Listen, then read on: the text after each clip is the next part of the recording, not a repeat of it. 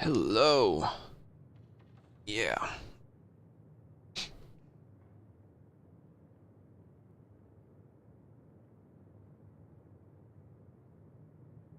Okay, we're gonna do 2 daily runs, and then I'll try and make some tutorials. Still not quite sure how that's gonna work. But I will try my best.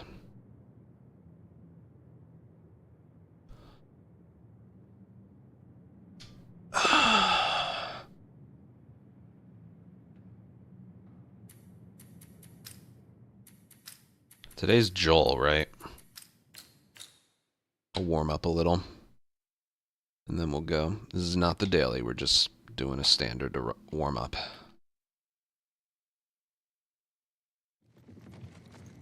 Alright, come on, let's see what we're dealing with. No, I sort of have an idea of what I want to do.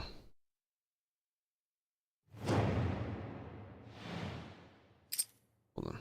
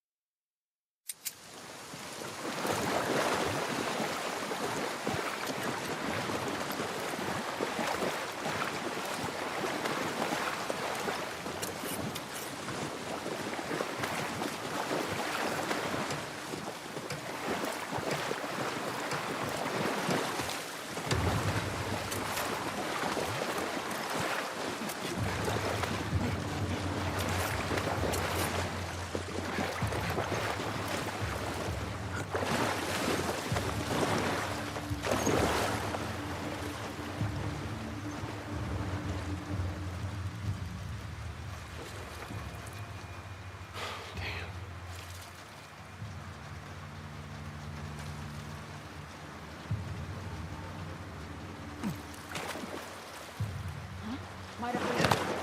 I'll check it out.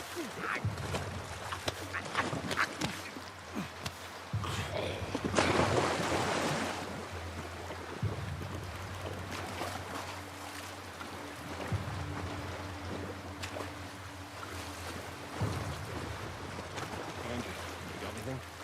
Don't see anything.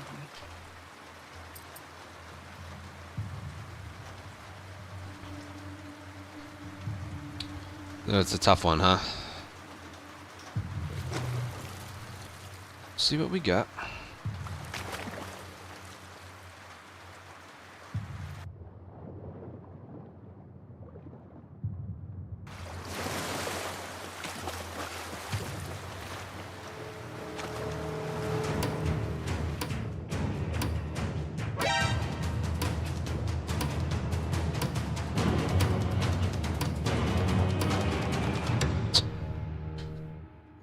Edwards, thank you for 29-month resub at Tier 3. Tier 3, thank you.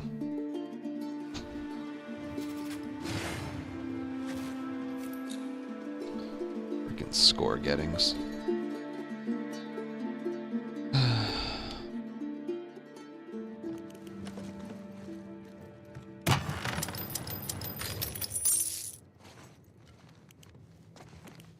Hey, Joshy. No, I just started. I'm warming up, and then we'll do the next one right away.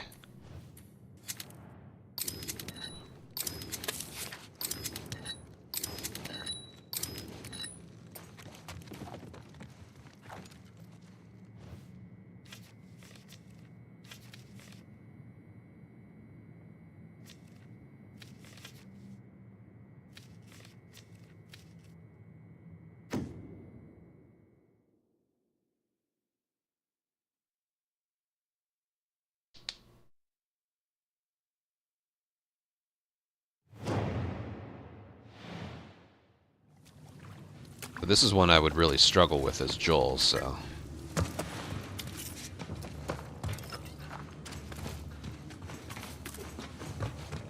This is a good one to warm up with.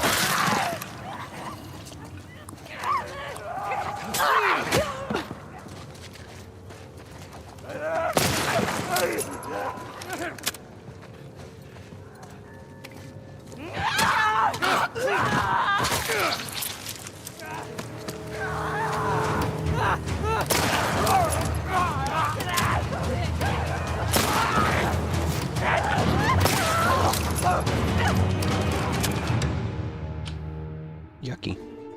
10 points for a gambit.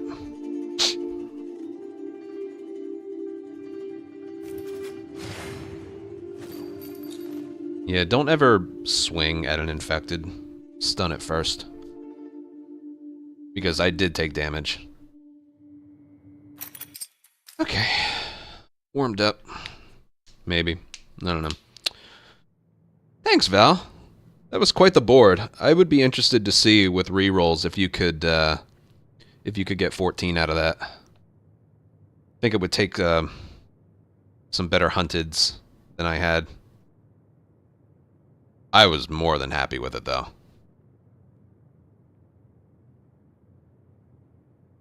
Not rerolls, just doing the seed a couple times. That was quite a board, right? I think that's the second best board I've ever seen. Blessed.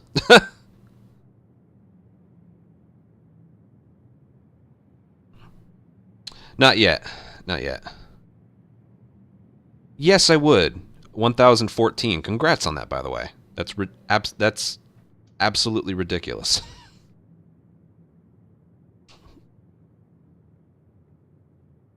I will try that at some point. Today, though, I'm going to be making some how-to videos. I'm going to try my best at it. I'm going to go through it, like, explaining things as if someone hasn't played it yet. While also keeping some of the professional players in mind who might want to use it. You know, going over each character, going over how the boards work and how to deduce what a mystery is going to be, going over the mods, going over what you're looking for if you're going for high scores and stuff. I might make that one video, I'll make another video about the bosses, and then I think I'll make another video just about... I'm leaning towards making this into 3 videos. One for the basics, like the boards, the characters, the mods, the...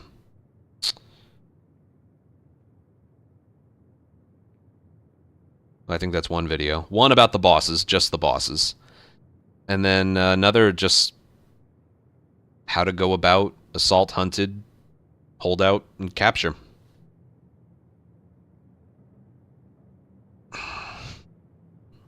It's what I always do. I am going to do it live, though. I want to make sure I'm not... after what happened last time, I want to make sure I'm giving accurate information.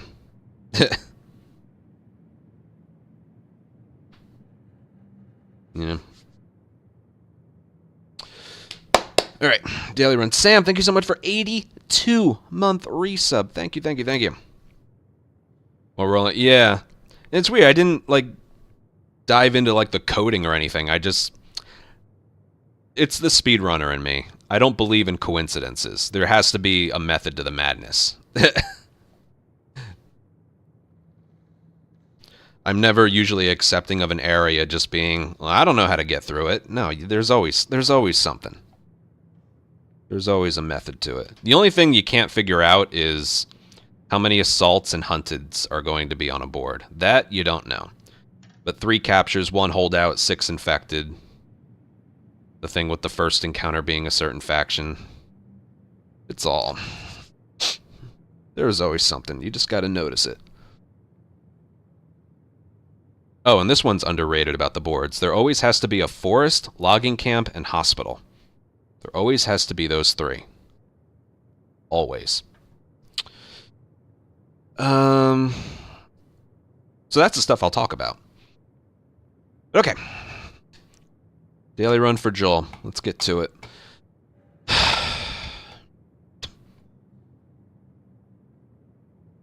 Alright, daily run for March 21st.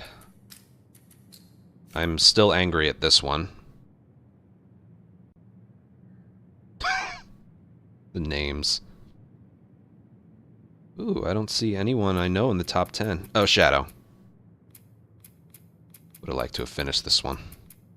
No, died in the second one. Still angry about that. Joel. All right.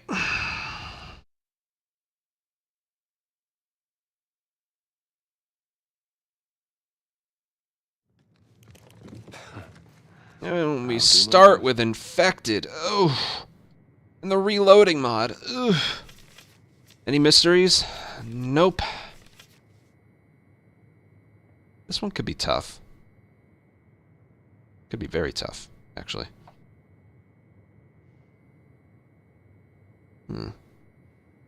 This one would be tough to do. Not a lot of... I don't know. Think about it. Okay. I might choose to go and use guns. I don't know. Assault on infected in combat, don't reload. The first one, you can go only melee. No.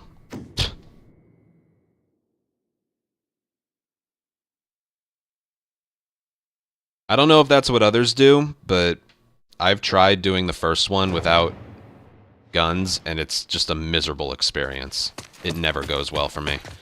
Yeah, you know what, we're here. Let's go up here first.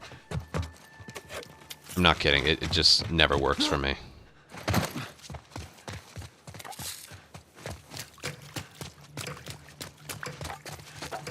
That being said, this is going to be tough to do without...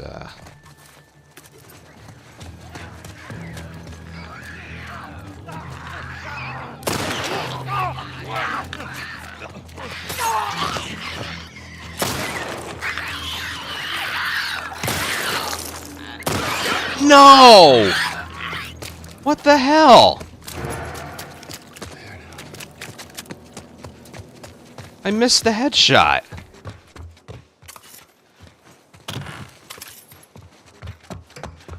What the hell? Well, now this one's kind of ruined.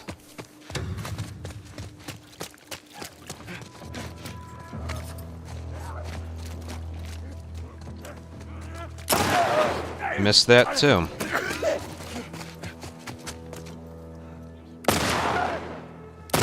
Oh my god, this isn't going well.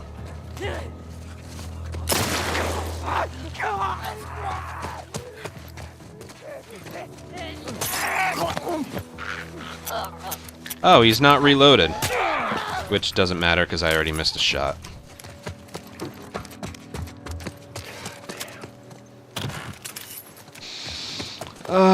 Melee kill 2 enemies. Alright, I'll get the gambit.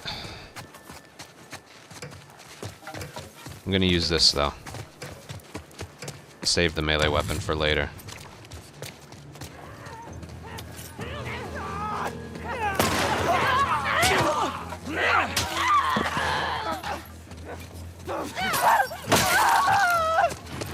Well, that was bad. We'll get more. Okay. Don't reload.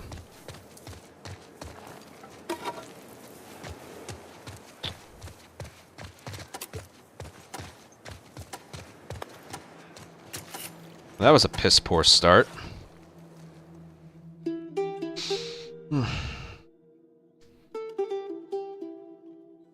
Can't dodge. Blah.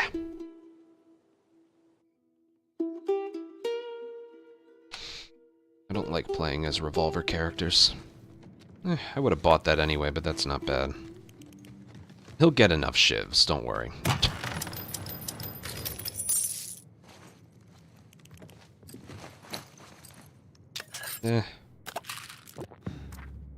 I'll wait for that. Plus, they don't really help against humans. His revolver is fine, honestly. That being said, before I just outright skip the shotgun, I'm gonna check what we have here. Oh, looks like we're going up. Alright, I don't know which one I'm gonna take, but we're definitely going up here.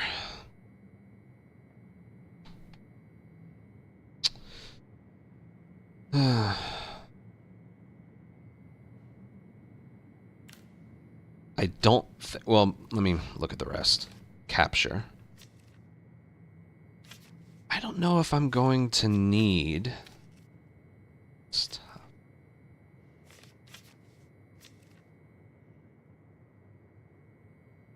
Probably going to go this way. I don't know what I'm going to do for this one, but I'm probably going to go this way. Yeah. A 4 capture, you can't beat that. As long as I use pipe bombs and replenish them with crafting ingredients. I'm probably going to end up using a gun here.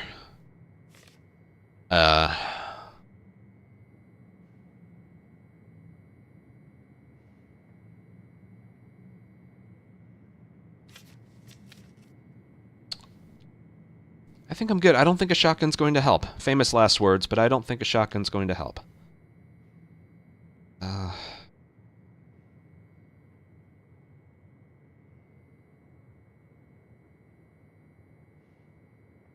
Especially with Joel's revolver being really OP. I'm just gonna go.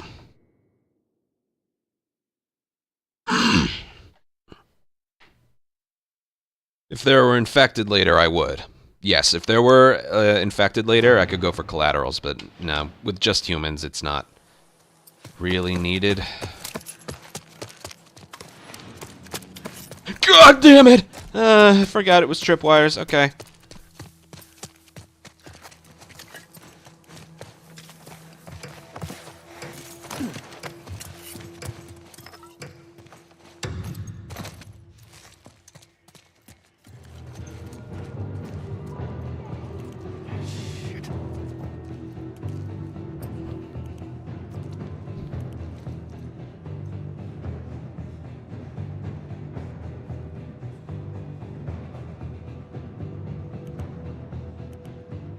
I could try no guns.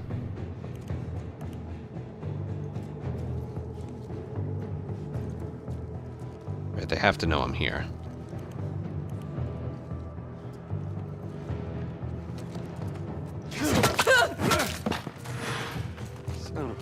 I'll see how it plays out.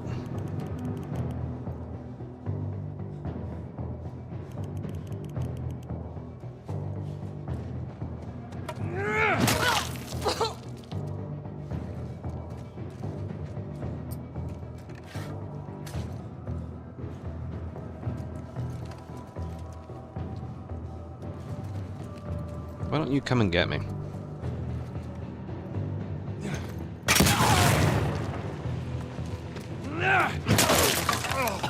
Worth it.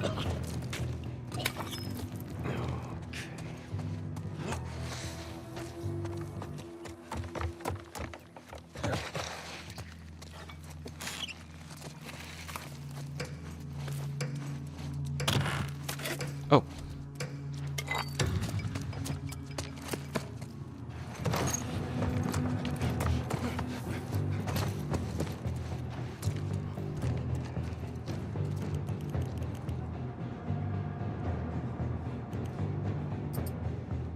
We also got these.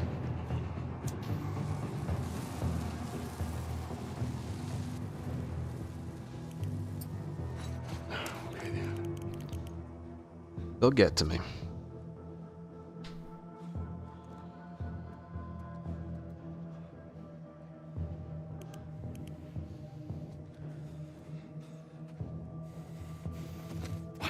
No, no.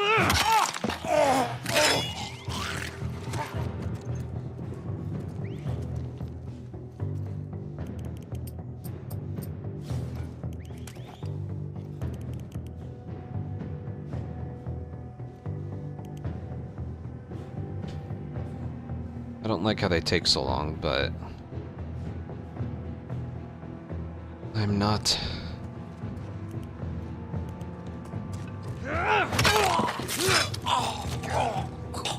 I'm not going out in the open.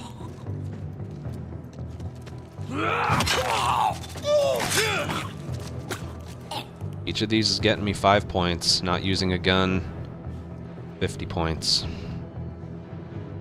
I'm committed. I'm committed to the bit.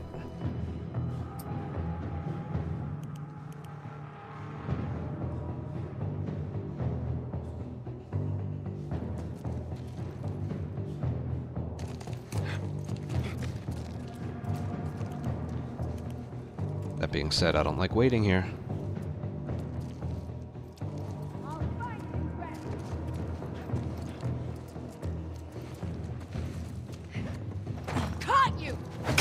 Jesus God.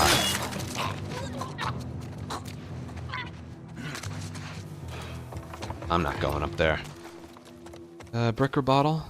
Damn it, I can't enter through there. Huh. Got what I wanted. Oh, there's another bottle right there.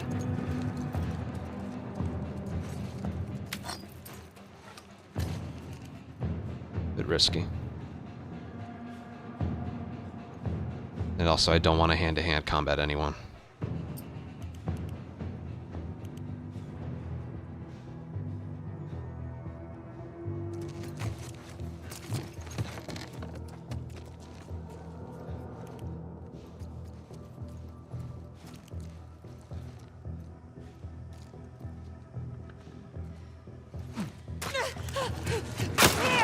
Damn it. That was stupid. That was so freaking stupid.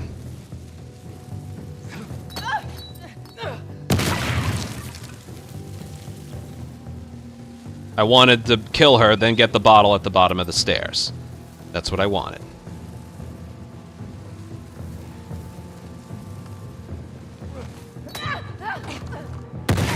She has a gun.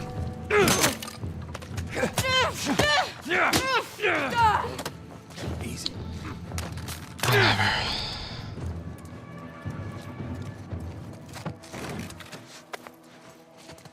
Christ. And that bottle blew up.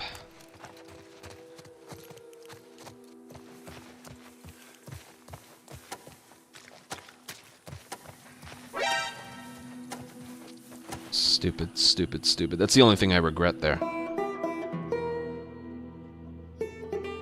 There had to be someone right there. That's what I always say with this. You have to cheese these encounters. The one time I left my behind the couch area. Half my health gone. Pulsar, thank you for a 9-month resub. It's ridiculous. Really, all I regret there is the... What should I have done then? I don't even know. Just not taking that damage. Bless, thank you for 57-month resub.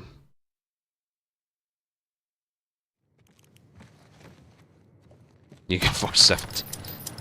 Yeah, when you get that map starting in combat, it's a good spot to be. I think that's what I was waiting for the shivs.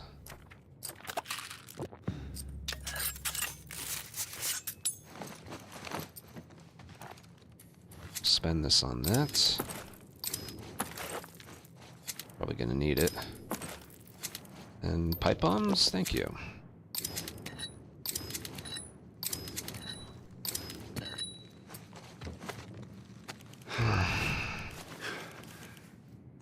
I guess what I should have done is let that person get closer to me and then swing. Alright, what do we got here? Capture? Capture against Rattlers. Mirror mode, thick fog. This should just go swimmingly.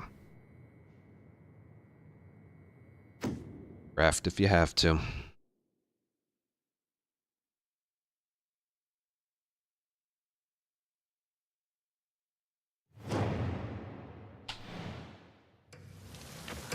I don't know where I am.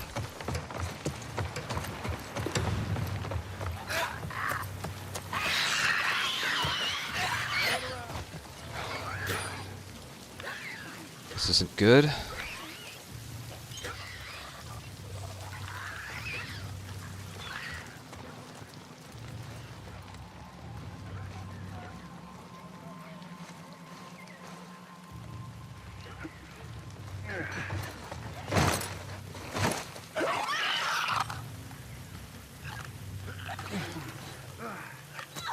Come on!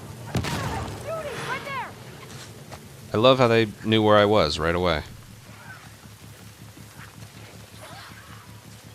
He's going over there. I'm screwed. Cole! Push forward!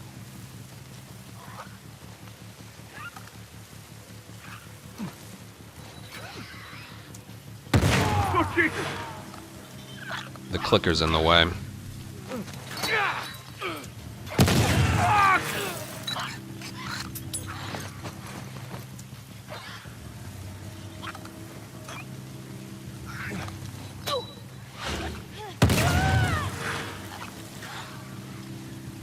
Follow me! He did not follow him.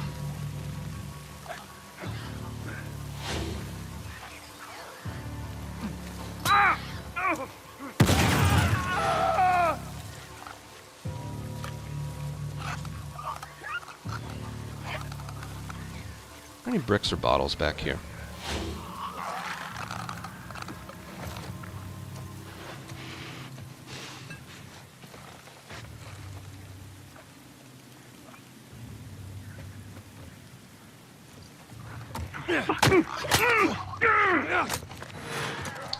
Okay.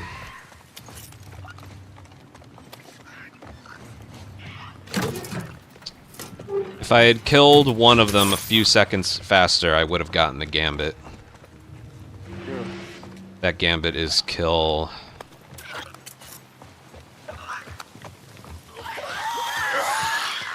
3 enemies, like, in a row. Just wasn't gonna happen. I'll take the hammer.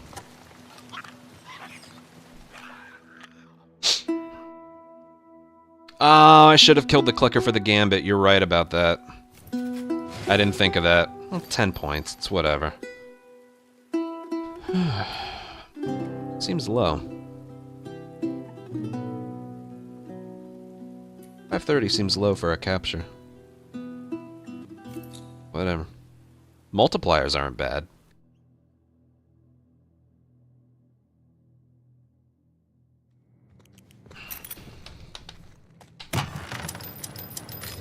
I didn't even think of that. That definitely, I think, would have been the play.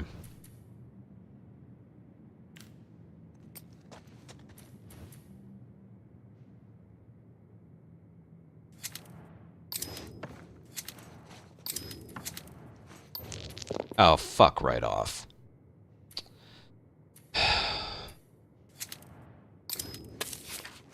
They didn't give me pipe bombs.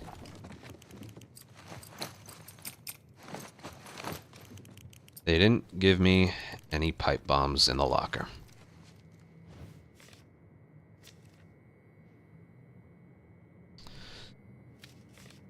Well, I'm not doing those, so this is the only chance we have.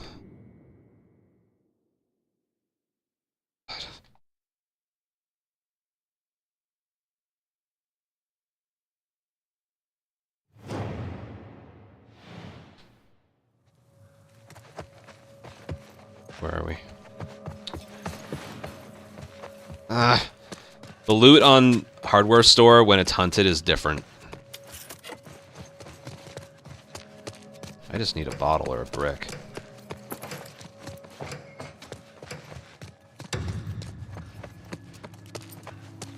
Better start running!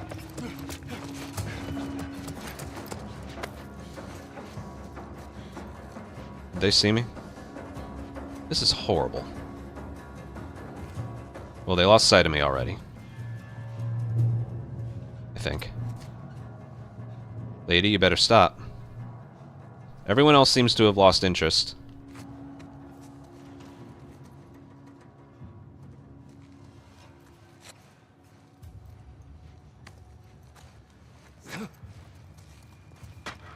What?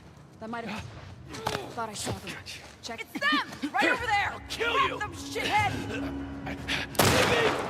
No!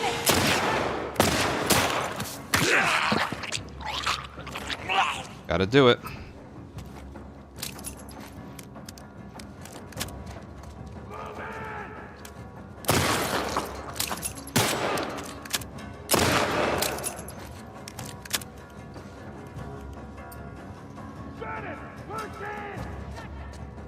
Hey! Up ahead!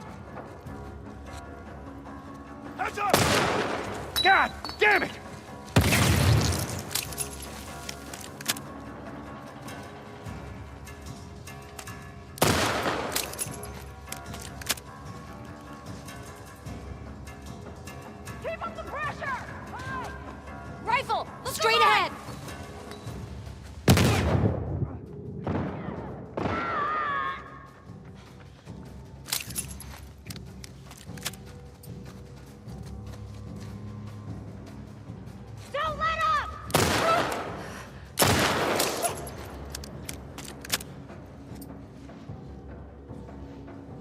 Hey! Dead ahead! Don't scare me like that. Damn it. Keep it up! I got it!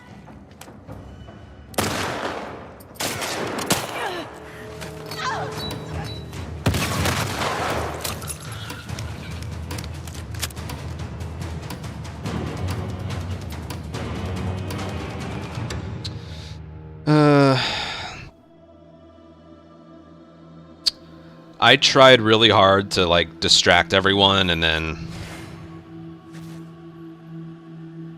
I tried really, really hard to distract everyone, and then just choke a guy out slowly, but... the guy spotted me, I think, which made the person turn back towards me.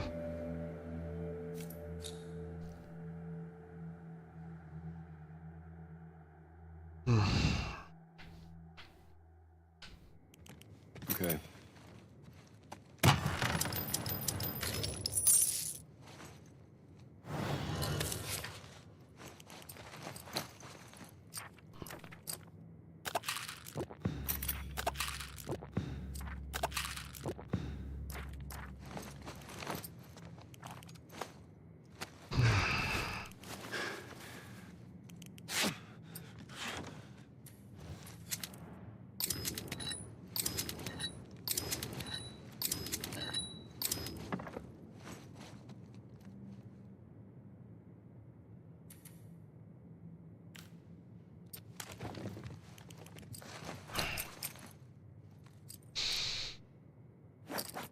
I don't even know what melee weapon he has. Oh, this is gonna be tough.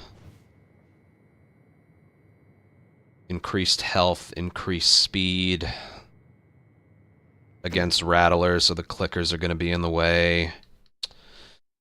Ay, ay, ay, ay, ay, ay, ay, ay, ay.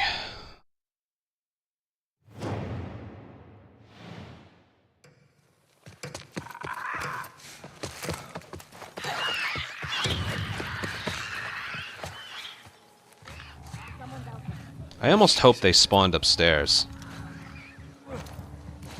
Dude, what? What the hell? I gotta go with guns. I wish they had spawned upstairs, honestly.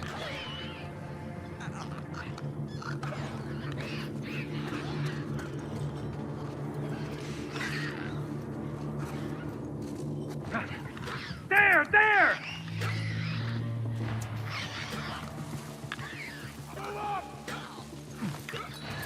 I don't know why I bothered.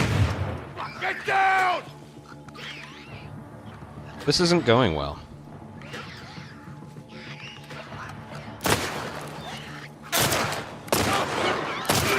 I don't expect to make it out of this.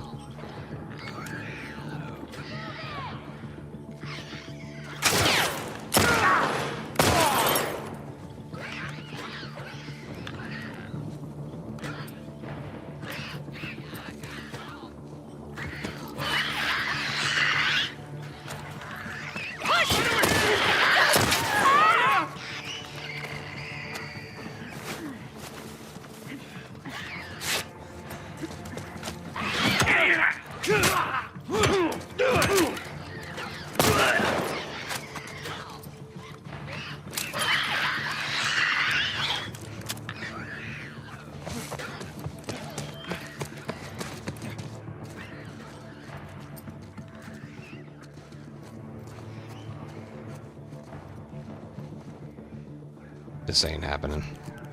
God damn it, man. Move out! Be ready for anything.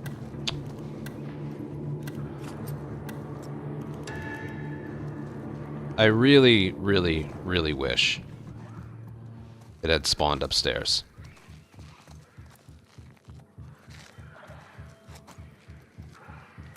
Over here! God!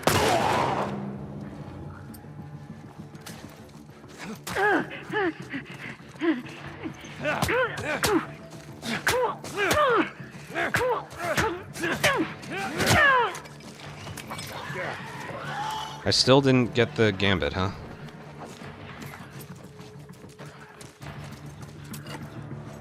Guess I'll use a... No, someone already died from a bomb. A gun. What? I'm confused. Someone already died from a bomb, my gun, and my fists. Damn.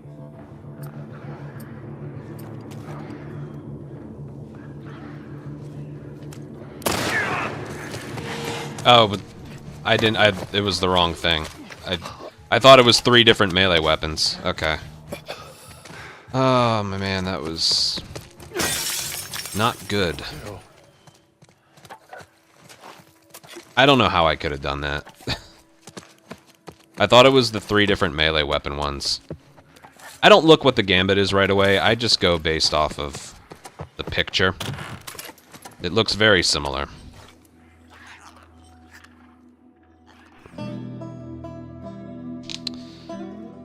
Oh, God.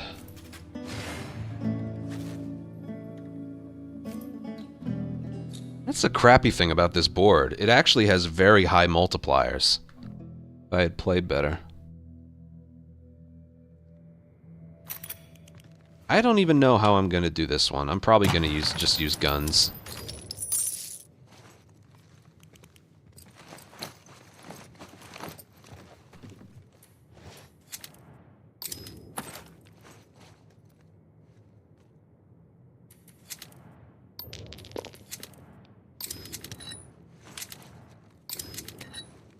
I don't even have an upgraded melee weapon. But apparently I do. I don't know what it is, but...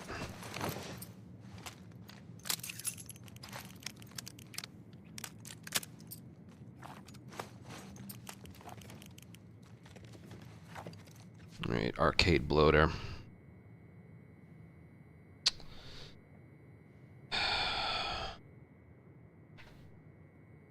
I don't have full crafting ingredients, so I don't think I'm... You know what? Let's just get through. This already has been a bad daily run.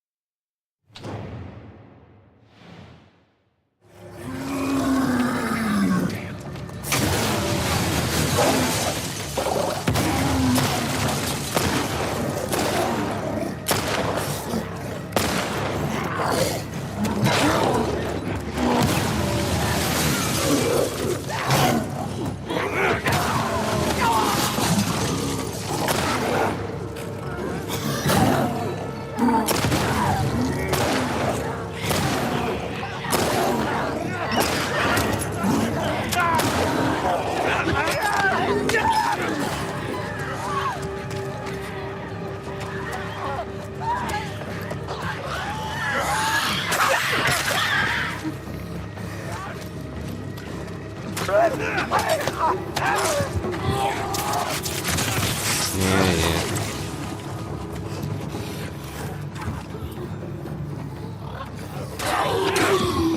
Damn! Whatever.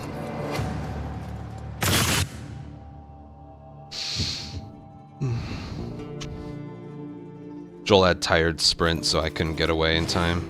10 points. 95. I'm not surprised I'm that low. Wouldn't be surprised either if the top score. Nobody got an 11 at... Oh, I'm sure someone did. Yeah, it was so capable of a spot up there. Here, I'll go see what the top score is. I would have tried no guns, but I didn't have enough crafting ingredients to replenish any pipe bombs. I didn't like that one.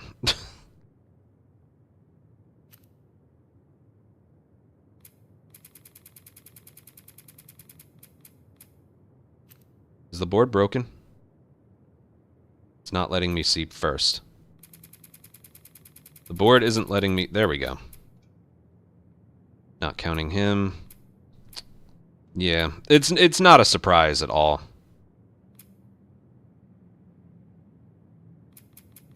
I really did not play well. I wish I didn't hit X so I could... Here, you know what? No, I can't. First one was... What was the first one? I can't even, like, review it. That was just not a good run. Well, the assault in the houses, that one thing of damage. Other than that, it was fine, but that cost me a lot. The hunted and hardware store, I wanted to try and not get spotted. That didn't work, so I had to go ham. That one's whatever. The capture was the worst performed one. There were 8 enemies. That just wasn't going to work.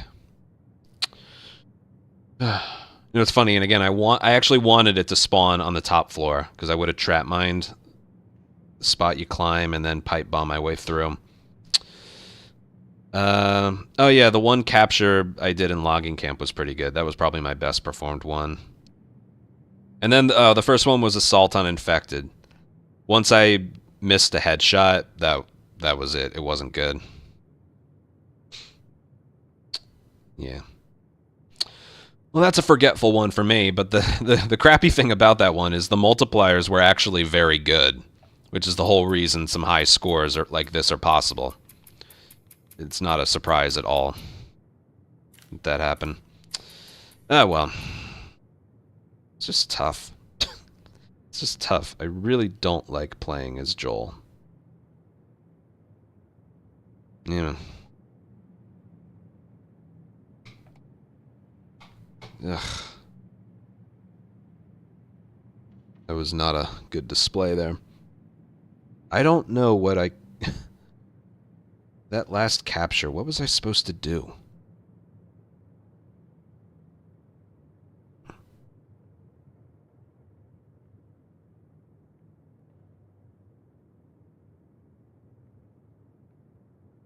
You know, the hunted by rattlers, or the hunted by wolves, that one is whatever. I don't care about that one. But that capture... That damage on the assault, and then the first one not getting headshots, just so much ugh. Alright, ad break. I'm gonna go pee. Maybe I shouldn't be the one to make the tutorial.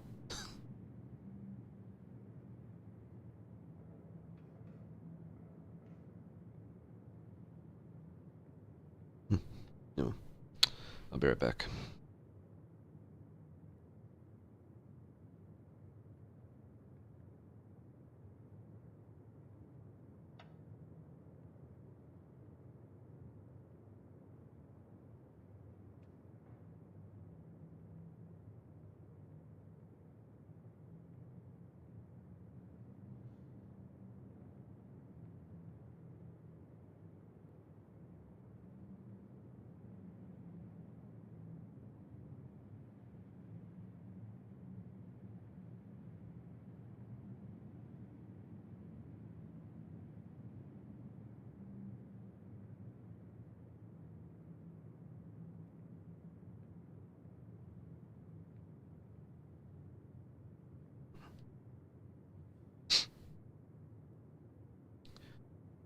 Alright, let's go again.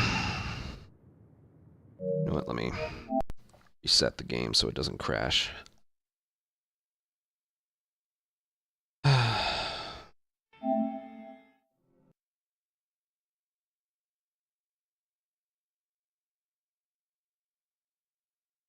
Playing against humans, you can't be aggressive. The capture, I definitely could have been more aggressive. I don't know if I've ever had a good strategy for really any of the resort captures. I don't have a good spot. I don't have a good strategy. The other one, use a trap mine and then just pipe bomb your way through that corridor. Outside's a little easier. Like the one outside. That one's a bit easier. I think that one capture spot next to the vending machine is my new least favorite spot there. Whatever. A capture on the final one before the boss is... eh. Pharaoh, thank you for a 9-month resub.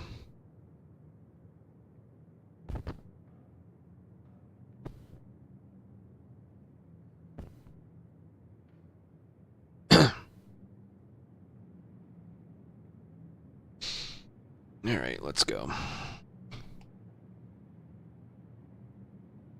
Alright, daily run for March 22nd.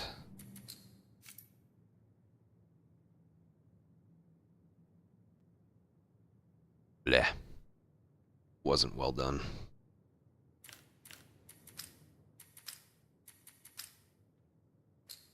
Lev. Okay.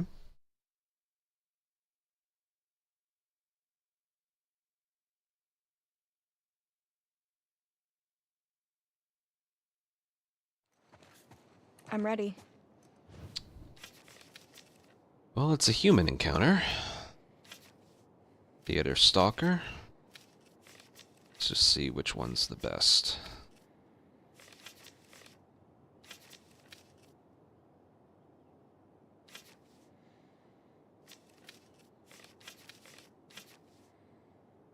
Alright, not D. Maybe. Also maybe. Ooh. That's not going to be doable. We're not going A. So it's either B or C. We're either going B or C.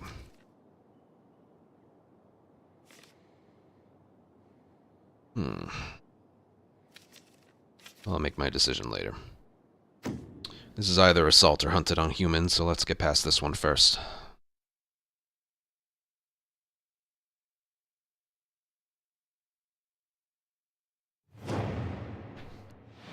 Okay. Alright, not bad so far.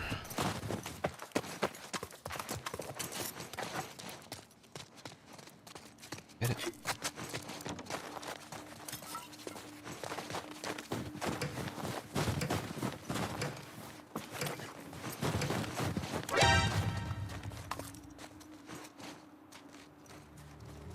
We're gonna fuck you up! Oh, I didn't know. Well, there was no way to know that they start in combat.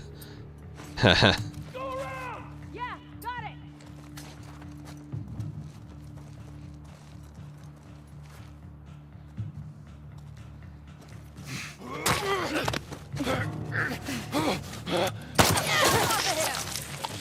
There. All out, huh? I can't.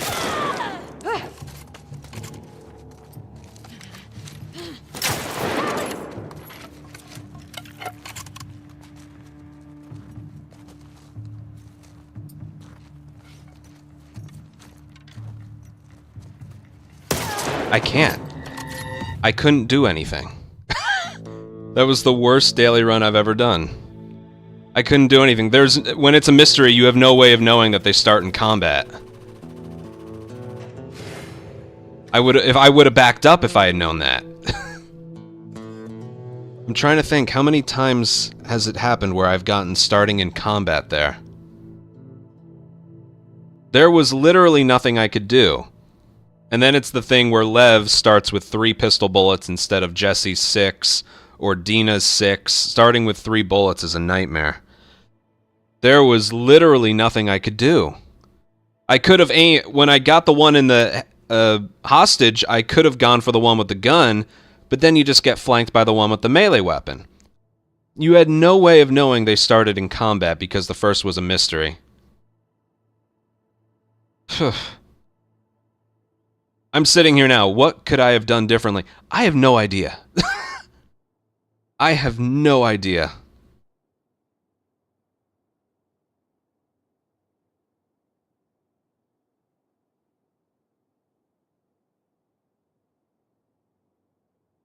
I saw them spawn over there, and I was like, okay, I'm going to break the glass on the car to get them to come closer to me. And it's like, oh, they already know where I am. I would have backed up somewhere else if I had known. Jeez. Well, that was a waste of everyone's time. Oh my god, it was never even thought in my mind that they would start in combat. I don't know why. I'm trying to think, you know, because we do a lot of rerolls as Jesse, trying for high scores. I don't recall that often getting starting in combat in Jackson. It's all random, but man.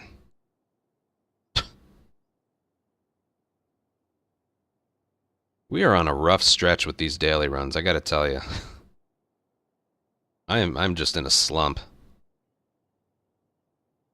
And for high scores, you want them to start in combat.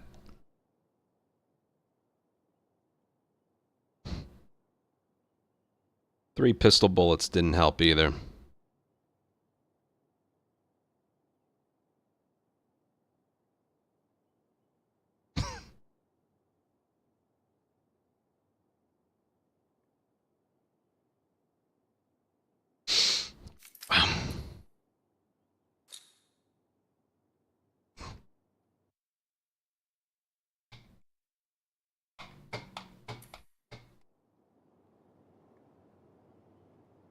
Going forward, maybe I should just do the Jesse daily runs.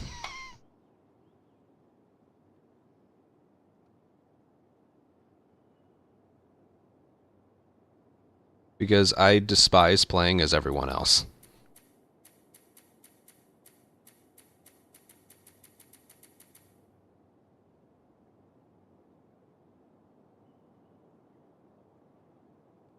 Although, I don't know if that one had anything to do with what character I was playing as. Well, it kinda did. Lev had no pistol ammo.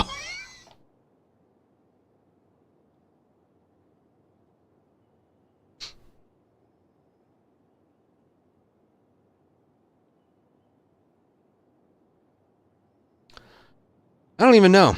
And now, with these vibes, I'm going to have to make some tutorials, which is what I said I was going to do. I guess what I should have done there is noticed how there were only 2 enemies with melee weapons and 1 with a gun, and just killed the one.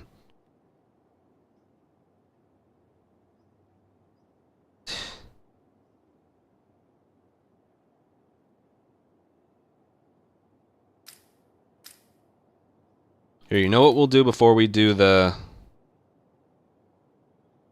tutorial making or whatever?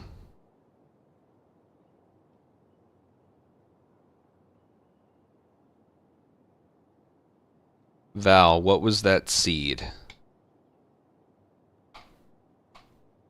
What was the seed of his 1014?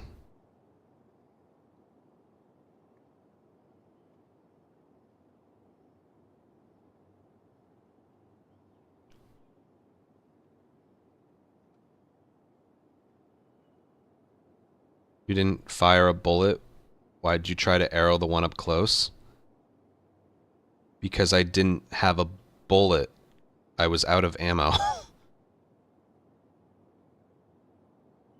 I fired the 3 bullets.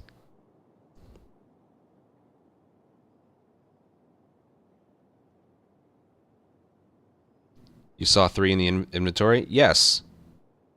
I used them.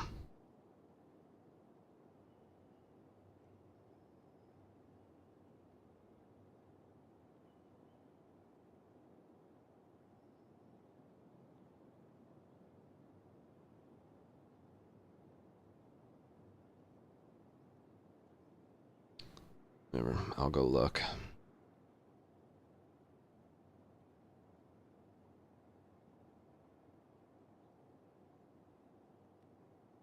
Jesus Christ.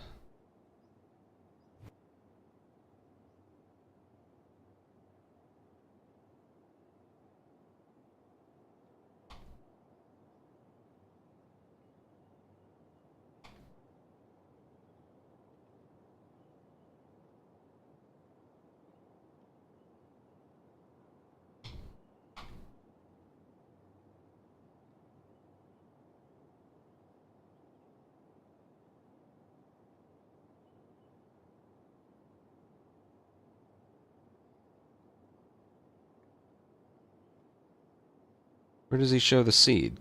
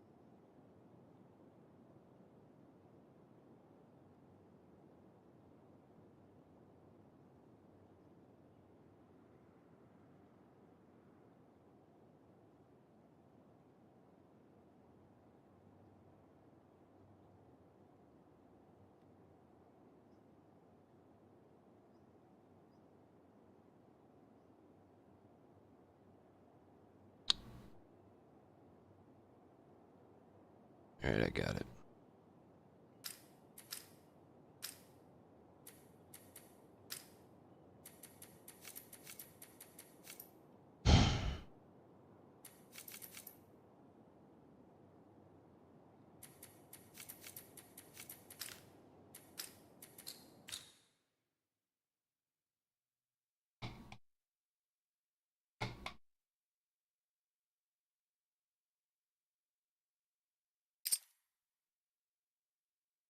Okay, let me go over it then.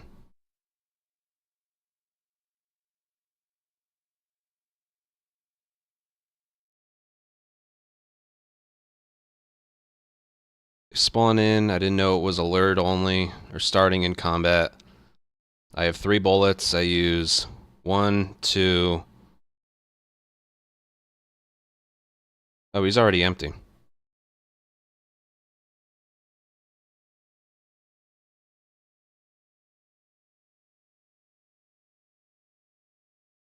I'm empty, I don't know what you're... Oh yeah, I pick one up there, then what the fuck I'm supposed to do? They're perfect aim sharpshooters. There's nothing I could do by that point. 3 bullets doesn't help me in that situation. Okay.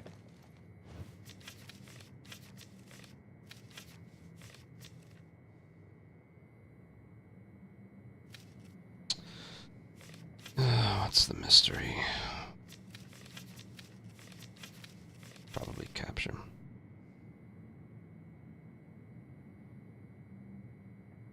He starts with 2. I thought he started with 3. He starts with 2? Why?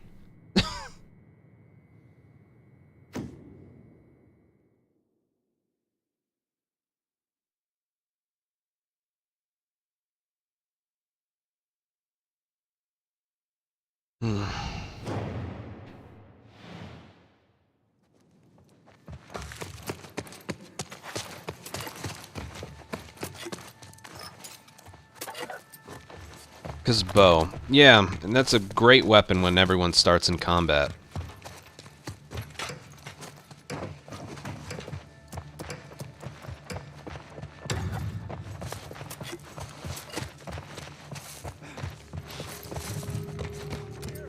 Son of a bitch.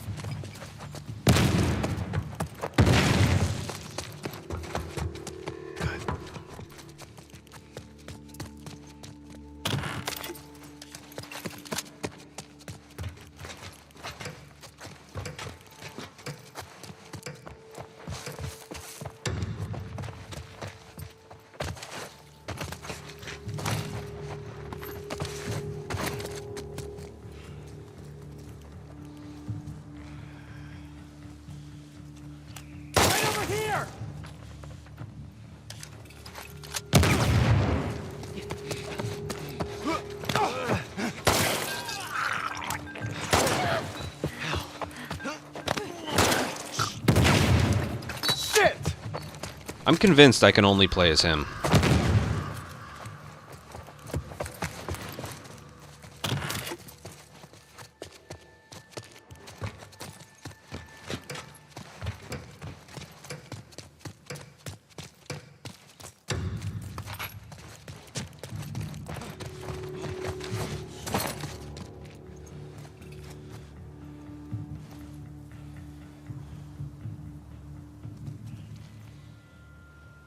Just walk away.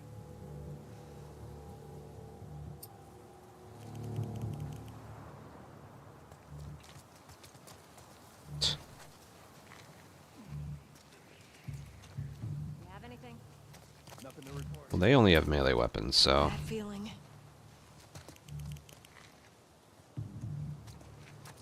In here!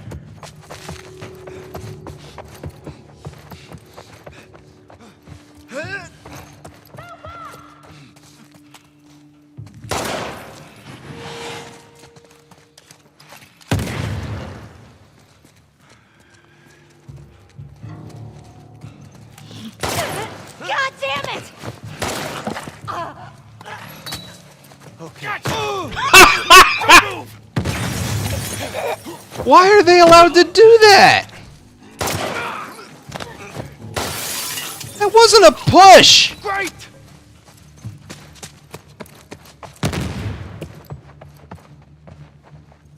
Christ almighty.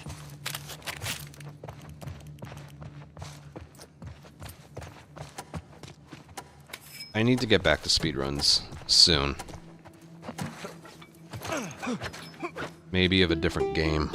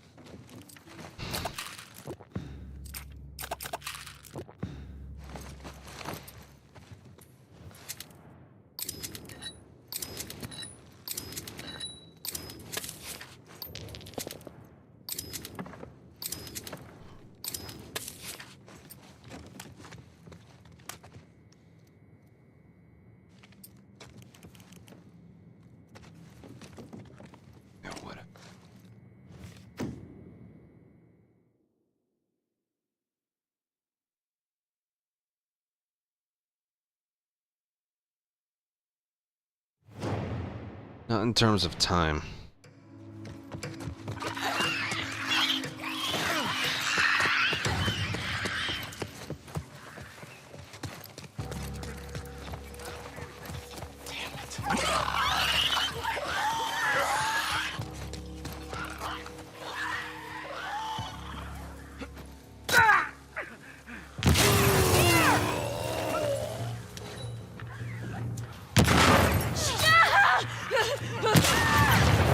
Watch it!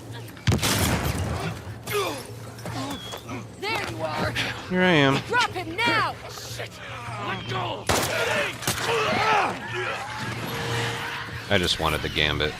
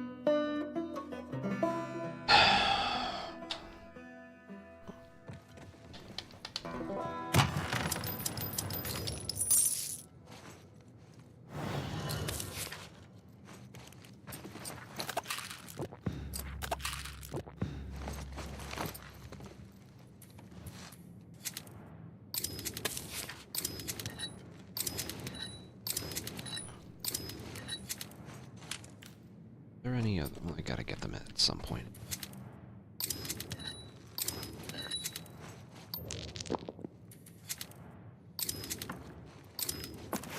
This ain't looking so good. Another capture. Oh, God. I got that 13, and now I just don't feel like playing this as much anymore. And now on the back of those daily runs, I'm going to make a informative how-to video. That's a great boost to your confidence.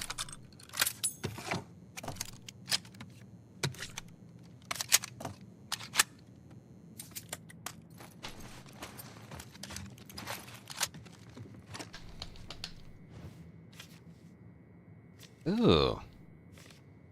And the currency. I'm not prepared for this. I think I want to retry this one.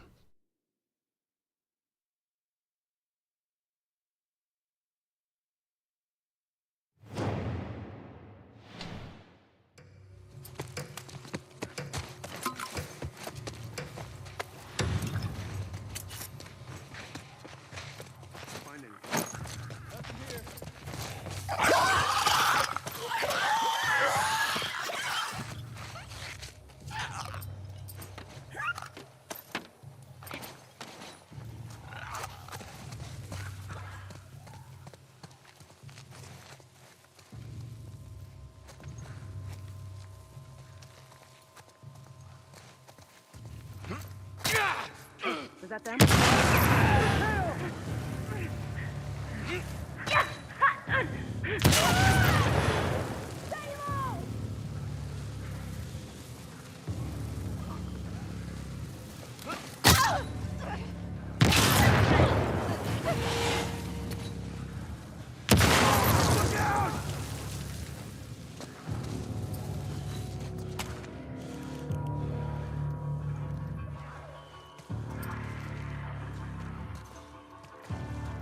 I know you're out there.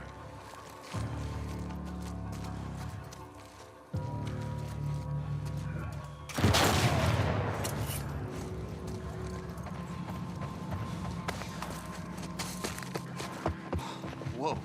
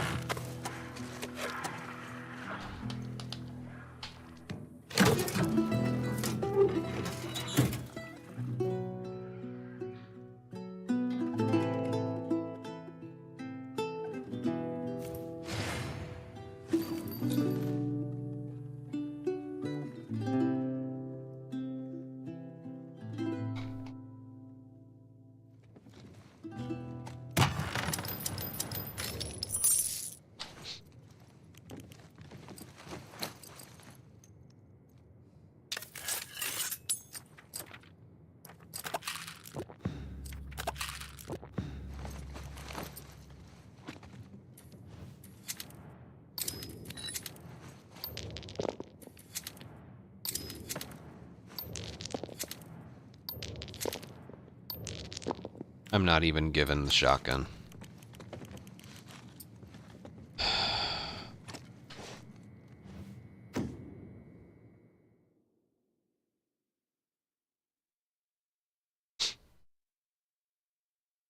Have all the human enemies been rattlers? That's wait, hold on. Capture, capture, assault. That's 3 rattlers in a row. No wonder I'm forced to use bombs here. Stupid.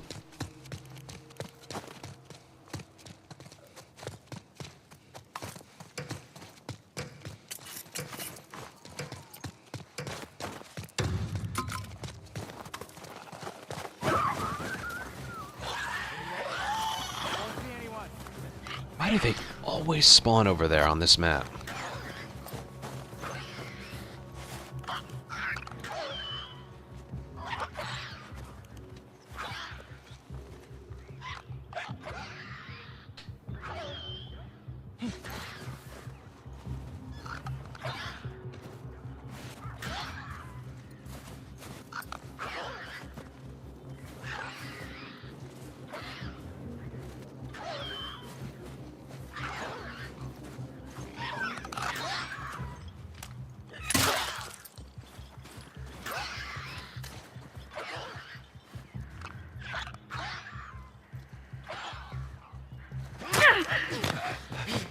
Over here!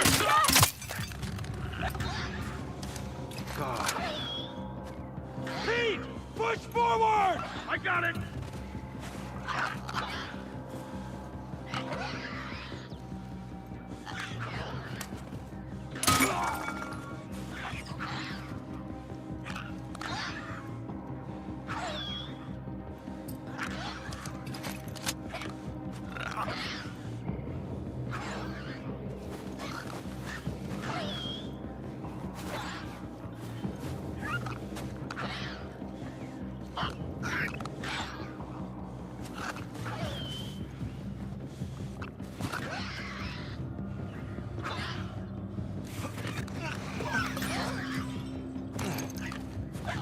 Anyone?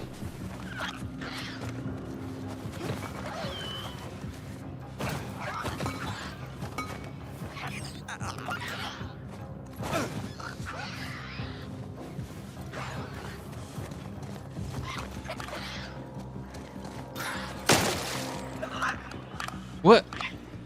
Look alive!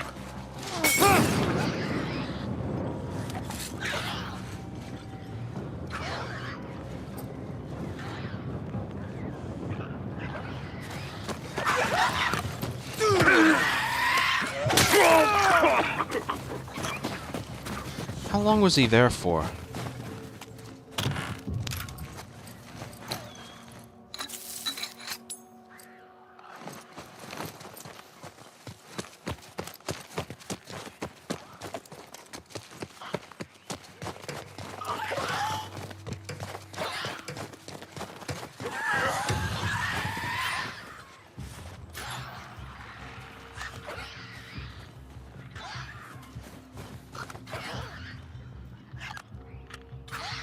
I know. No, that's exactly what it is.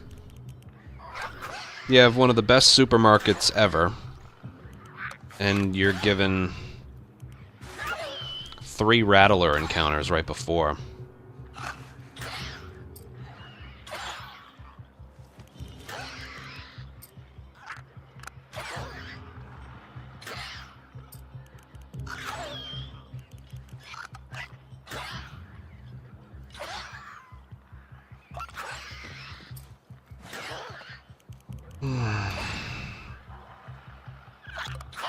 I'm not even... I want to, like, redo this one, because I'm not even gonna...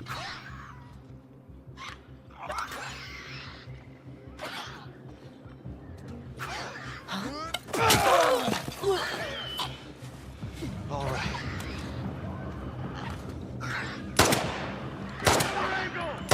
Cool.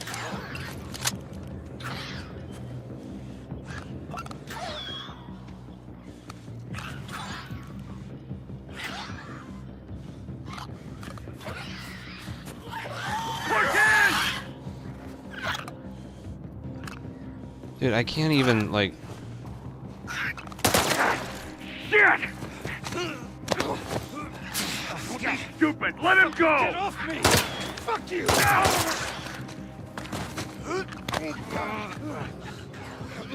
I'll kill you! God damn it!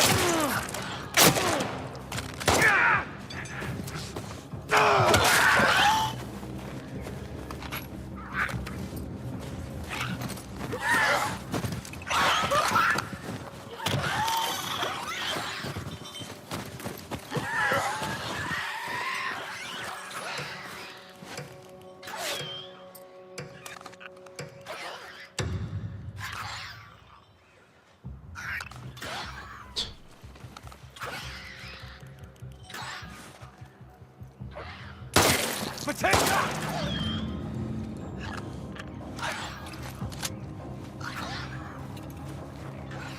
Go down, motherfucker! You let them go! Fucking help me! Hell with it!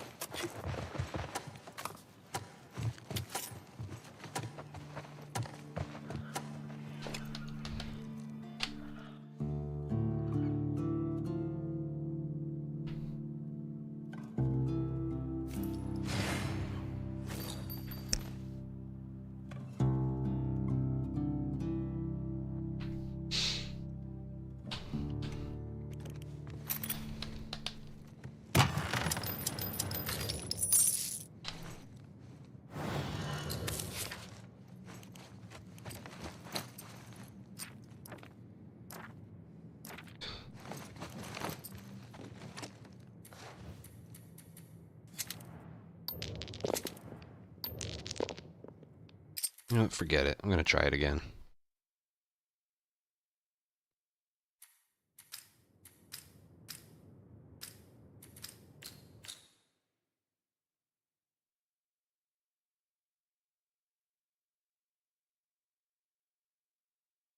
No shotgun.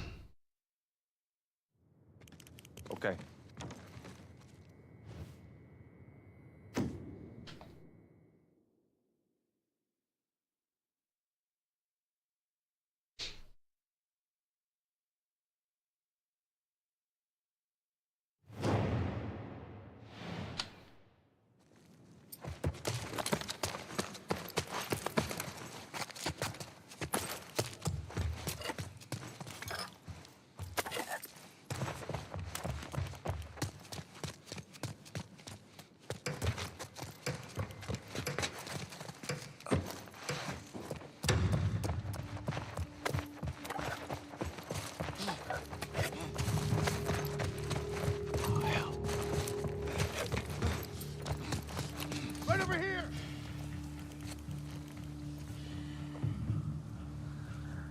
Get another angle! Fuck! I'll kill you! Fuck you! Shit! God damn it! God!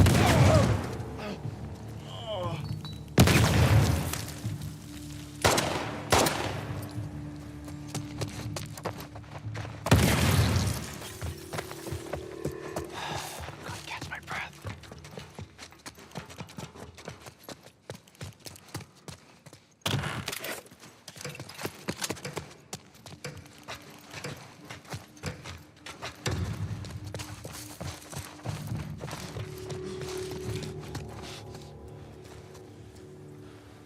He means the original Last of Us, not remake. You can't do that.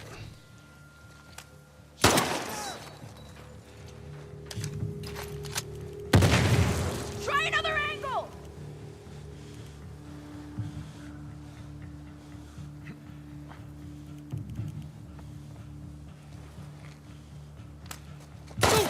Shit!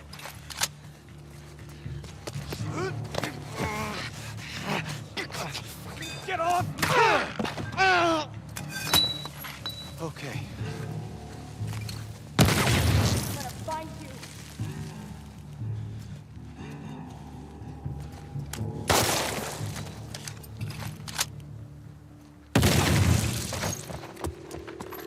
Okay then.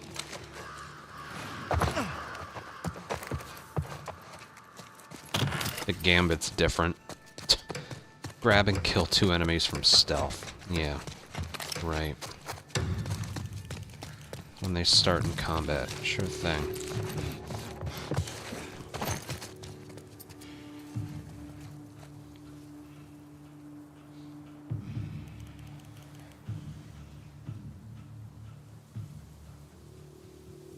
Get out of here. You find anything? Nothing to report. Wasting our time.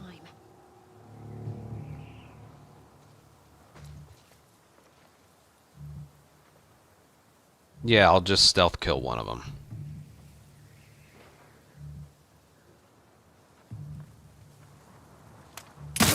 Might have heard on target. I'll check it out. It's Rob! He's fucking dead!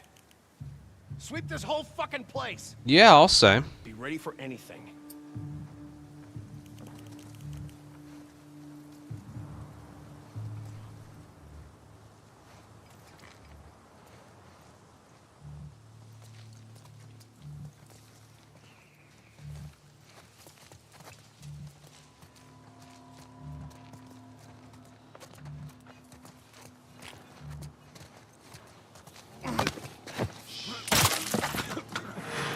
Oh no!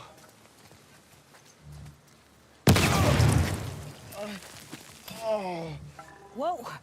You're dead! Really?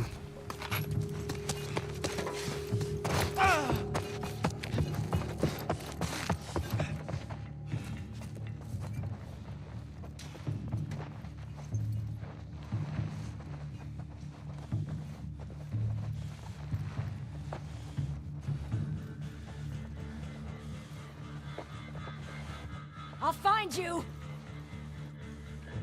Alright, where are you?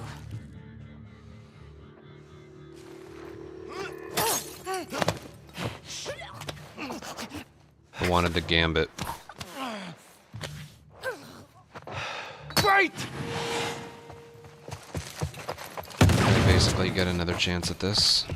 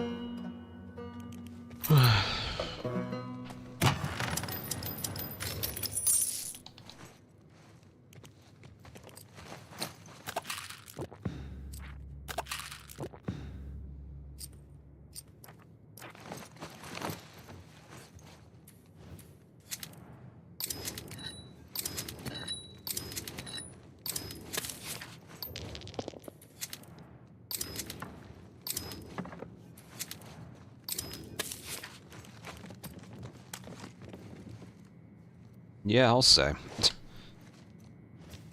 I don't even know how I'm going to do this. Because I'm going to try and do this without bombs, but it's literally 3 rattlers in a row.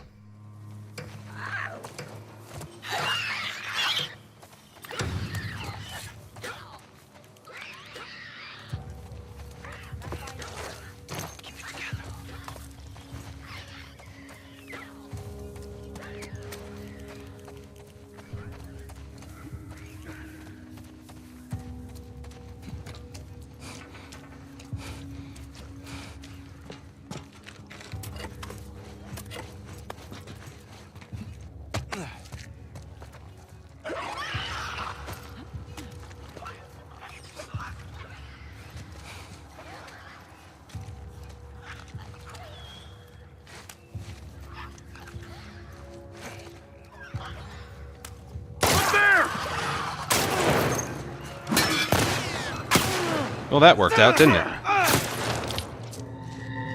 I already tried the board once, and I can't, Also, I should have realized that would happen. Whenever you kill someone and then do some kind of melee something, your melee goes for the one that died, not for the one that's living. So that jump went for the guy that I headshot. I tried to jump on him. Like, we already saw from the... I don't even know if I want to try that board. That resulted in a great... I don't know. Apparently, it's a really good supermarket, but... Fuck, man. There's 2 captures, so there go all my bombs, and... Okay. I just don't know. I hate rattlers so much. So much. If you get rattlers, you should get more points, okay? Like, they're the only human faction that has armor and helmets. Makes no sense.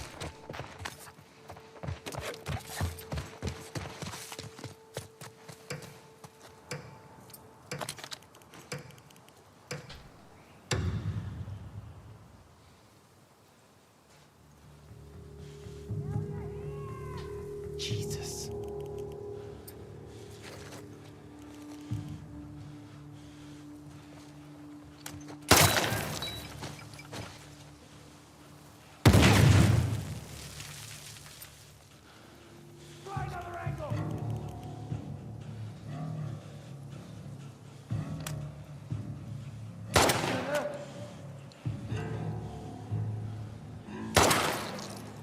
What?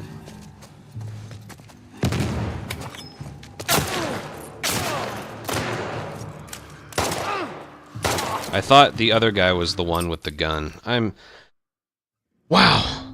I'm, like, really over today.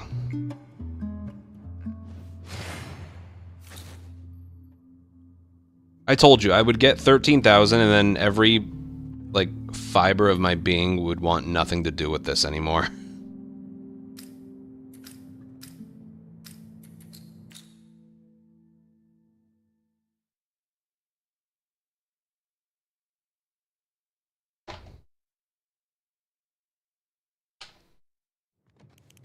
All right. 3 rattlers in a row. 1, 2, 3. And the currency. Ugh. This is with 30% more currency.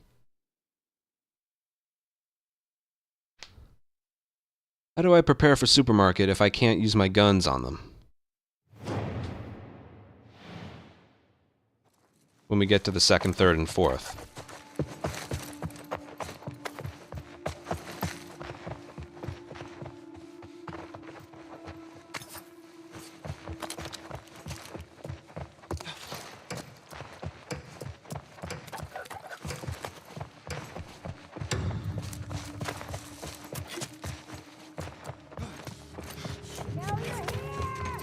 Son of a bitch.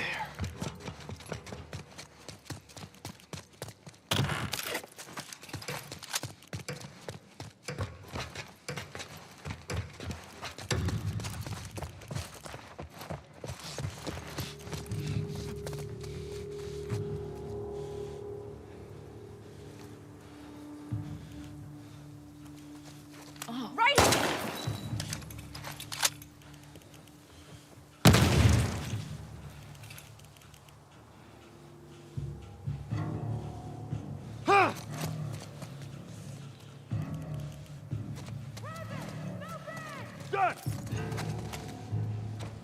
Shit!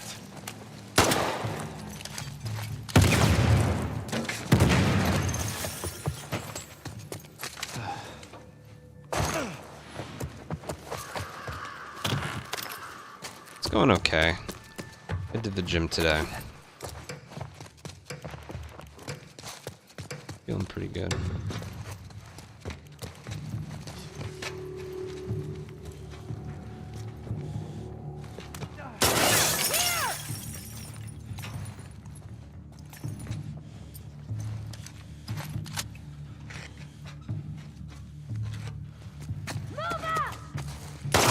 Shit!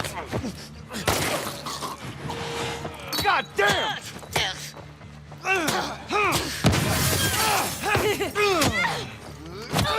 Zoe!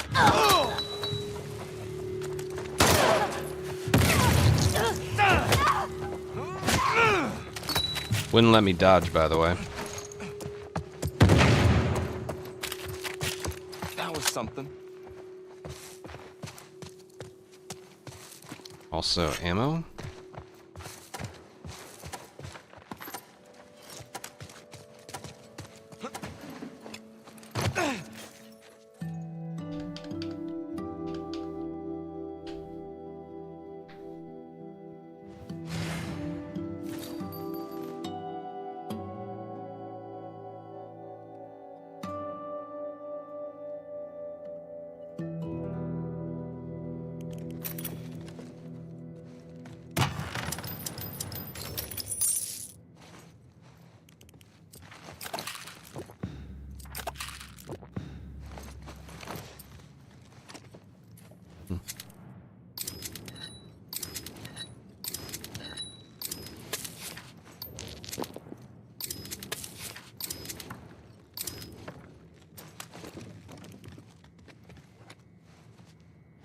I don't know how I'm supposed to do this.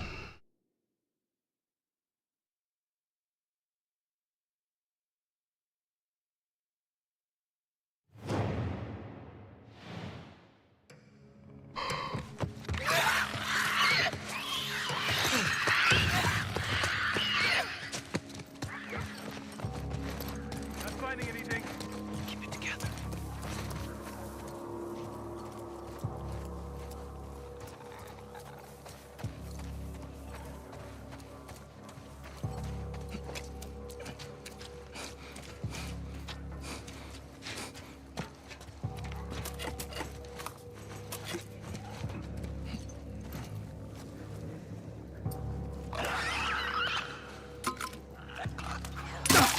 Wait!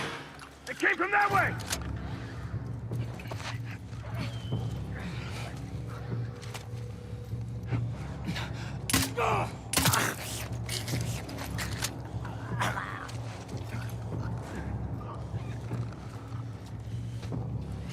Person! All right!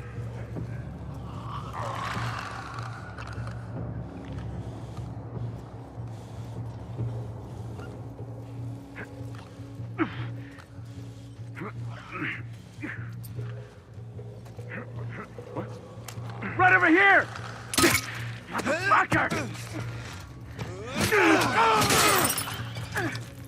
God. Come on up.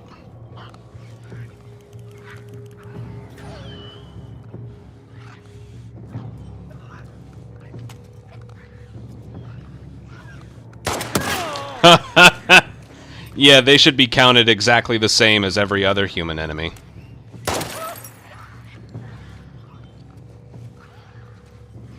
They don't even flinch when you headshot them. Now if I move, I'm dead.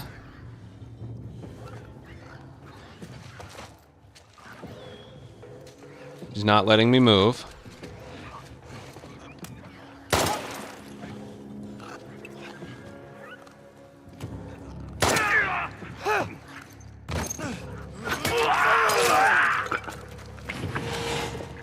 I've had enough of this. I got my health back at least.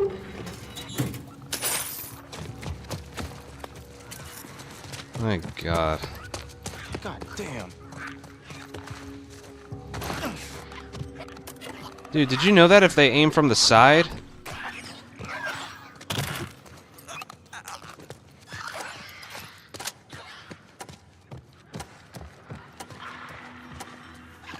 The headshot doesn't do anything.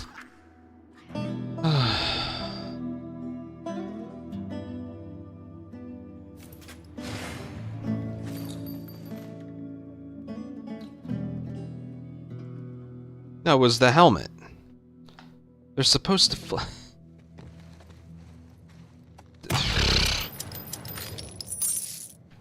Had enough of this.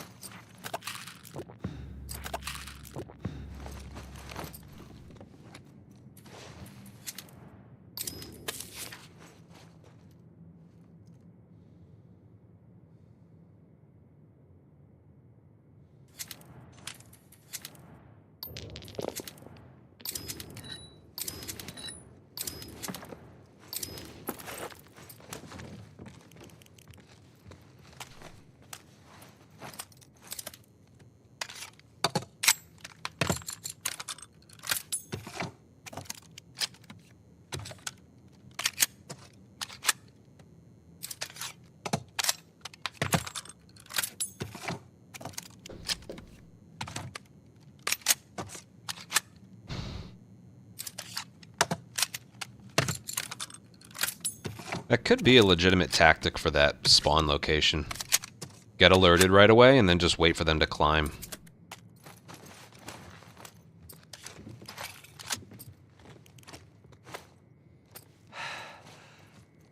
Oh, whatever.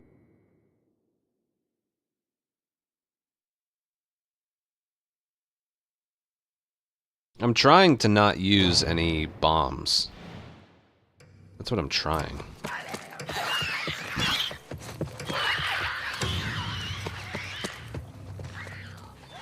You have anything? Nothing to report. Oh boy.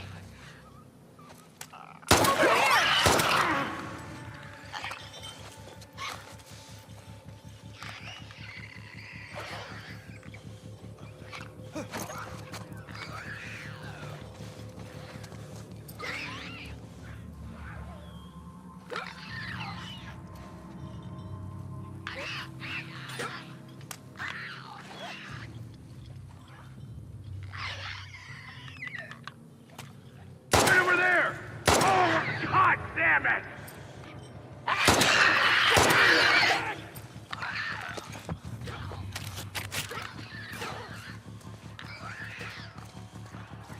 Come on, let's go!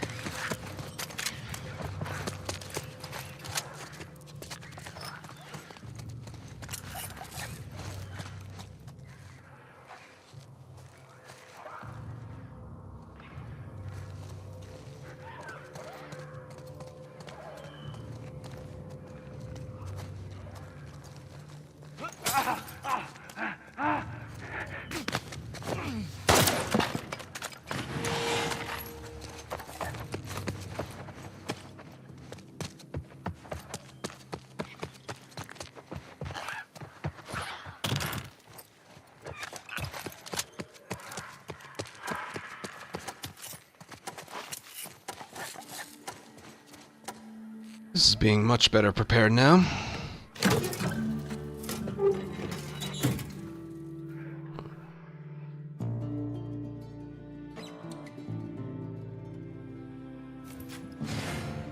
That bottom spot has so many flanking points.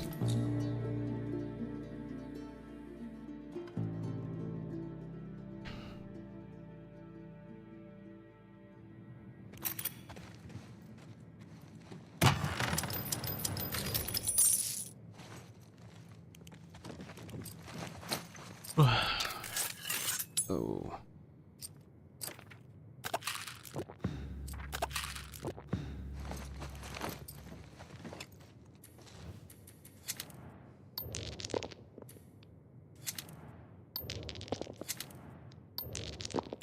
You know what? I'm just gonna save it all for later. This fucking game giving me everything except what I want. I could just keep re-rolling for a shotgun and never get it.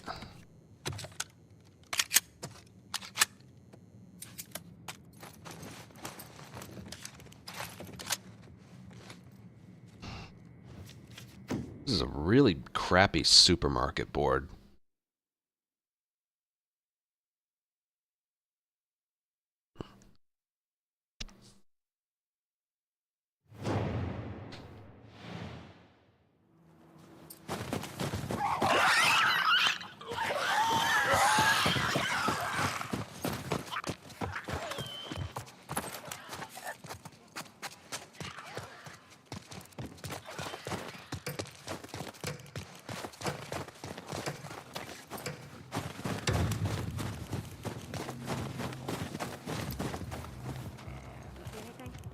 Nothing here.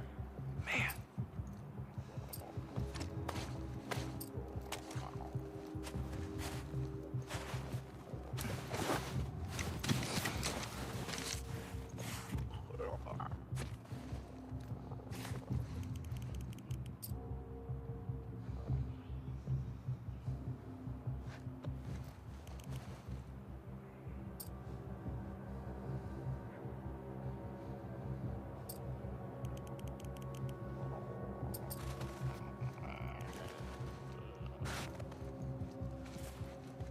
Where's the other guy?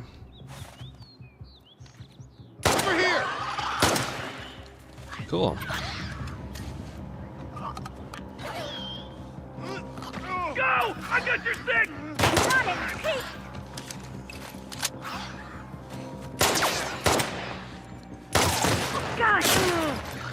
Cool. God damn it! Get the hell off! Ah! Fucking I got it!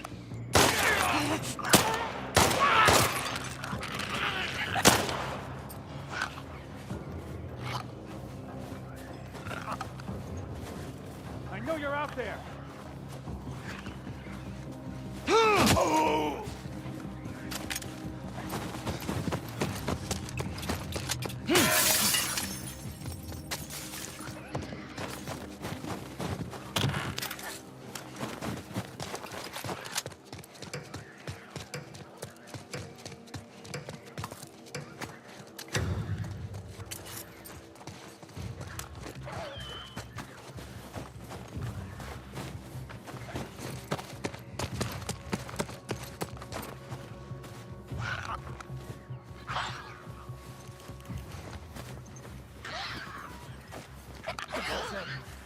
I'll see what's up. I got your back. There! There!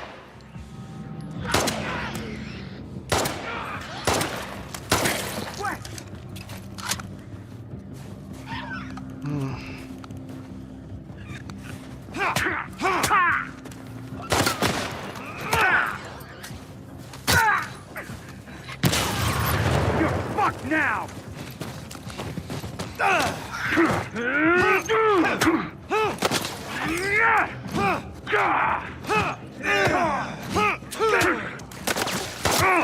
God damn it!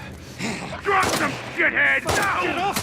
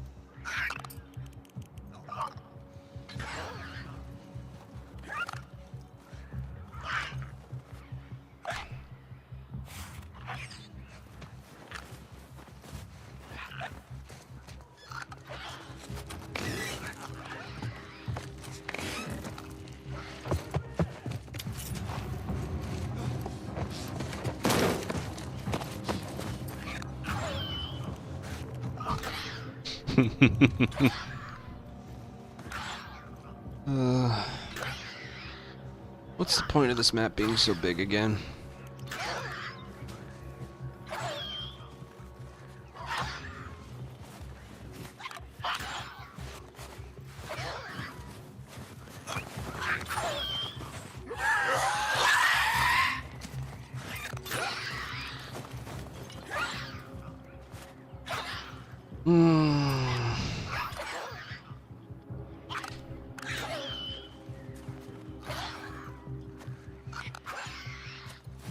They might be.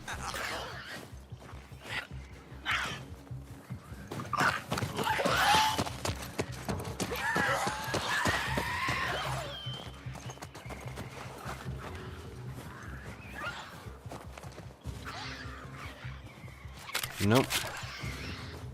They're just taking forever.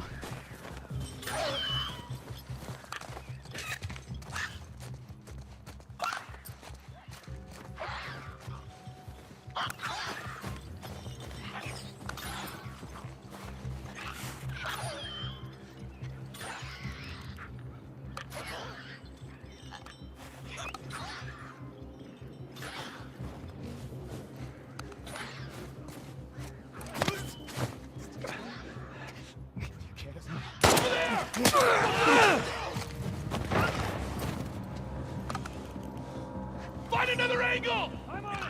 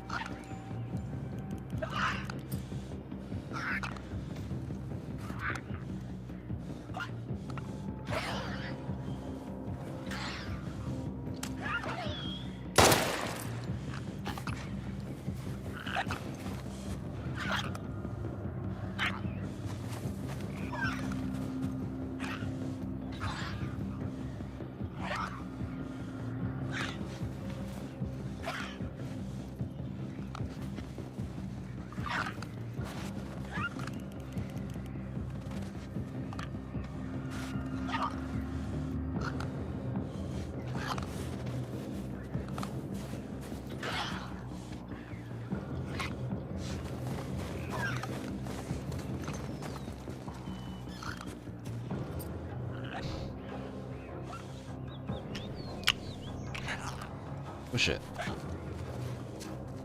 Where were you?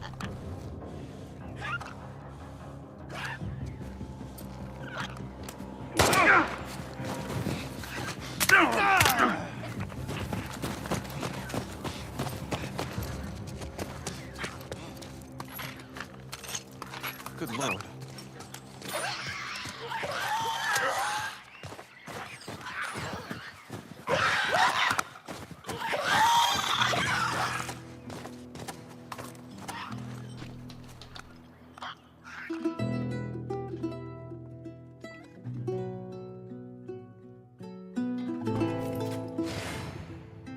$46 points for time.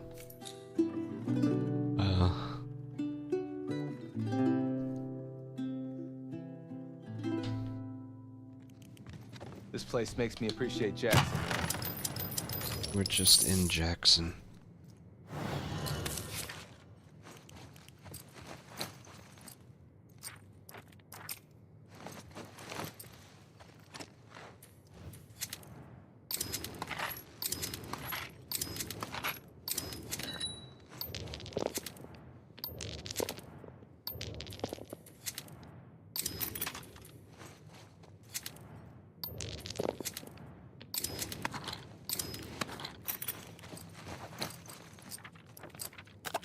Game gave me nothing.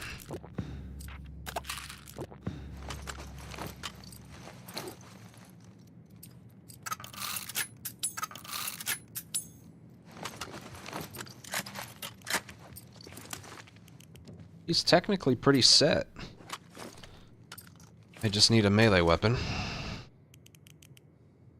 Can upgrade that. Or trap mines.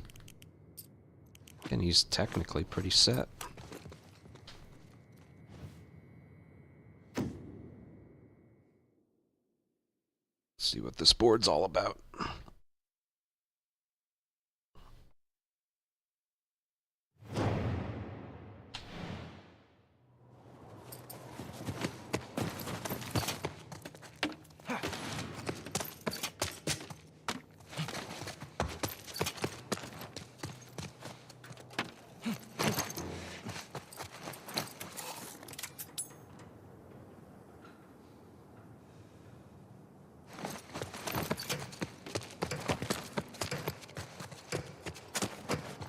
Oh, fuck off.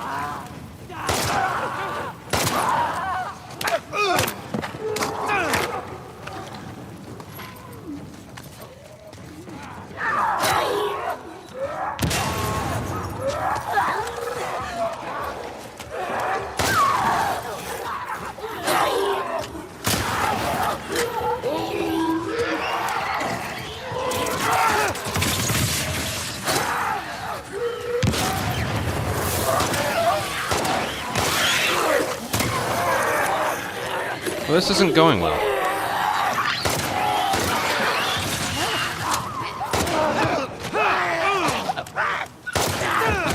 This is not going well at all.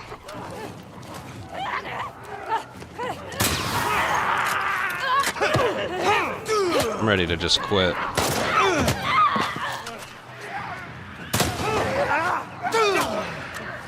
Forget it. I'm not even gonna bother. That was such a mess. That was such a mess. What the hell happened? I basically had 2 shamblers back to back. That's what happened.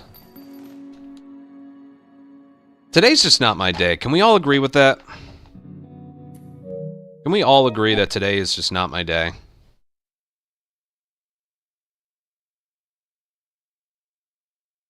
That was actually going pretty well, and then... God, I don't even know. Today's just not my day.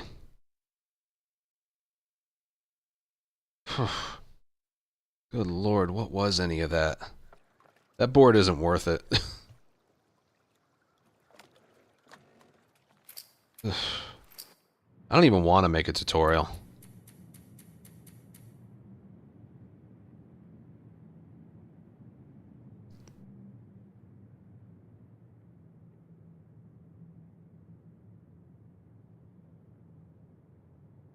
I'm really deciding what I feel like doing right now.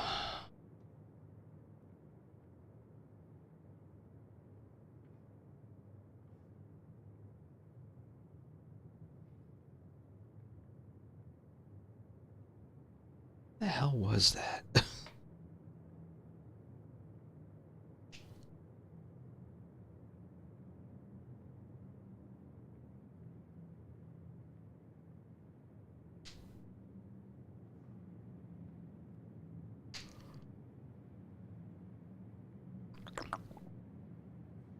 I know, it's almost just not worth it.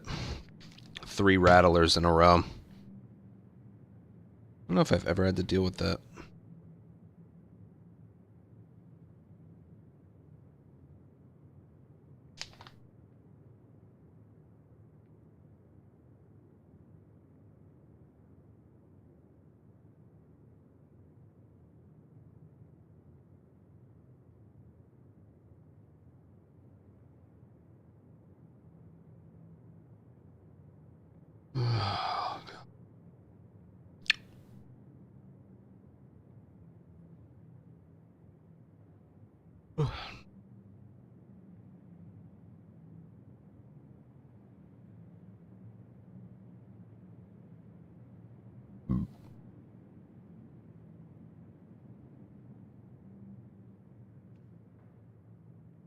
I don't even know where to start.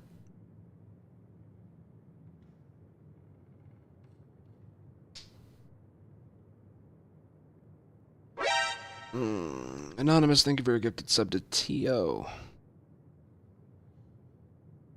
Yeah, today's just Ugh. It's not my day.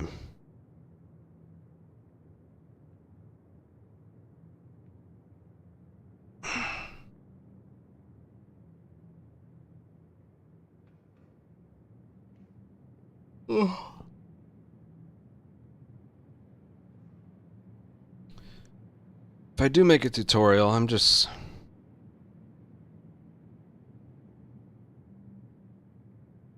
How do I organize it?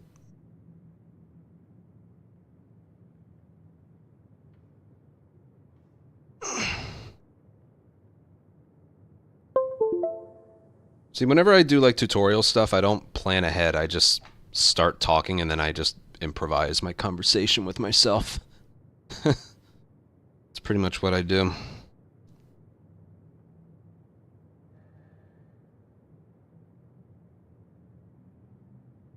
Yeah. Although I want them to be, like, a little different. I want to, like, spread them out into, like, 3 videos. One talking about just the whole concept of it, the characters, the mods, the play styles, and then just the boards.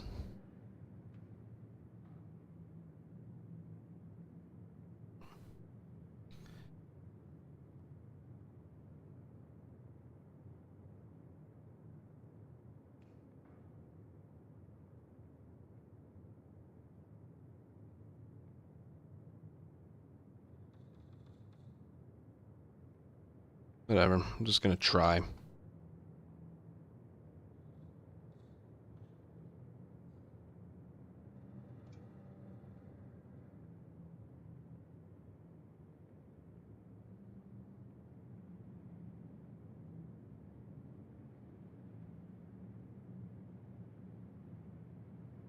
Ugh.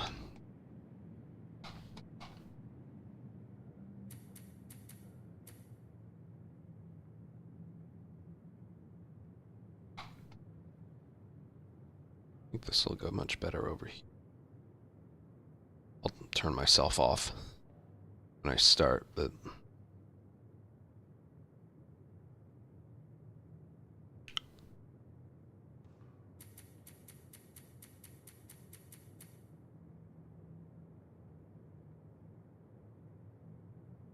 Well, Lean, that can't be taught. That just...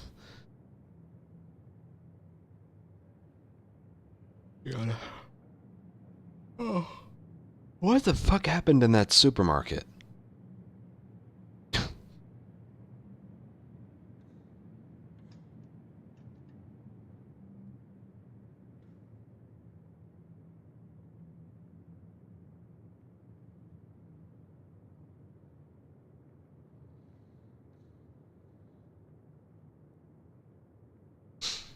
Hmm.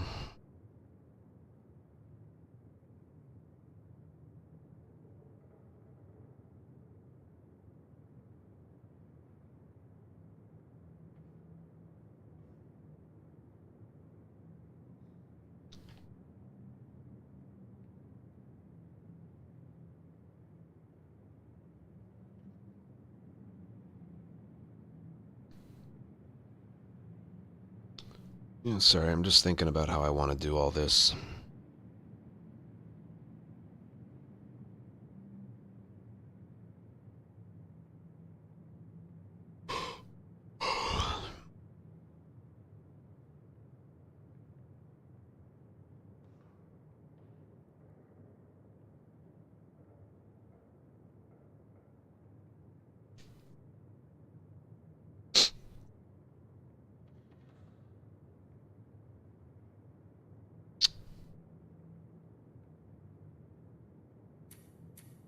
Your first video, I don't even want to do any gameplay. I just want to talk.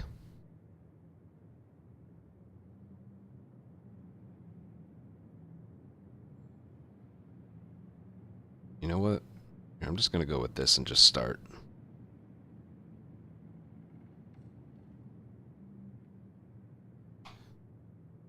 Whatever, I'm just gonna go.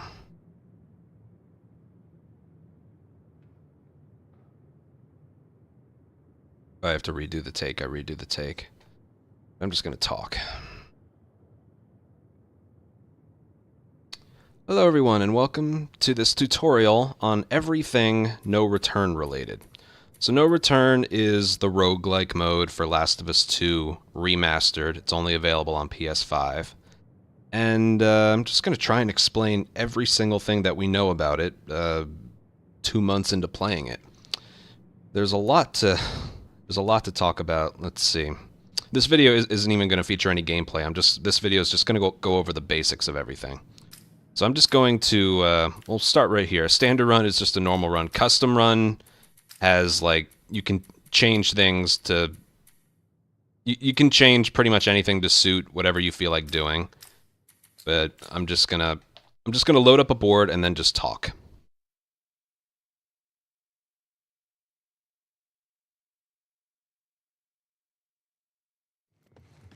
Right.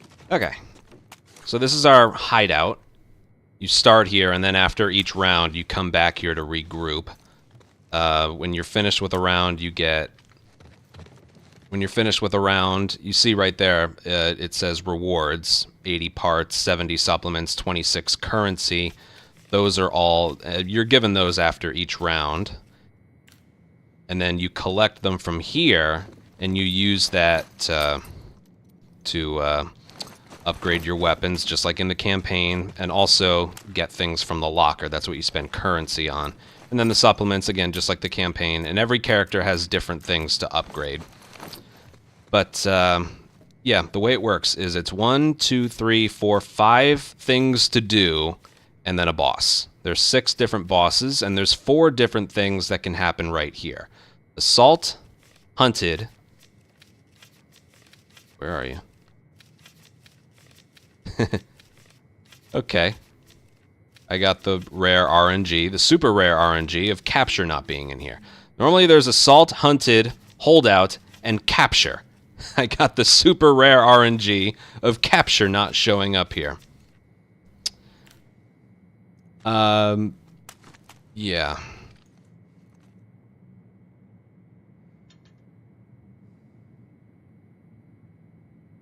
I didn't like that. I didn't like that take. Also, that would happen to me, right? That would happen to me.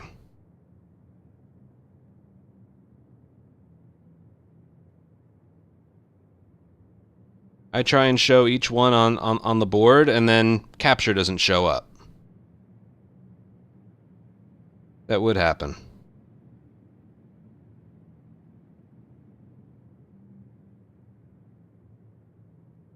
I don't know how to explain No Return. I really don't.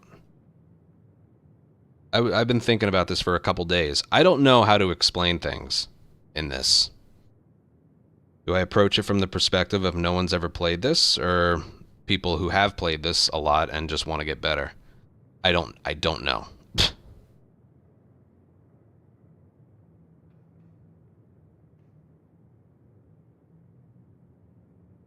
Like, maybe I should start with the characters. Or maybe I should do the boards first. Like, I want to save assault, hunted, holdout, and capture for, like, a different video.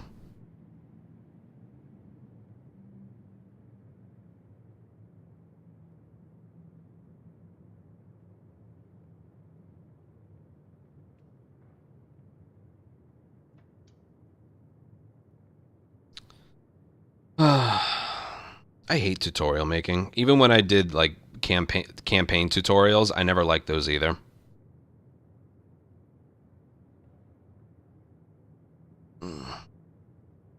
Plus, today was just a miserable day of gameplay. That really didn't help.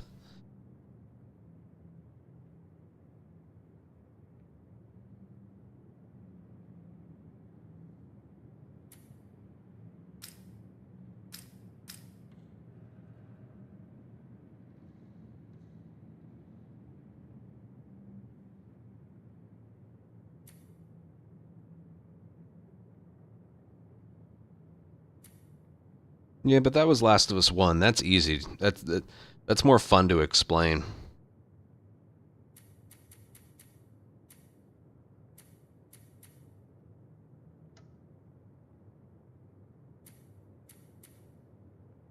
Jesse's got like all these things.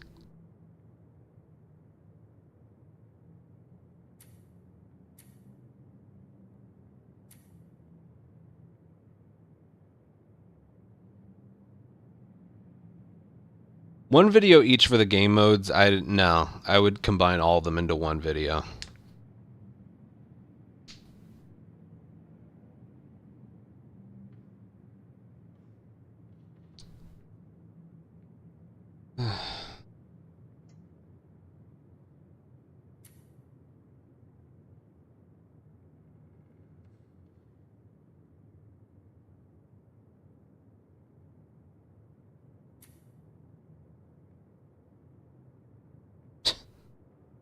Yara's got like nothing.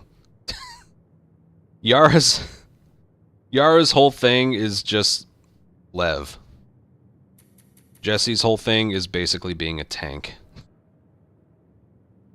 I guess that's more Manny's style.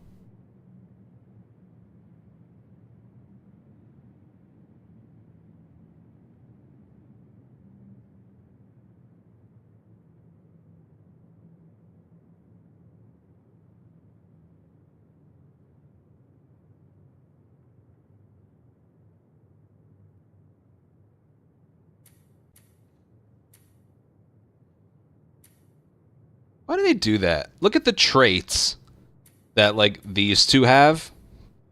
And then look at Manny and Jesse. Why do they do that? Even Joel's got a lot.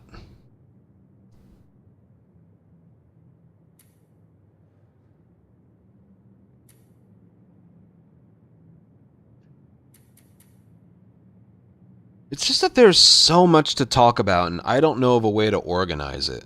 See, speedrunning is easy. You have this level. This is what you do. This is what can happen. This is what you do if something goes wrong. Doing a tutorial for a speedrunning... doing a tutorial for a speedrun is much easier than this, because here there's just way too many things to talk about, and I don't know how to organize them. My thoughts, I don't know how long I want it to be.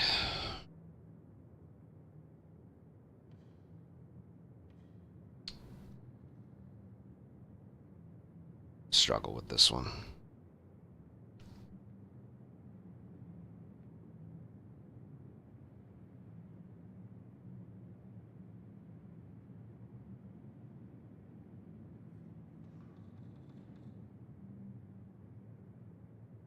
I think that's the other thing. I'm not a big YouTube video maker.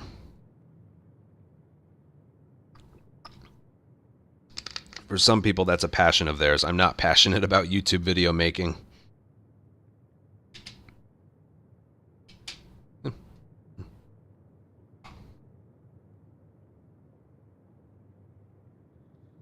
Prefer all my stuff being done live.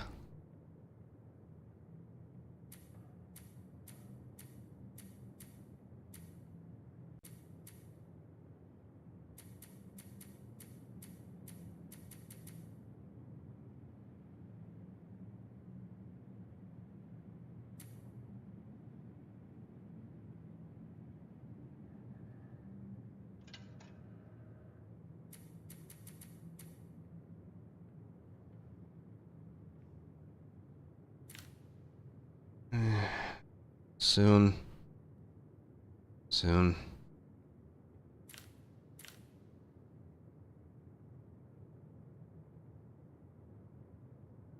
Tutorial on getting high scores. Play ungrounded and get a good board. That's it.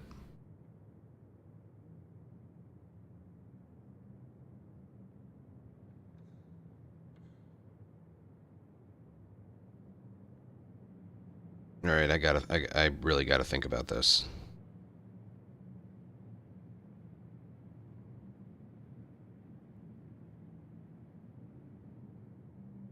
Let me just try again. I want to do like an introduction. I want to show the boards. I want to show the locker, the chest, the crafting table. I don't even want to go assault, hunted, capture, or holdout yet.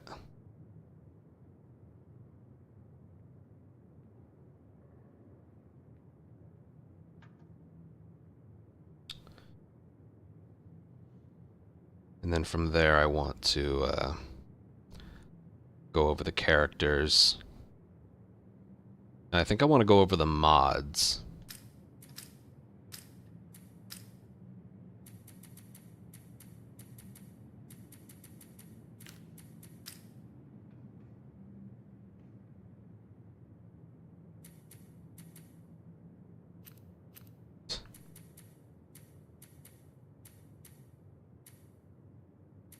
Or should I? Maybe I should save that for later. God, I don't know what to include in each video and whatnot.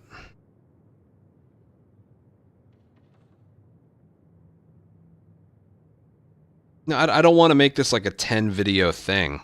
I'm thinking maybe it's better if I just include this all in one.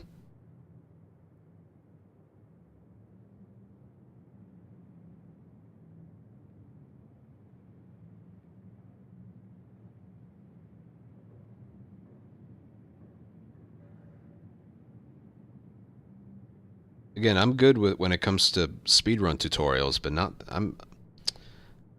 not with this. No, because then there'd be like 30 shorts. No.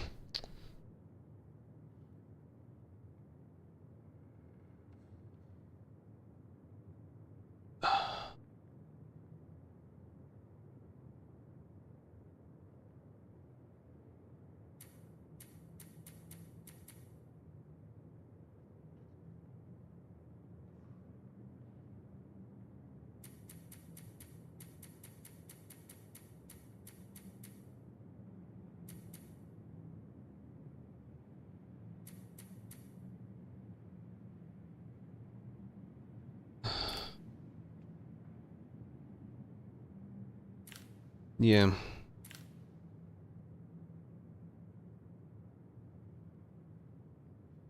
Well, formats and Wusu, you guys aren't helping. Let me just brainstorm in my own head for a second.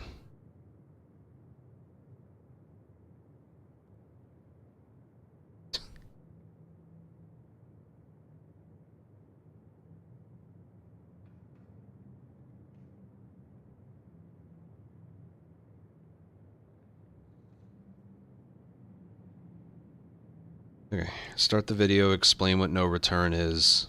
Just show the board.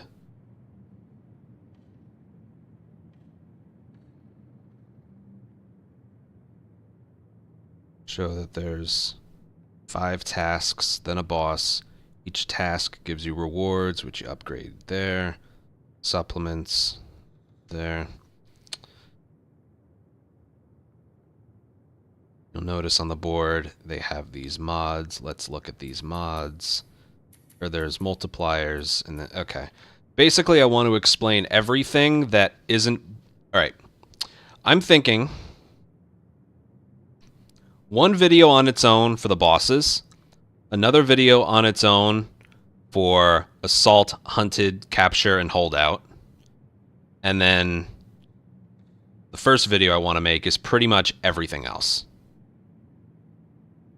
The characters, their perks, just no return basics, multipliers, mods, just the board, and how... yeah. Alright, that's what I want to do.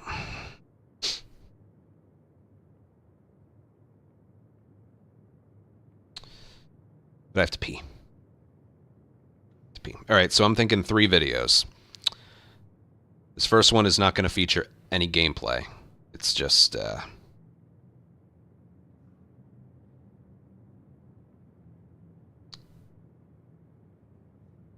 just going to talk. Then we'll make one that has gameplay, then it's the other one. Okay. I have to pee. Really badly. I'll be right back. Oh, God.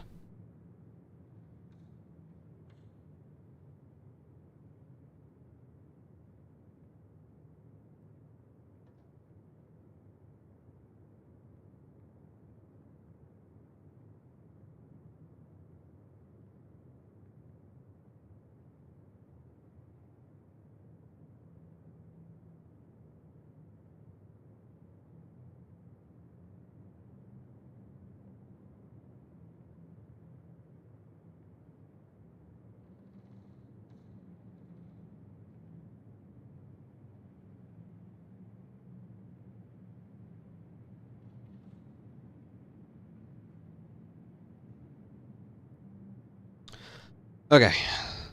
So let me go over it again. First video is going to be basically everything about No Return except for the bosses and the game modes. So it's basically the fact that there's 5 tasks and then a boss, mods, multipliers, rewards, the locker, the crafting table, supplements, go over each of the mods, and then what about points? Should points be when I explain what the game modes are, or no, I don't write stuff down. Should I explain like I feel like I should explain the point system when there's actual gameplay. So I think I might save that one for the second video.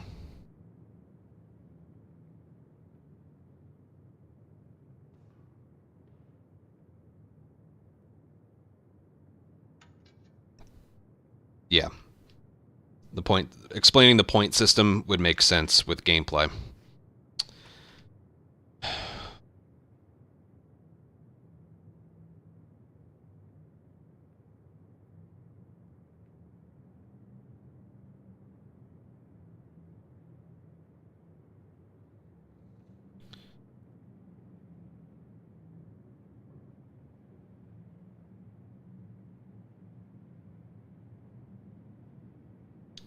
All right, let me try again.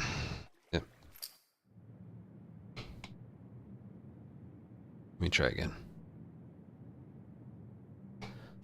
At least it's early. It's only 9:48 compared to me getting offline at 1 or 2 in the morning.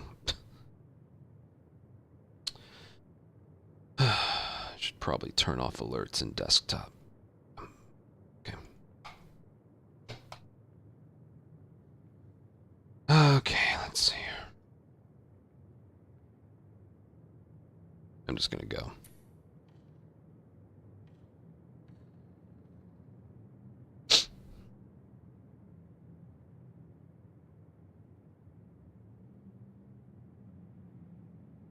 Hello and welcome to this tutorial for everything No Return related.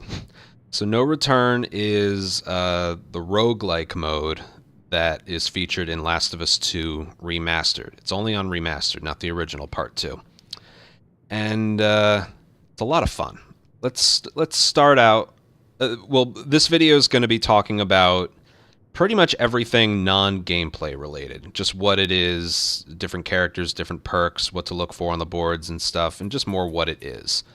So let's just load up a standard run. And let's just look at the board. So this is the basics of No Return. You start in your own little hideout. All right. And right here we have a crafting table. Just like in the campaign, we have supplement upgrades, and they're unique to each character. Not every character is the same, but we'll get to that a little bit later. And then there's a locker to buy things like, well, basically to buy training manuals and that you can upgrade with your supplements. And you can buy other guns, ammo, bombs, stuff like that. And this right here is when you're finished with one of the encounters, you go over here and collect the rewards for it. Now, a board consists of 5 tasks and then a boss. Now, the tasks here, they branch off right away, and whichever one you choose is really a preference. If you look, you can look ahead. You have to go one at a time, but you can look ahead and see if there's something that's more preferable, or like, oh, this one's really tough, so I'm going to go this way. So you can sort of plan ahead. But you can see right there we have rewards. So this one specifically, 75 parts, 65 supplements, and 25 currency. When you're finished, it sends you back right here. You collect the stuff from the chest here, and then you have that stuff. You can do the 75 parts upgrading your weapons, the 20-something currency to buy weapons and bombs and stuff, and then once again supplements to upgrade stuff right here. And again, each character has something different based on their play style. Now, what you'll also see here are We'll get to like assault and faction types in the next video. But right here you'll see multipliers and mods. Now these are the two most important things if you're going for high scores. So the higher the multiplier, the more points you're going to get. So say you get, I don't know, 500 points here, and then you basically multiply that times 2.8, and that's what that's going to be your encounter total at the end. So logically, you want to pick the paths with the highest multipliers. Now, what makes the multipliers higher? Well, first of all, difficulty. I don't remember where to go. I think it's at the end of an encounter. Actually, hold on. I think there's a way to see. Right here. Nope. Damn it. Hold on.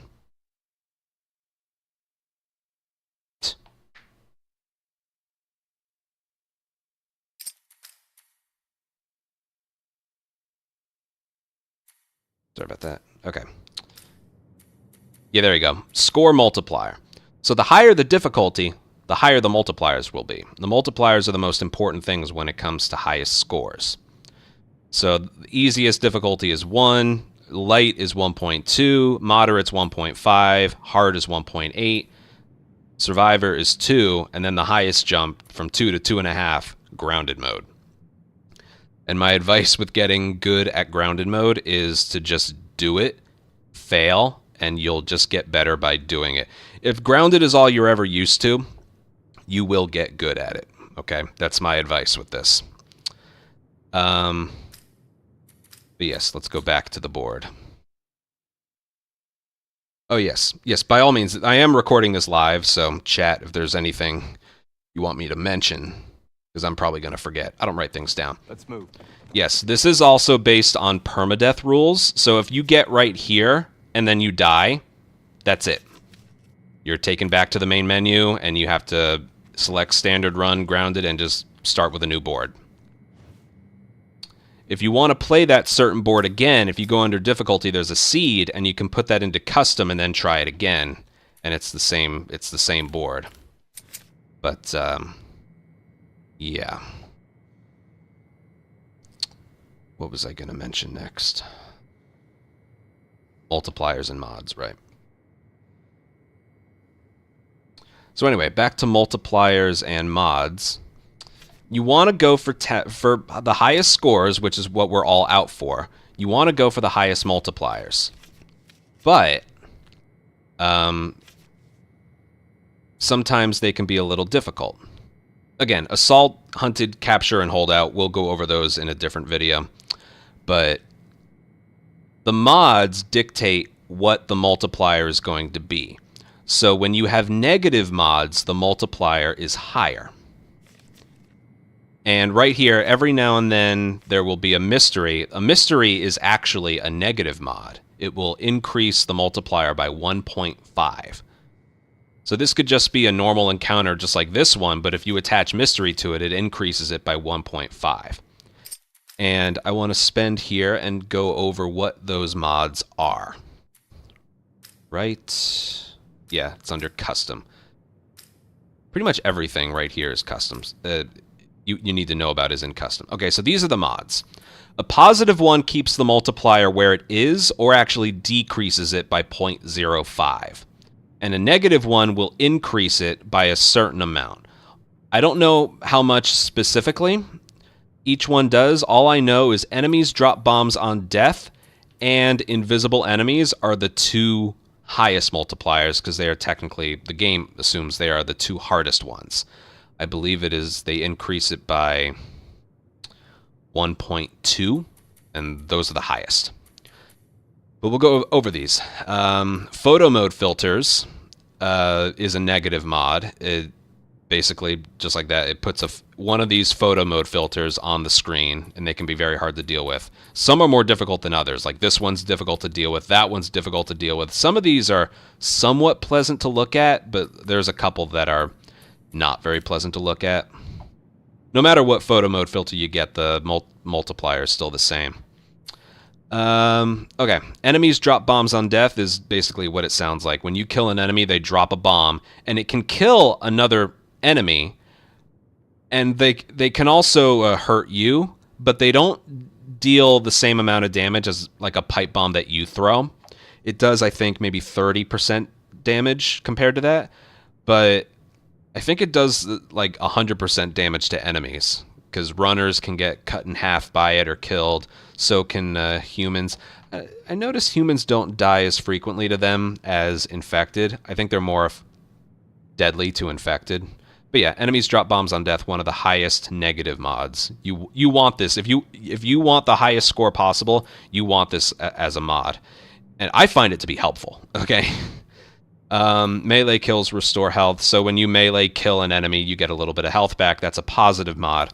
Time slows on headshots, that's a positive mod as well.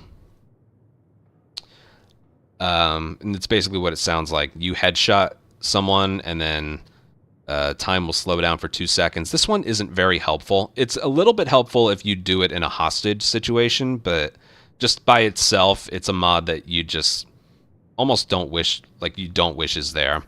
Low health damage bonus. This is the thing that you can upgrade as Ellie in the campaign, where it would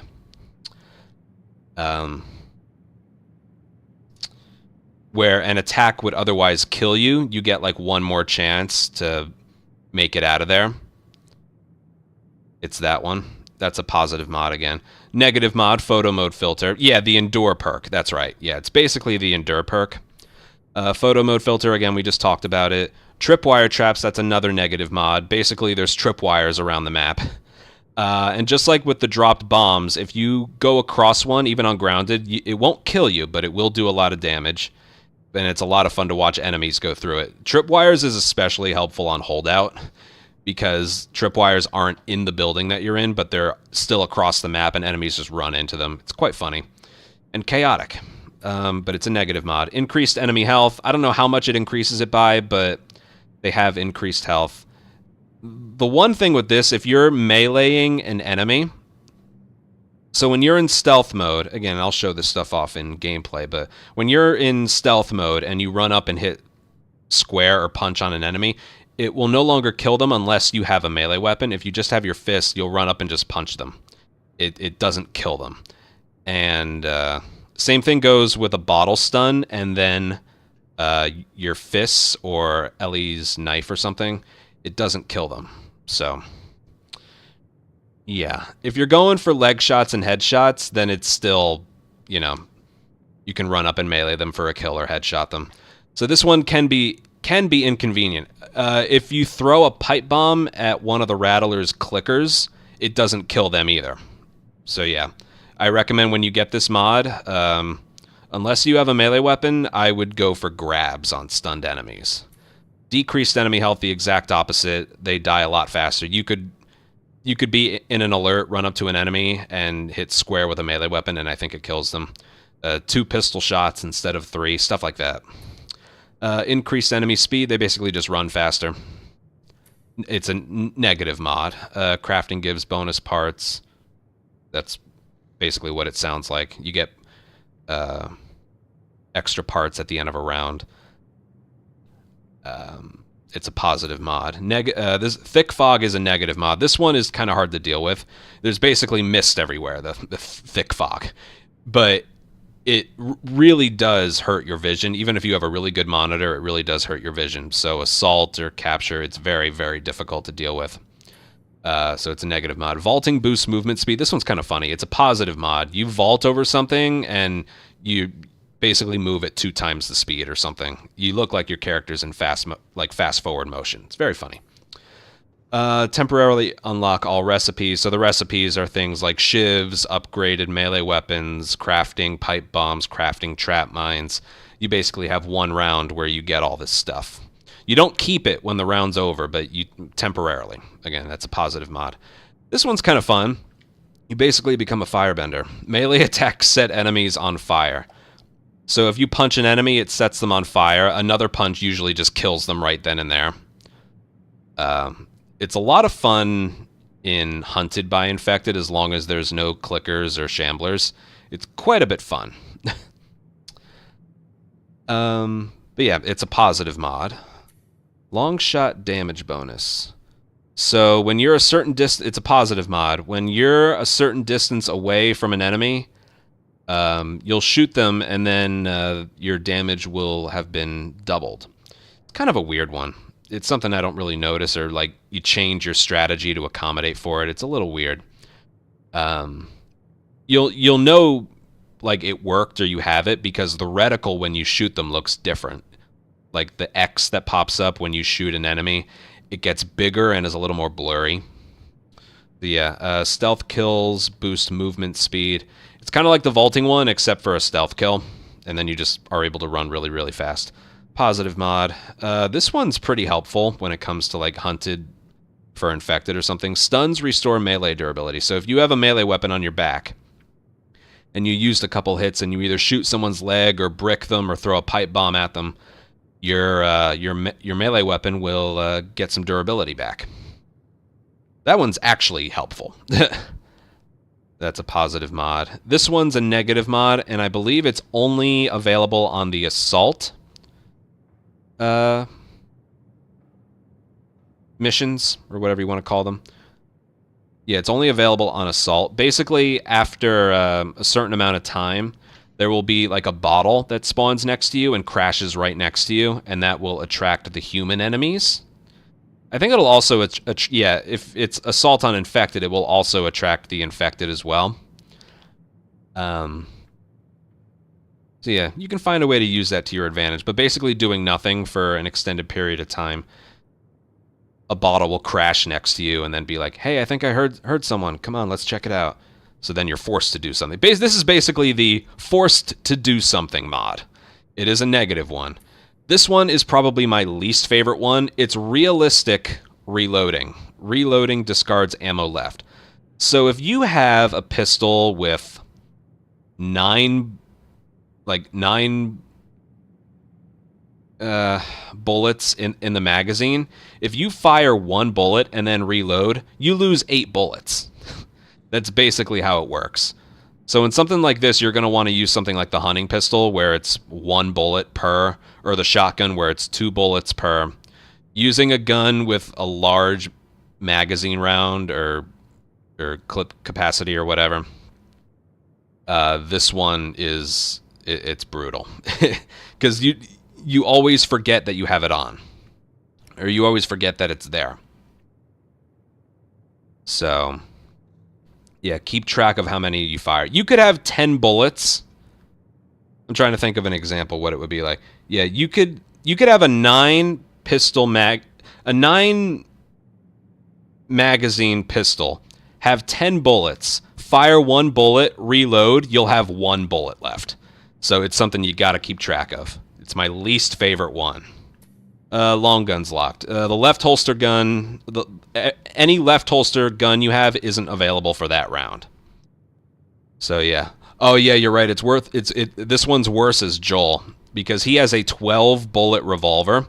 He has 24. You can carry 24 bullets. If you fire a bullet and reload, you lose 11 bullets. So it's so bad. Anyway, yeah, no left holster gun. It's a negative mod. This one's so brutal. It's invisible enemies. This is the other one with the highest multiplier added. It's basically that. Enemies are invisible. This only applies to infected, not humans, because they have guns. That wouldn't be fair. But yeah. My advice for this one is have your flashlight on. That will leave like a shadow, an outline. Now the outline isn't quite where they are. I always found their actual body is a little bit to the left of where the shadow is, but yes, always have your flashlight on and aim a little bit to the left. And yeah, this one's scary. It's very, very scary. Pustule rain. This is basically acid rain that I don't know, the Shambler sprays from his body, or the stuff that the bloater throws at you. And it falls from the sky in various places. Negative mod. And Molotov rain's the exact same thing, except for Molotovs. This one's a little bit worse because if you're playing against rattlers and you have the clickers chained at different parts of the map, the Molotov rain can actually detach the chain. So you gotta watch for that. Time limit is only available. Oh, and if you walk through the fire, you're also gonna get set on fire. Time limit mod is only available on assault. Like, there's a time limit for capture, but you don't fail the entire board if the time limit runs out. You just can't get the save. Time limit for assault is another very high multiplier for the negative mod, but it if the timer runs out, you fail the entire board. So, yeah, if you get this mod, you're gonna have to work fast. And the time limit is a little bit less the further into the board that you are. I don't know if I mentioned that. Like the 5 rounds, the first round is easy, the 5th round is difficult. Not with negative mods, but just with encounters. Like, humans at the start will have melee weapons and pistols. By the end, humans will only have shotguns and rifles. So yeah, it's rough. And that same thing sort of applies to the mods as well. Some of the mods as well, like the time limit. You have a much higher time limit in the beginning. If you get the time limit mod at the very end, the 5th encounter, it's going to be less, with more enemies to kill. So yeah. Mirror mode. I hate this one as well. Basically, everything's mirrored. Even the shoulder that the camera is over. So yeah, pretty much everything's mirrored. Another negative mod. And this one's the best. This one is the highest multiplier. Mystery. It basically shows you... It basically doesn't show you what the encounter is going to be. Is it humans? Is it infected? Is it assault, hunted, holdout, or capture? I don't know. What mods are there? Do they start in search or combat? I don't know. I don't know. It might be the... No, I'll talk about that later. Now, with a mystery, you can only have either no mods or one other mod attached to it. Because, here, now that we're done, let's go back to the board.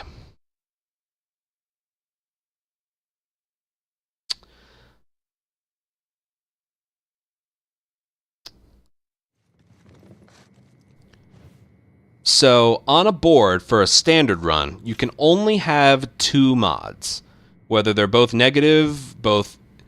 You actually can't have 2 positive ones. You can only have 1 positive, a positive and a negative, or 2 negative, or nothing at all.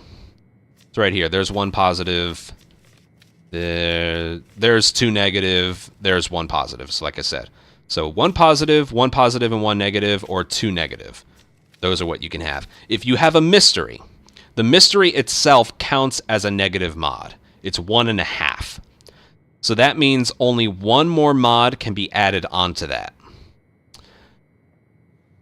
And it can either be positive or negative. So what you really want if you're trying for the highest scores is to get a negative mod on a mystery. That can give you a multiplier of close to 5. If you get the bombs dropped one, that's 5.4. It's the highest you can possibly get in this.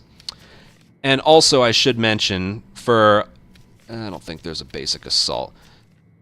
So like we mentioned with the difficulty, the default multiplier for this is 2.5. If it's not 2.5, that either means there is a mod attached to it, or, right here, this is the default. Here's an assault with the multiplier of 2.5. And it's either higher than that or lower than that if based on the mods. Now for Hunted, the mod is higher because Hunted is technically more difficult. Again, we'll talk about the encounter type in the next video, but we're still talking about multipliers. The multiplier is 0.2 higher on Hunted and Holdout. Yes, 2.7, but because this one has a positive mod, it's deducted by 0.05. Yeah, and that's pretty much everything. Let's talk about the characters now. Okay, so there's 10 characters. When you start No Return, you have to unlock these characters and stuff. But this is with pretty much the only things left to unlock are the skins. Now, there are basically two different playstyles. Ellie playstyle and Abby playstyle. And what I mean by that is every character is based off of these because in the campaign, you only play as these two characters. So, playing as, I don't know, Lev is basically playing as Ellie. Same animations and everything, just with the Lev skin. If you're playing as Jesse, you know, you're basically playing as Abby, but with the Jesse skin. You know, that's basically it. So with Ellie, you know, you have in the campaign, what is it? You have pistols, revolvers, a bow, and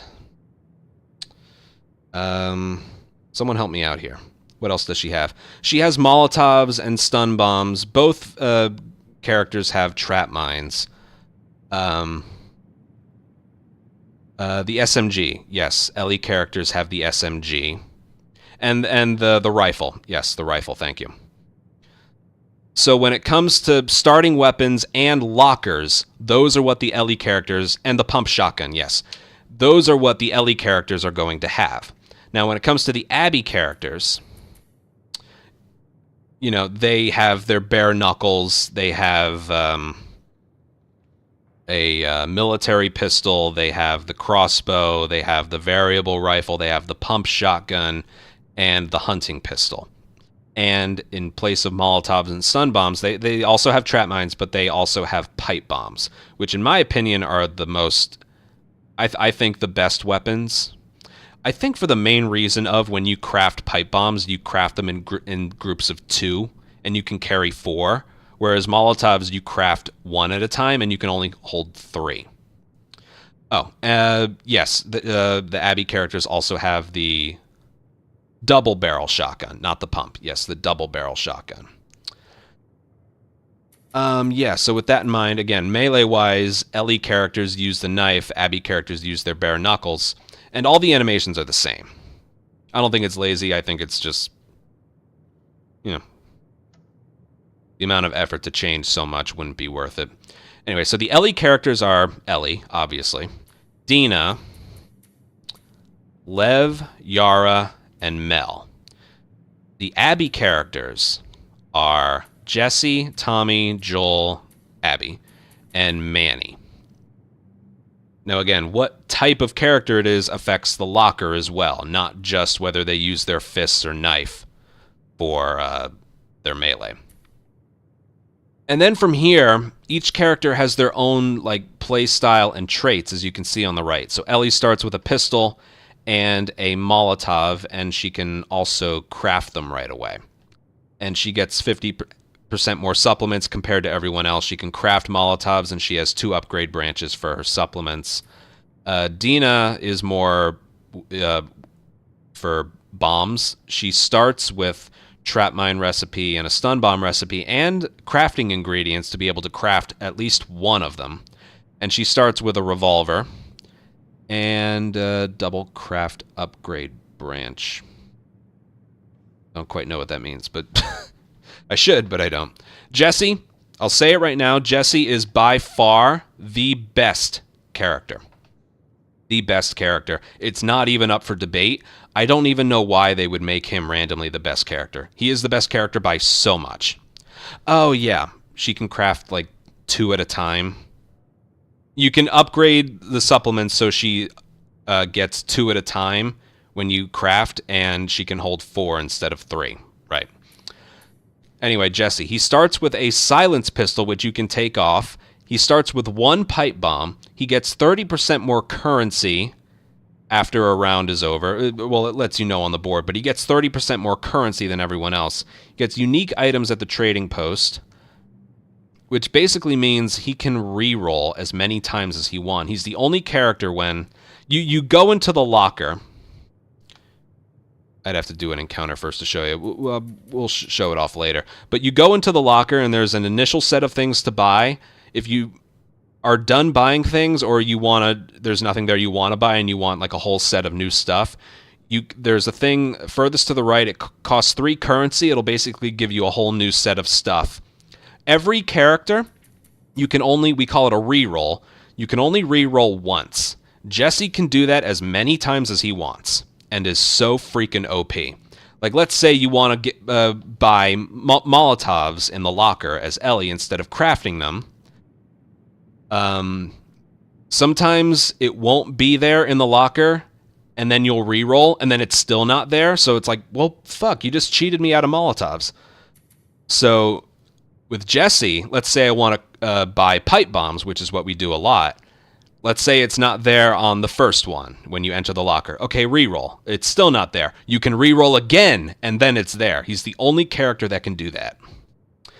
You can craft your own silencer, which is good for... It can be good for capture. It can be good for early rounds of assault.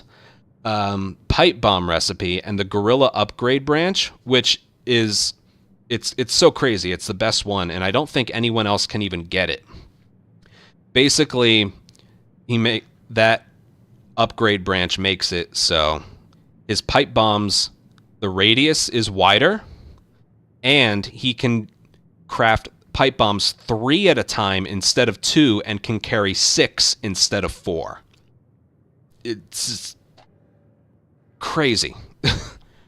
It's just absolutely crazy. Again, Ellie characters can only, except for Dina, I think, Ellie characters can only have 3 Molotovs. I think pipe bombs are better, and Jesse can carry 6.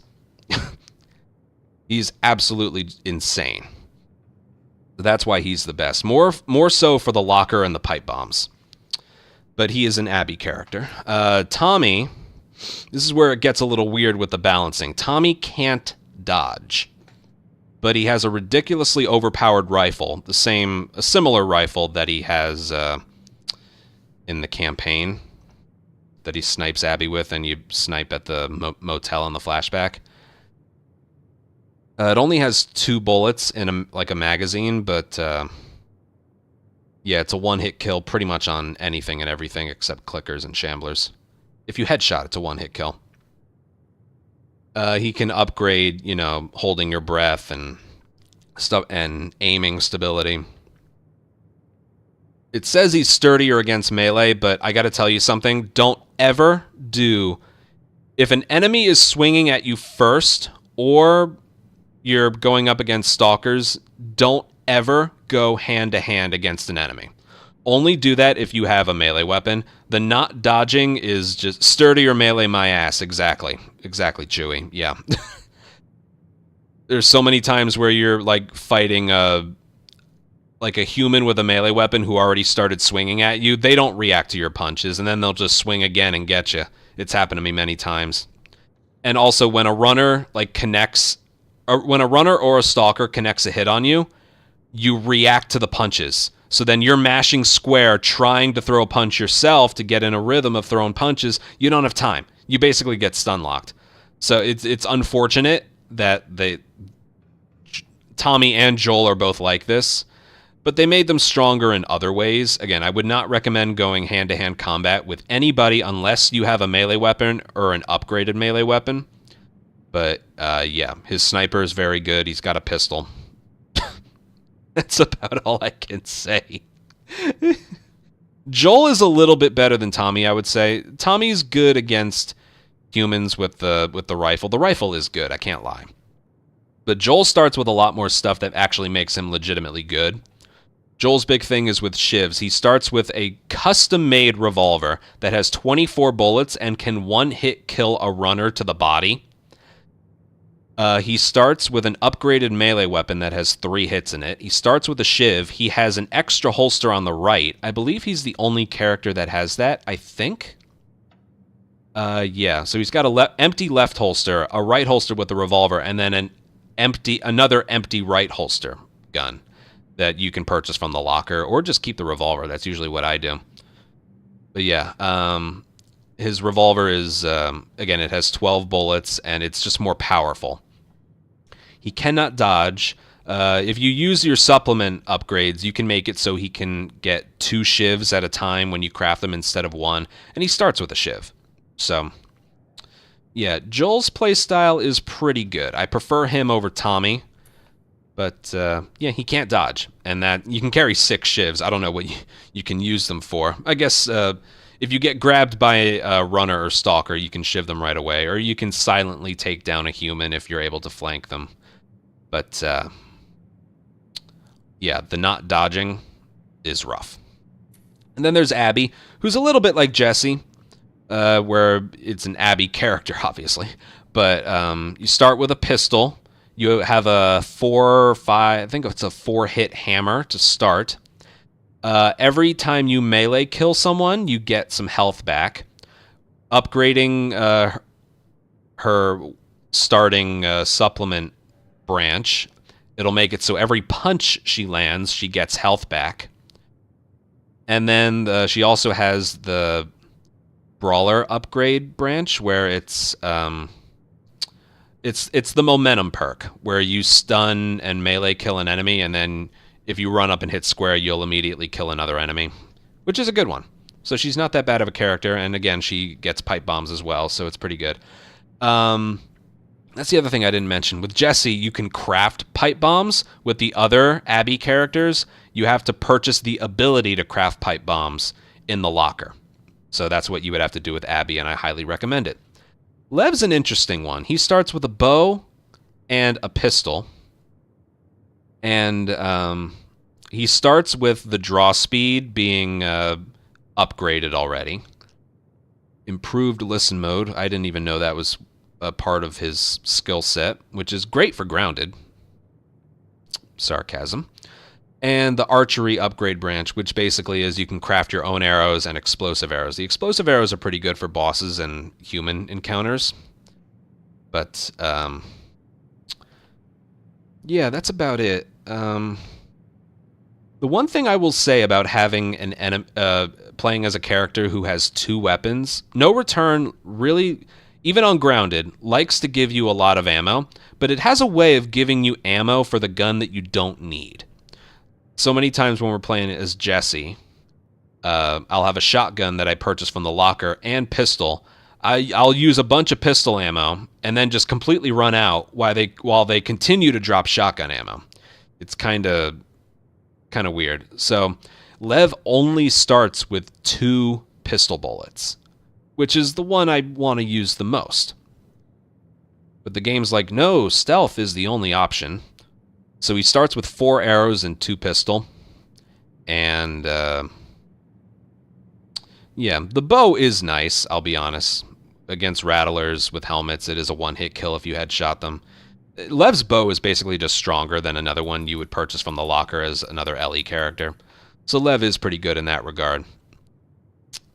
But yeah, that's about it. Yara basically is nothing. Her only thing is having Lev as a buddy. I'm being totally honest. She starts with a pistol, and her traits are having Lev, and then her default supplement upgrade is having Lev help more often. That's it. Nothing to, I think she can craft medkits at the start. Yeah, I think everyone can craft medkits at the start. That's the only thing she can do at the start. So yeah, that's that. Oh, there's another thing I forgot to mention about the boards. If you don't have a partner, you're given 20 points at the end of a match. Now, you have no control over whether or not you have a buddy for whatever route you choose. Sometimes it just gives it to you by default and there's nothing you can do. Yara is forced to have Lev as a buddy every single time, no matter what. So if you're going for high scores, you're out 20 points every single encounter. Lev is helpful, though.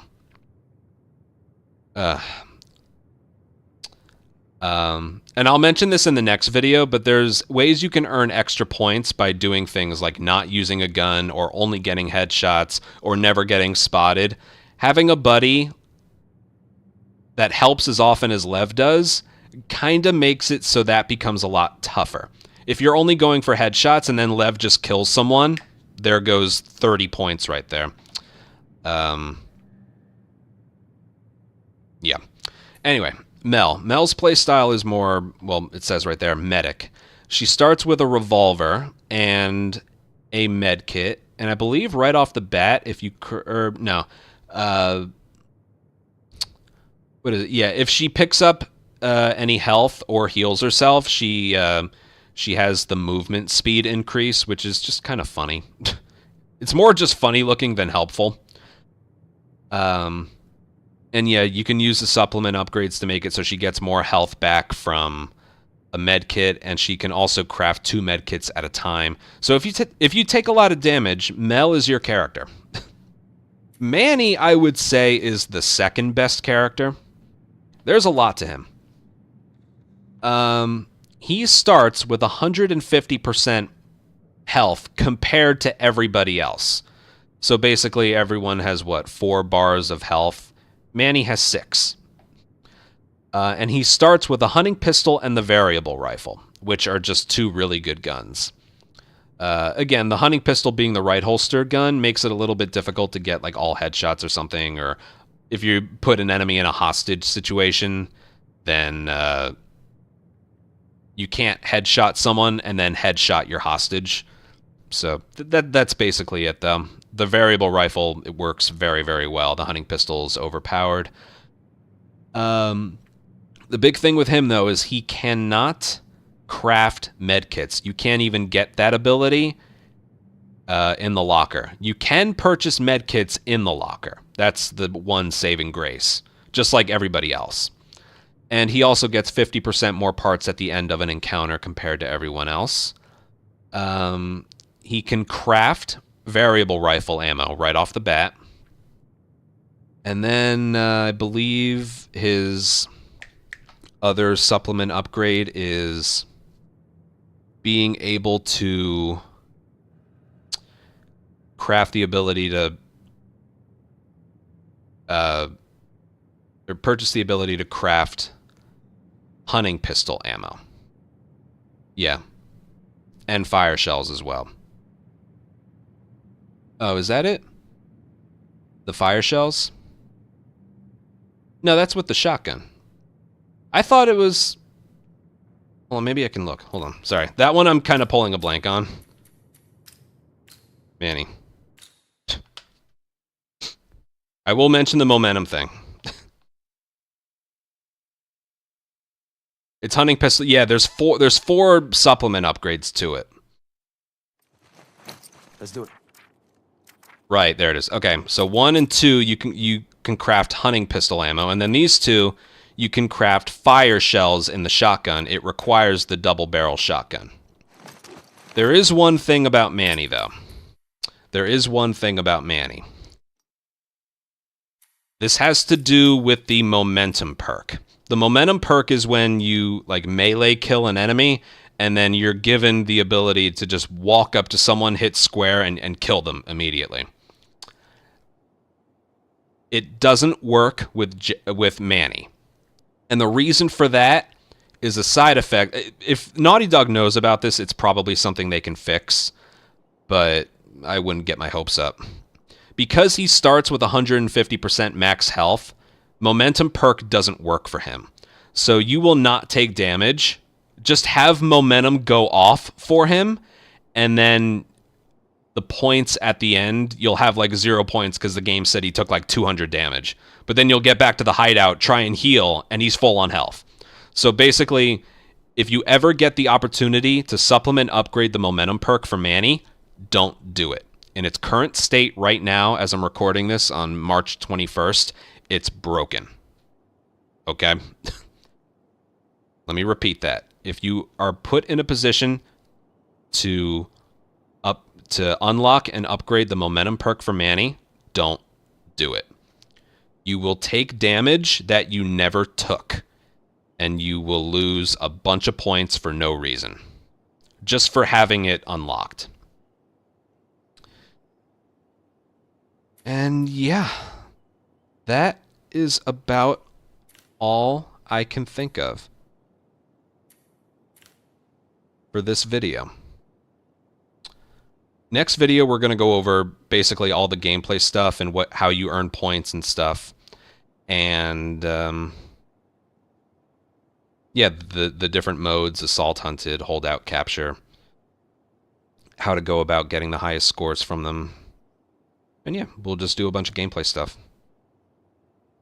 All right, look forward to that. Take care. Bye.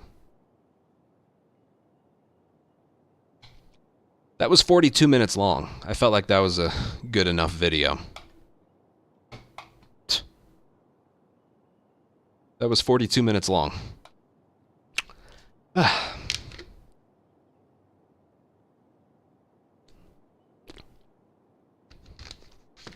I don't think I left anything out. I didn't provide visual aids, but I don't think I left anything out when it comes to just the 101 of it.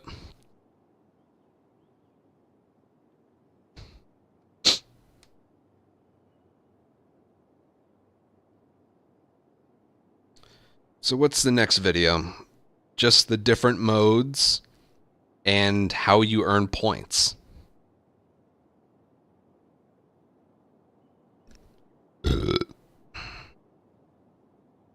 I don't know. I could save some of them for tomorrow.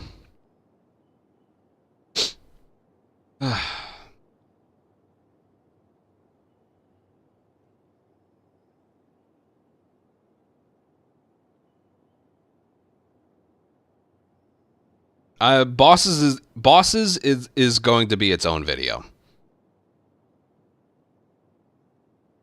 Bosses is going to be its own video. Yeah, I can talk about it in custom.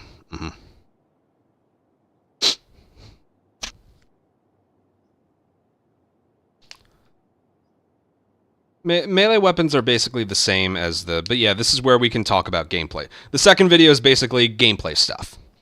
I wanted that to just be the basics of No Return, which I think I did the job. But the next one is going to be all gameplay. Points, the different modes, we can talk about melee weapons. Yeah. If you kill with the bomb, all headshots. Yeah, because you killed someone with a bomb. Basically, every death had to be a headshot. I think even if a companion kills with a headshot, it might still count. I don't know. Yeah, I don't know what I'm going to do here.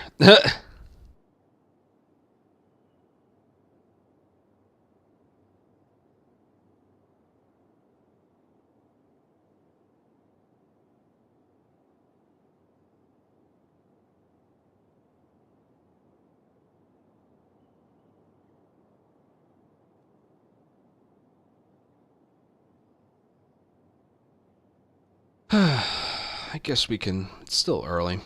10:30.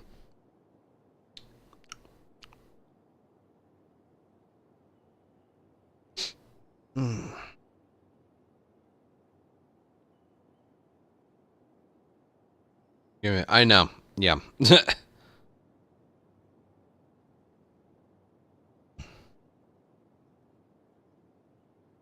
No, I'm not going to mention trophies. I'm not a trophy guy.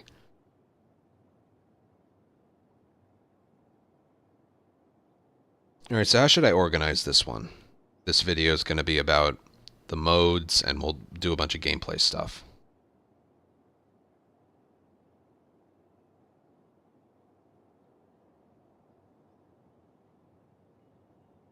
This is where we mention the stuff like if you use a stun bomb, it has to hit them for it to count as a stun, which is 5 points.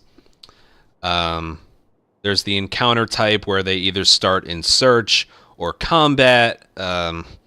Assault is this wave, 3 waves of enemies. It's either humans or infected. We can mention the board, how whatever faction is the first one, it won't show up again. There's 3 human-only maps and 1 infected-only map.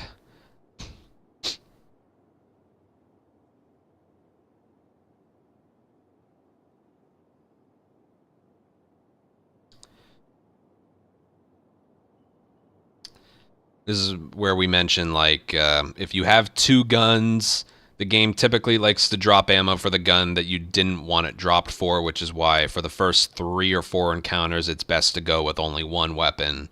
Stuff like that.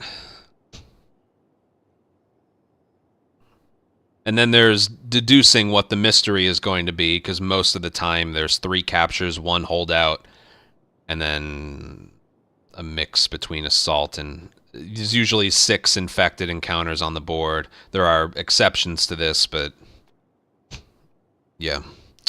This is where we just gameplay and talk and stuff like that. What should we start with, though? I think it's best if we start with... in custom. Yeah, we'll just mention everything here. We'll talk about the bosses later. We did the mods. Oh, mechanics. Yeah, start with this. Yeah, okay, this is where we start talking about this stuff.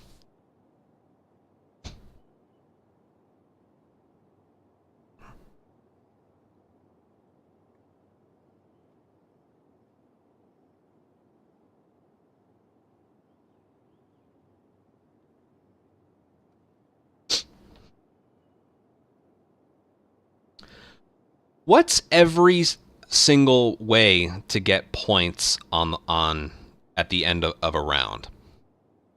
Headshots, melee kills, stealth kills, multiple kills, headshots only, not getting spotted,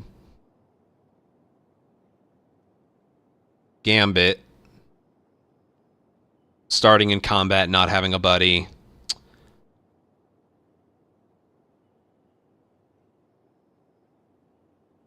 Not using a gun.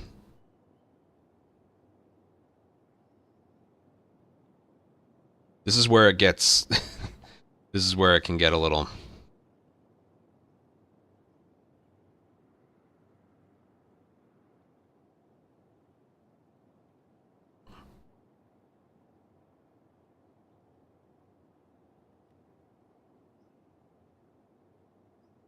Well, ally health is just for holdout.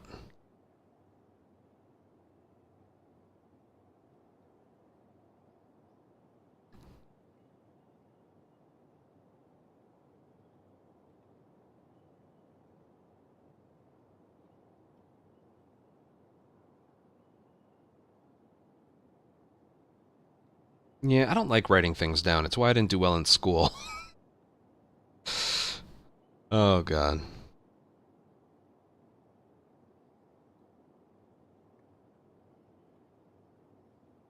I think I just listed them off pretty well.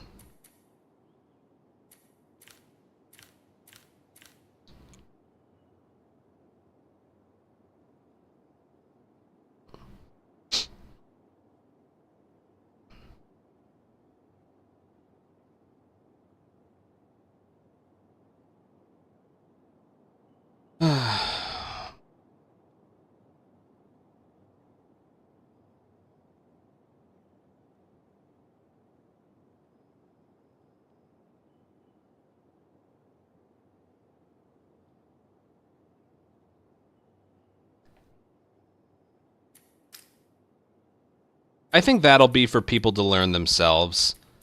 Basically do what the game tells you to do to unlock this stuff.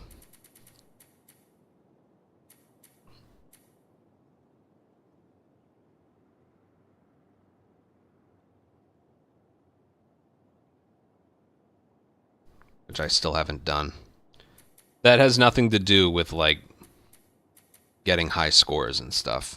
It's just fun unlockables after you're content with your life.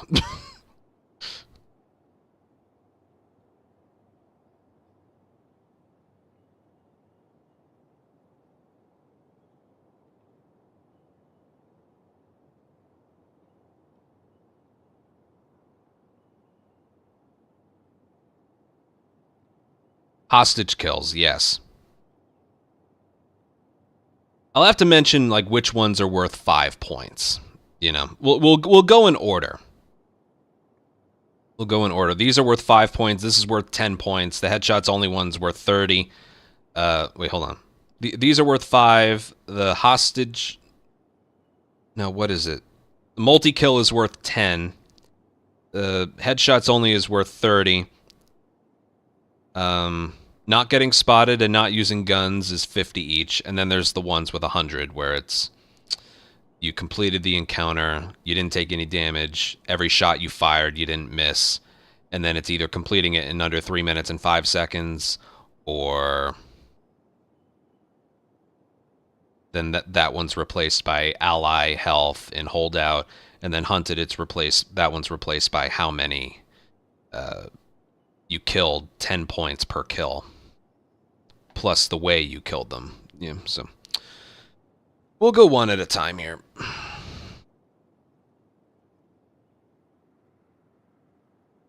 And then the gambits, yes, the gambits.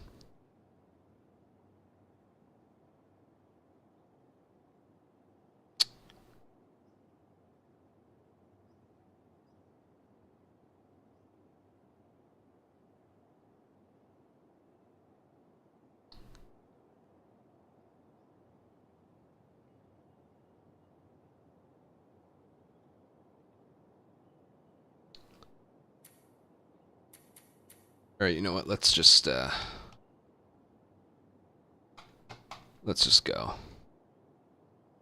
What should I start with first? Ultima. Yeah. Yes, it is. Well, sometimes I don't know what the emblems mean, but if you go in your backpack, the gambit's written out.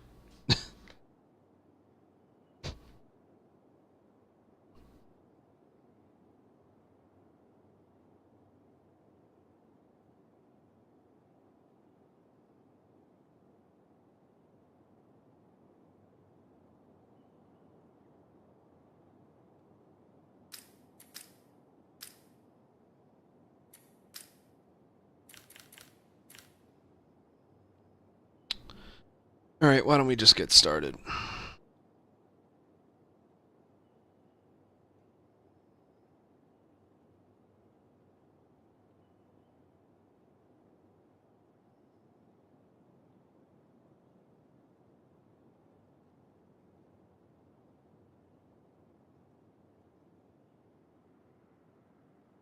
Hello, and welcome to this second video about second tutorial about everything no return related.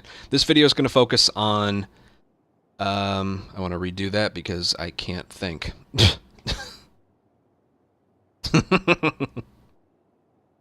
Ay.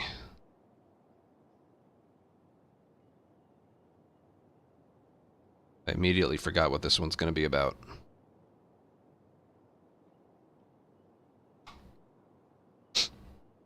The different modes, the different enemy types, and how you earn points. Bosses will be its own video. I think that's a good idea.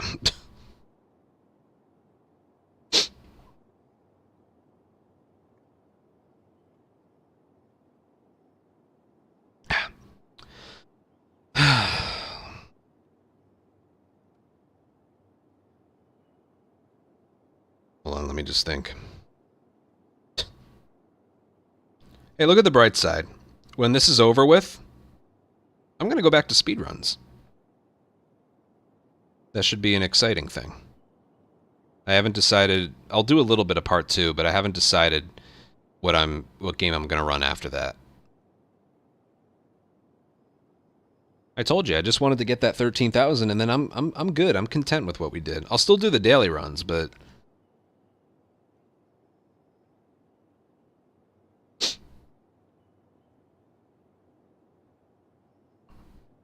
yeah, the Rattler one is good.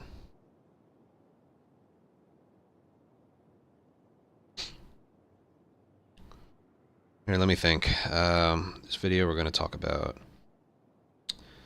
how to earn points, the enemy types, and just the different modes. Yeah, that's pretty much it. Okay.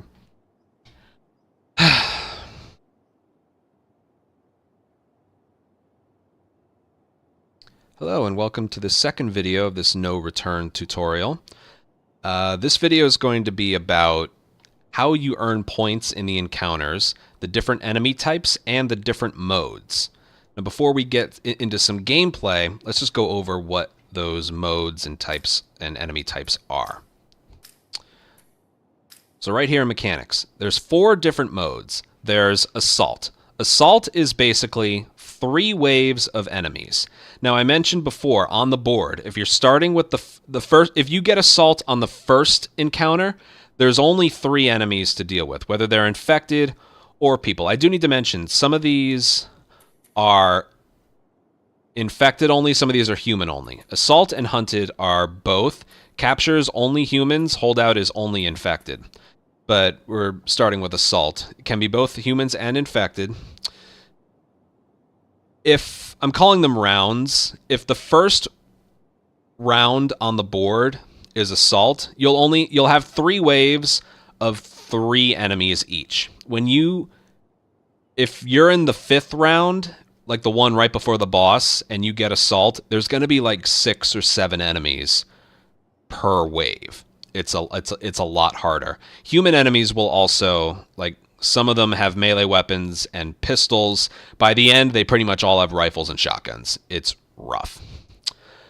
But yeah, that's Assault. And next is Hunted, which again is both a human and infected. Hunted by infected will get you the most points because they pretty much come to you and they can't injure you from long range. But Hunted is basically there's a countdown. There's not a time limit, but there's a timer counting down. That's how long you have to survive. And then they'll just keep throwing enemies at you. There's also a meter filling up, and that will let you know like when it's spawning in more enemies. And yeah, you just try and survive, and you get points for killing them, but we'll go over that a little bit later. It's basically just a non-stop onslaught. Capture is a human-only encounter where you need to kill every enemy and open the safe. You can technically get like 50 points for not killing anyone and then opening the safe, but no matter what, you do have to kill enemies. Basically, this is the way I've always worded it. It's basically 1 round of Assault, and then you open a safe. That's pretty much it. Except the enemies are, instead of looking for you, they are guarding the safe. And yeah, there's parts, supplements, and currency in there when it's all said and done. And I should mention this now because I get asked the most. There, just like with Hunted, there is a countdown timer. Now, that countdown doesn't mean you failed the round. It just means the safe locks. It's perfectly fine to not open the safe in time. It's just going to cost you 50 points at the end, and you won't get the stuff that's inside. If you are able to kill every enemy and open the safe with 30 seconds or more, you get the safe automatically, and you can use that time to loot. If you open the safe, if you kill every enemy with less than 30 seconds, you need to manually open the safe. Holdout is just batshit crazy. There's 4 different maps Holdout can happen, and just like with Assault with the difficulty. Oh, I forgot to mention that. If you get Hunted on the first one, the time limit, or like the amount of time, is a lot less. When you're on like the one right before the boss, it's like the timer is much higher. So yeah, Capture, the difference between the first and the last one before the boss is basically the number of enemies. Like the first... I forgot to mention this. When it comes to the first encounter on the board, it can only be Assault or Hunted. The other 4 can be any one of these. But the first one can only be Assault or Hunted. Capture, starting on the second one versus being the 5th one, is basically how many enemies. So the second one would have 5 enemies. The 5th one, right before the boss, would be 8 enemies, something like that. Holdout, same concept. If you get Holdout on the second round, you have 20 enemies to kill. The third round will be 25. The fourth round will be 30. The final round, right before the boss, will be 35 enemies. This is basically protect a companion, and it just throws infected at you. Sometimes there's a bloater as well. I'm actually not sure about this, but sometimes Yeah, sometimes they spawn in a bloater. Does he only spawn in... I'm making a tutorial, but I'm asking a question. I am recording this live with a chat. Can the bloater spawn in the second or third encounter? Or can he only spawn in on the fourth or fifth?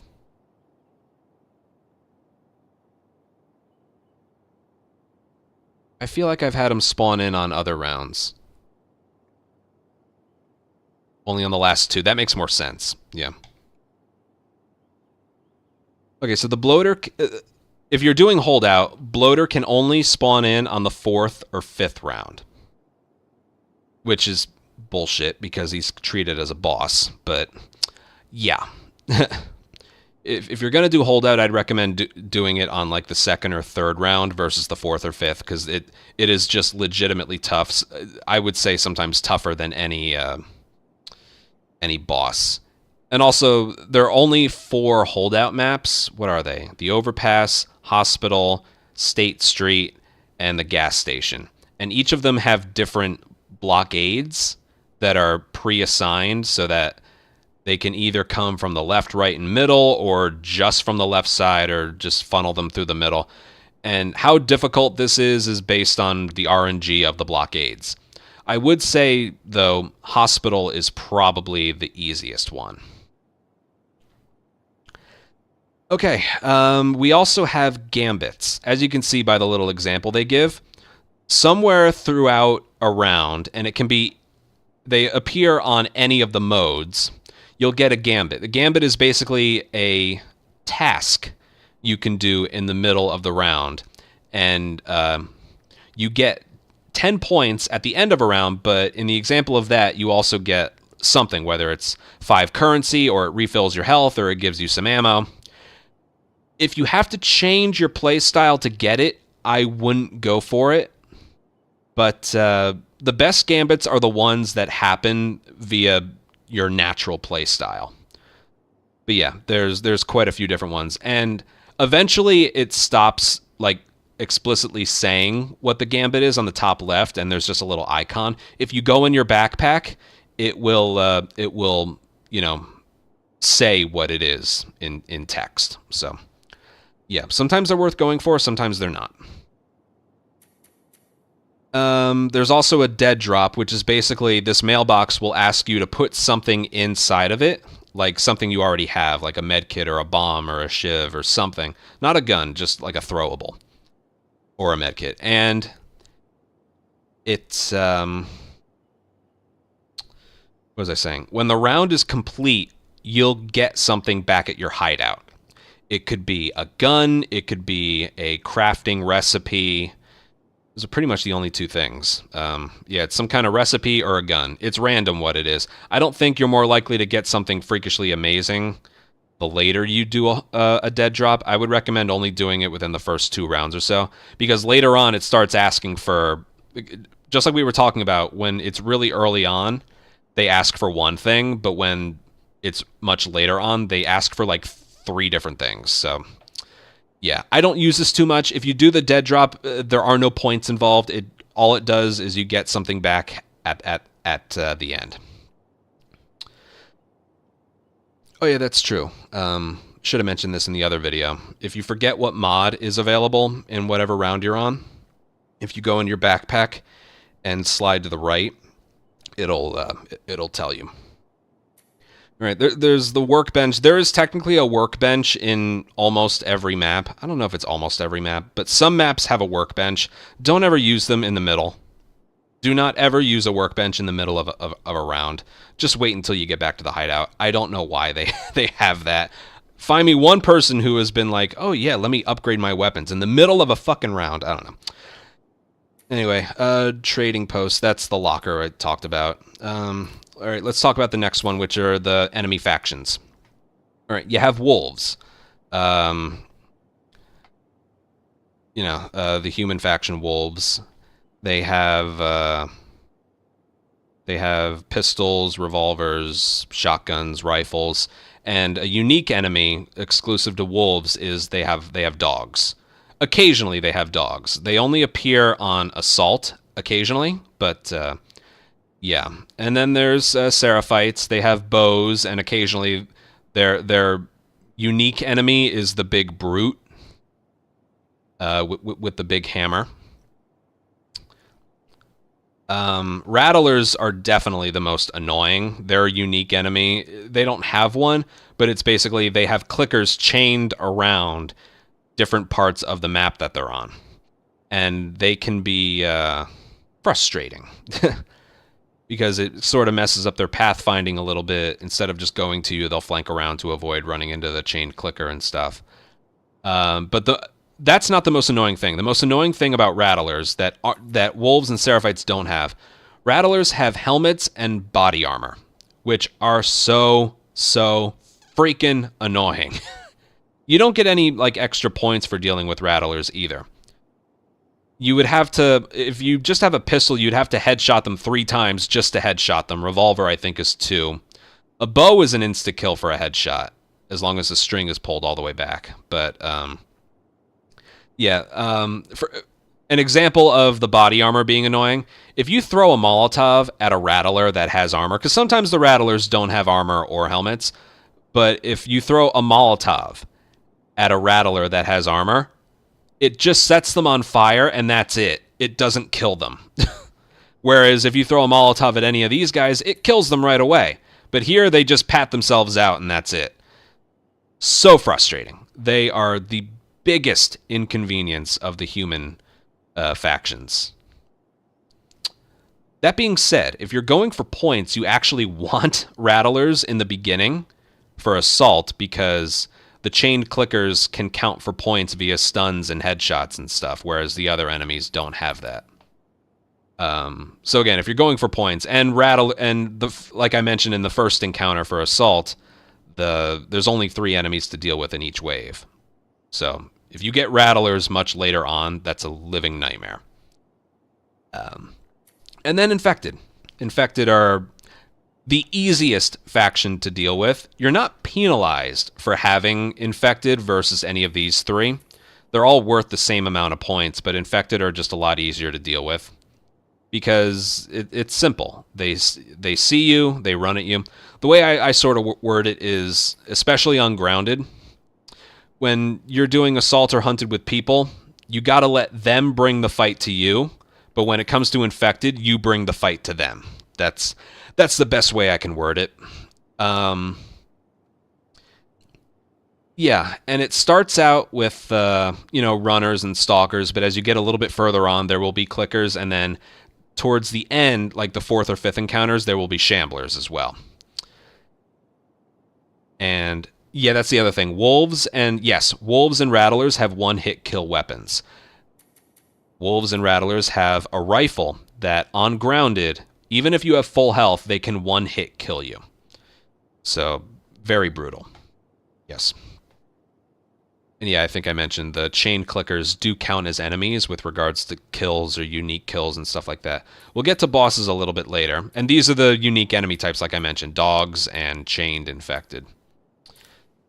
I think that's it. So, why don't we go over each... No, you know what? Before I do that, let me just open a random board, and I will talk to you about just the mystery a little bit more. Because on a normal board... I'm ready. Let's go. Oh, good. There's a mystery here. Okay. So this is a perfect way to point this out. I suppose I'll mention this here. I don't know if it's a bug or if it's intended or not. Whatever faction is first right here, they don't appear anywhere else. So the first faction is Seraphites. There are no Seraphites anywhere else. It's just Wolves, Rattlers, and Infected. So if you get an Infected right here, the rest are going to be humans. The 2 exceptions to that are Gondola, because that is the only Infected-only map. What the game does is it picks the map first, and then it picks what you're going to do later. Like right here, there's Gondola. It's the only infected-only map. It's also only hunted, because it's small. Makes sense. And there's almost always, one holdout. So if you get infected first, the only way you're going to get infected later is if Gondola shows up, and if there's holdout. And again, every map should have one holdout. That's something else I should mention. Well, mystery. So what is this mystery? I was able to sort of narrow down what it's going to be, because every board works in a similar way, as long as it starts with people. So, every board should have one holdout. There it is. Okay. Now, every board should also have 3 captures. There's 1, there's 2, and there's 3. Every board should have 3 captures. There are exceptions to this. I had one where there wasn't a holdout. I had one where there were no captures. I've had one where there's 2 captures. Sometimes there's variations, but the most likely, if you're going to take anything from what I'm saying here, the most likely scenario is 1 holdout and 3 captures on a board. Now for infected, there should be 6 infected. Again, there are variations to this. I've seen 5, I've seen 7, but there's supposed to be 6 infected. So 1, 2, 3, 4, 5. This one's going to be infected, and that's how I know. If, say, this one had been infected, I would know this one would either be assault or hunted on people. That's how I know. So write that down if you have to. Most of the time, there's 1 holdout, 3 captures, and 6 infected encounters. Now, as for which is it going to be assault or hunted, I have no idea. There's no way to know. Because sometimes I've seen a board with 7 assaults and 2 hunted. One time I've seen 6 hunted and 3 assaults. Because there's 9 remaining ones. There's 12 things on the board. 1, 2, 3, or 13. Yeah, there's 13 things on the board. The 3 captures and the holdout means that there's 9 things left. And that's kind of split between assault and hunted. Sometimes there's 5 assault and 4 hunted. Sometimes there's 5 hunted, 4 assault. Sometimes it's 6 and 3. Sometimes it's 7 and 2. So, yeah. So by process of elimination, this one right here is either assault or hunted on humans. Also, something else I should mention. If you're going for like encounter total high scores or something, the same mod will never appear on the board more than once. Okay? So mirror mode, because it's there, will not be appearing anywhere else. And because enemies drop bombs on death is there, it won't be here. That's how you get the highest score. If you get mystery hunted by infected with bombs dropped, that's the highest you can get. And it has to be on the last one. So yeah. Now, why don't we talk about points? Let me back out of here real quick. Why don't we talk about points? So as we're going through these boards, especially for the daily run, you want to get as many points as you possibly can. It's kind of the whole point of no return runs, especially the daily runs. See how many points you can get. You can be satisfied with a completion, but there are different ways you can strategize. You can strategize to get the most points out of an encounter. So I'm going to need some help from you guys with this one because I don't write things down. There are certain things that are worth 5 points, 10 points, 30 points, 50 points, 100 points. The 100-point ones are, you know, you completed the encounter, you didn't take any damage, and your perfect accuracy. That will get you 100 points each. And then there's a fourth option that varies between modes. With Assault, if you did it under 3 minutes and 5 seconds, you get 100 points. Hunted, for every... the time limit isn't there. For Hunted, every enemy you kill is worth 10 points. So if you kill 10 enemies, that's 100 points right there. Supermarket, we can kill 40 enemies, so that's where we get the highest points. Capture, there's the same time limit as assault. I mentioned before, capture is basically 1 round of assault. And then holdout. Holdout's probably the most bullshit. It's ally damage. So if they take damage, whatever amount of damage they took, that's that many points off of 100. So yeah, there's that. Then there's some smaller things. There's 50 points for not using a gun and not getting spotted. There's 30 points for only getting headshots on the kills. Not the not every bullet fired being a headshot, just on the kills. And I would say that's worth doing on like the first round, or assault on infected later on. That's definitely worth doing because you can still get stuns in there. And then there's some 10-point ones. There's a gambit. When you complete a gambit, you get 10 points at the end of a round. There's, yeah, the 10 points for the kills in Hunted. And you get 10 points for a multi-kill. So if you throw a bomb at someone and it also kills someone else, that is 1 multi-kill. I had a clip recently where I threw a bomb and it killed 6 enemies. That only counts as 1 multi-kill, because it maxes out at 2. If I were to kill 6 with 3 different bombs, then that's 30 points. You know what I mean? So, yeah.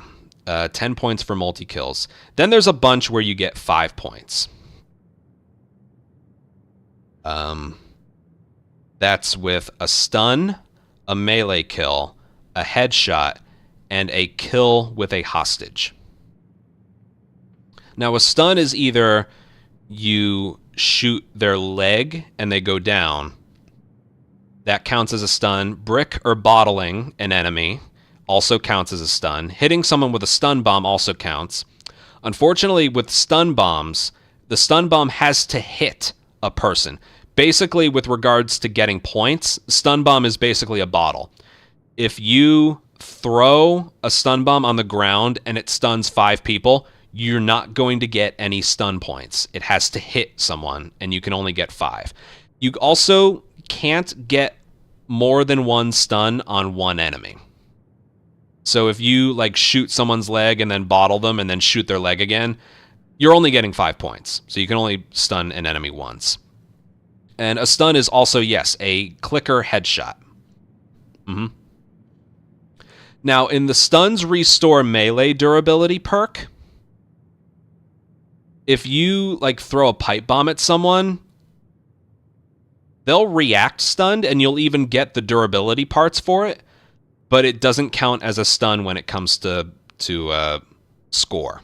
It's kind of dumb. So, headshotting a clicker with a pistol or revolver, leg shotting an enemy, and brick or bottling someone, or hitting someone with a stun bomb. Those are the only ways to get stuns. I think those. I think that's. I think that's kind of it with regards to the point gettings, and it's the knowledge of those that can really help you rack up a high score.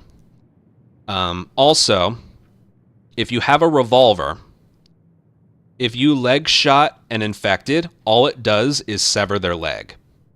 So if the character you're playing as has a revolver as their starting weapon, you can't go for leg shots on infected. You can for people. But, yeah, because what I like to do early on is go for all headshots, but also try and stun and hostage kill as many as I can.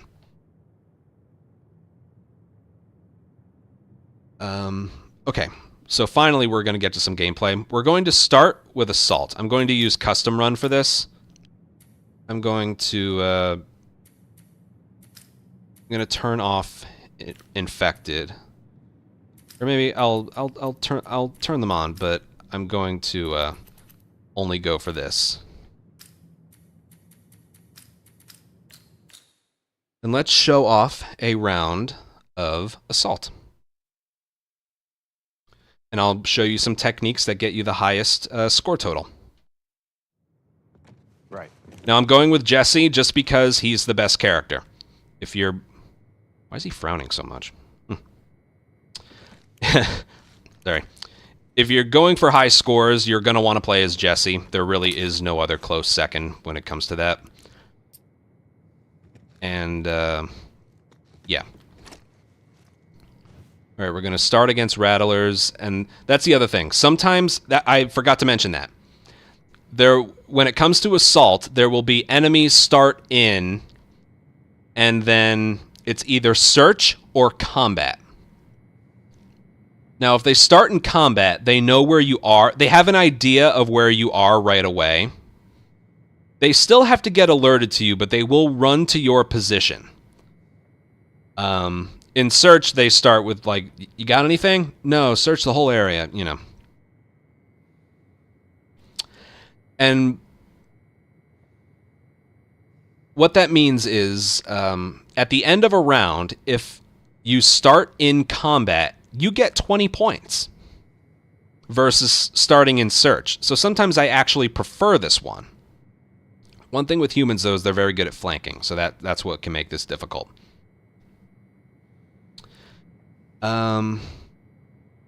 What else to mention? Yes, sometimes you're given a partner. I forgot to mention this with the point getting. Sometimes you're given a partner. When you have a partner, you can't, like, turn them off. You're forced to have them for the encounter. You're given 20 points for not having a buddy. So let's put it this way. If you do an assault and you start in Search and you have a buddy, you're out 40 points compared to not having a buddy and starting in Combat.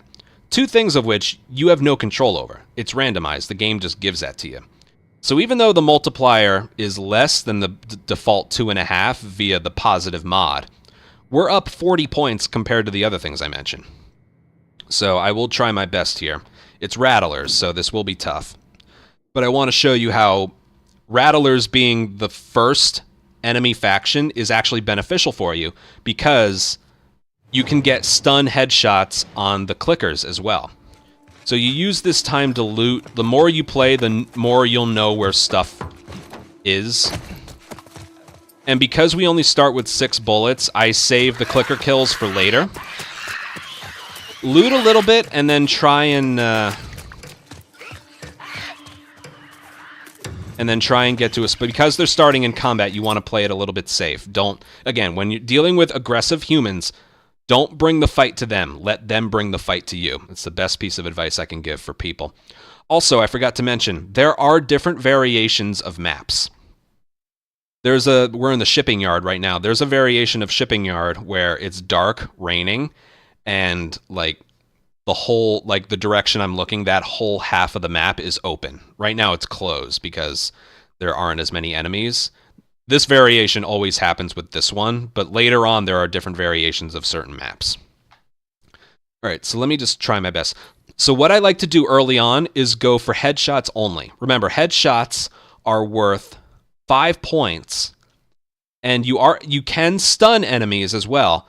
But what that does, you get 30 extra points on top of the points you already got if every kill is a headshot.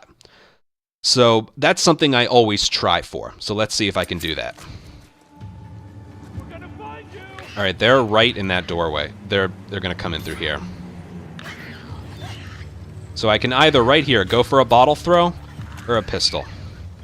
I'm going to let him come towards me. And then he's gone. I'm going to... That's 5 points. I got him. Boom. Okay, that was supposed to be... That was supposed to be a headshot, and that would have counted as a hostage kill and a headshot. Basically, you want to get 10 points per thing. So right there. I stunned the guy, got him in a headlock. That was bullshit that it wasn't a headshot. But that would have been a headshot and a hostage kill, so that's 10 points. And then I headshot the guy I had.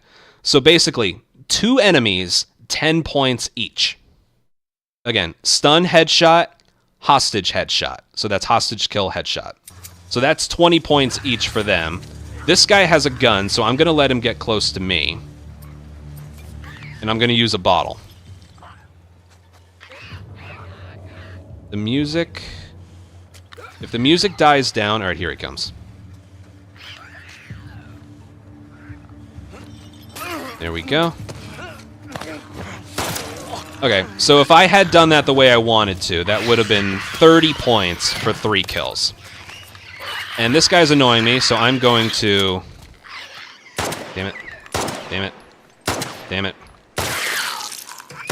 Okay, that was not worth it, and that did a number on my accuracy. But if I had hit that the first time, that's 10 points right there. Stun, headshot. And remember, we're going for only headshots. I'm not showing this off very well, but you get the idea, okay? You get the idea. And again, you don't want to do that on the first encounter because, yeah. And when each round of assault is over, there is a chest that pops up, and there's crafting ingredients and ammo in there. And a gambit popped up, which is kill an enemy with a bomb or Molotov. Now, I'm trying for headshots only. I'm trying for headshots only. So you know what? I'm not going for that gambit. It's not worth it. All right, where are they coming from? Over there, so I'm going to go over here. Now, I only have 3. All right, this isn't good. Now, because the clicker's in the way, they're probably going to come from over here. And you know what? I'm just going to... Right over here! That one was tough. I was a little low on ammo, so... I don't know where the other guy is. He's over there. So I'm going to grab this guy at the last second. There we go. Fuck off me! Damn it. Okay. If I had headshot him, I would have headshot this guy as well. So. For any ammo they drop, they are not dropping me pistol ammo. That's actually insane. Alright, you know what? I'll just get the ammo. Okay, I'm clearly missing a lot of shots, okay? Let's just pretend. I shouldn't be missing. I'm just saying, this is what I try and go for on each one. Let's pretend my accuracy is perfect, okay? This is the stuff I try and go for. Okay, I don't have a bottle, so I'm just gonna have to react to what I see. Now, sometimes it's if I see 2 enemies with a gun, I get one, and then there we go. Let go! Boom. That was well done right there. And then before a round is over, I like to get a bottle for the next round and use this time for one more kill.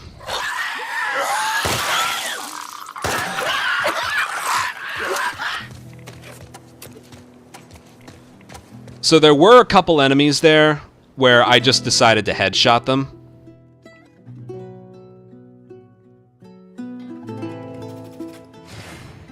You know, it's funny, 529 is actually not that bad. Okay, so this is what I was talking about. 100 points for a completion, 100 points for no damage. Accuracy is one. I missed how many shots, so yeah, that's pretty fair. No ally and start in combat, 40 points each. If I had started in search with a buddy, these points would be bye-bye. Gambit was 10 points. I missed out on the 30 because I had to kill one enemy with a bomb. So this could have been... think about it. That could have been 30 points better if I didn't miss a bunch of shots and I had headshot that one guy if I had ammo. Yeah, that's probably 40 points better or so. Just telling you what could have been.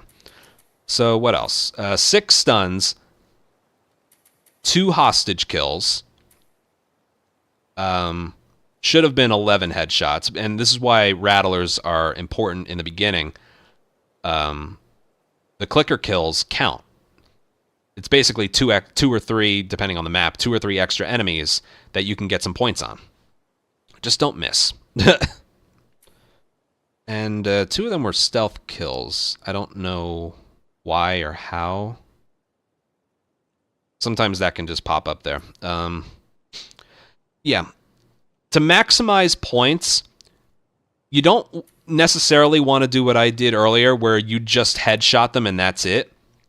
You want to go for like stun, hostage, headshot, and then headshot your hostage, and then bottle and headshot the last guy. That way, you basically want to try and get 10 points out of each kill as you can. Whereas when I just headshot the guy that was just standing there, that was just 5 points. Yeah, so I wasn't able to headshot one of them, and I missed some shots. So that's Assault. If we get Assault much later on, it's a lot harder. And the name of the game just becomes Survive. I don't recommend going for headshots only there. Yeah. And you get to see the stuff in action. So that round was worth... We'll do this one next. That round was worth 70 parts, 60 supplements, and 22 currency.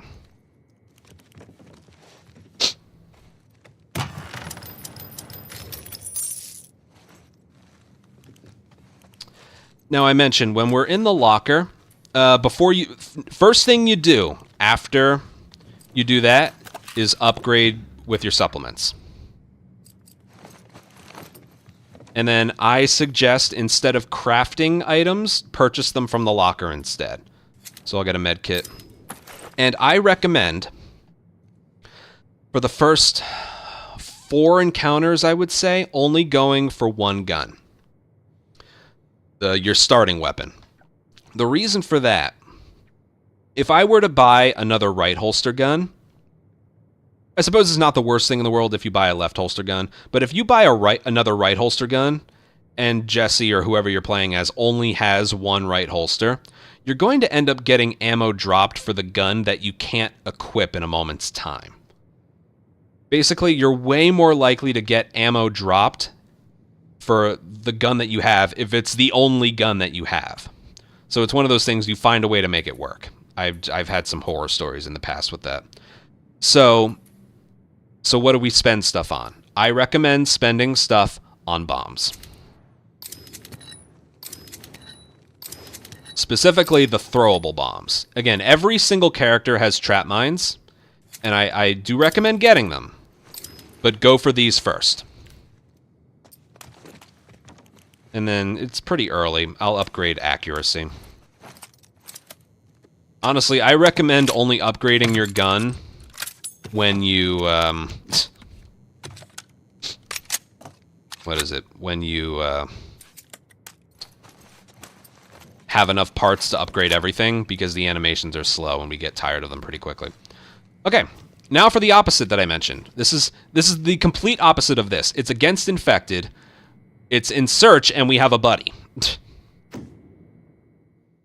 Now, when it comes to infected, even though this isn't the first one, I try and go for headshots only. And I mentioned before, bombs do not count as a stun. No. At least with regards to points. Now, having a buddy can make the headshot only thing kind of difficult. And even though the mod right now is increased enemy health, if you're going for headshots, it doesn't matter. Again, use this time to loot. The more you play, the more you'll find out where all the good stuff is. And any weapon that a human enemy drops, they only have one hit in there. Alright, I'm gonna ignore the gambit because there's probably some infected, like, right in my way here. I'll try. Look out! I got him. Alright, now I'm gonna back up. Tommy, I suggest you back up. There we go. Alright, so now I'm gonna find the last one and stun, kill him. He's coming from this way. So there, we got 3 stuns on the clickers, on the headshots. And we got... that one was very good. When it comes to infected, I don't recommend trying to get a stun and unique kill on everybody, because especially on grounded, if you put an infected in a hostage situation, they escape your grab immediately. So that's one of those things, you don't try and get all fancy. When it comes to infected, they sprint at you. So try and get headshots. Remember what I said before with humans. Oh, with the first assault, try not to just headshot them. Go for stuns, hostage, headshots, stuff like that. With infected, it's okay. I still recommend trying for the headshots only thing. But, yeah, it's okay if you just headshot them. When there's one enemy left, I recommend bottling them and then headshot, because then that's a stun headshot. And remember, 30 points plus, or 30 extra points if they're all headshots. And, you're being bombarded with infected so much, it's sort of the only option here. All right. This is where it can get a little tricky. Notice how there's only, on the top right, there's only 2 enemies. This is only the second round. There's 2 enemies in this wave. One of them is a shambler.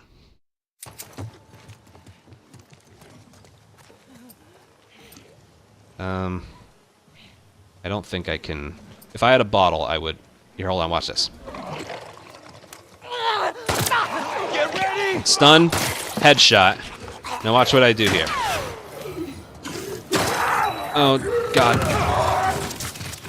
When there's a buddy, sometimes they can ruin it. Okay, what I tried to do there... A pipe bomb and a melee kill, and a punch is a kill, but a pipe bomb and 2 headshots is a kill. When there's a buddy, I think he went after the buddy instead of me. Buddies don't help. You can see, he's going after him. So I'm going to just try and get headshots on him.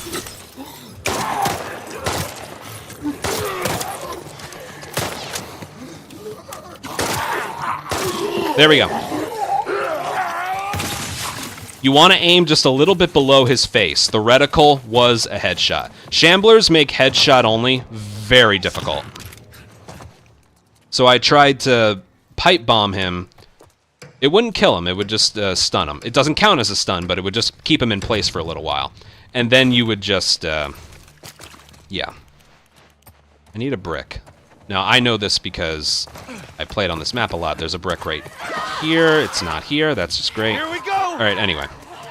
We're getting rushed here, so...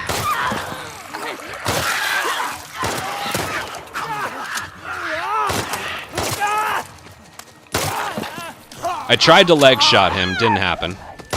There's supposed to be a brick right there. Anyway. There's supposed to be a brick right here.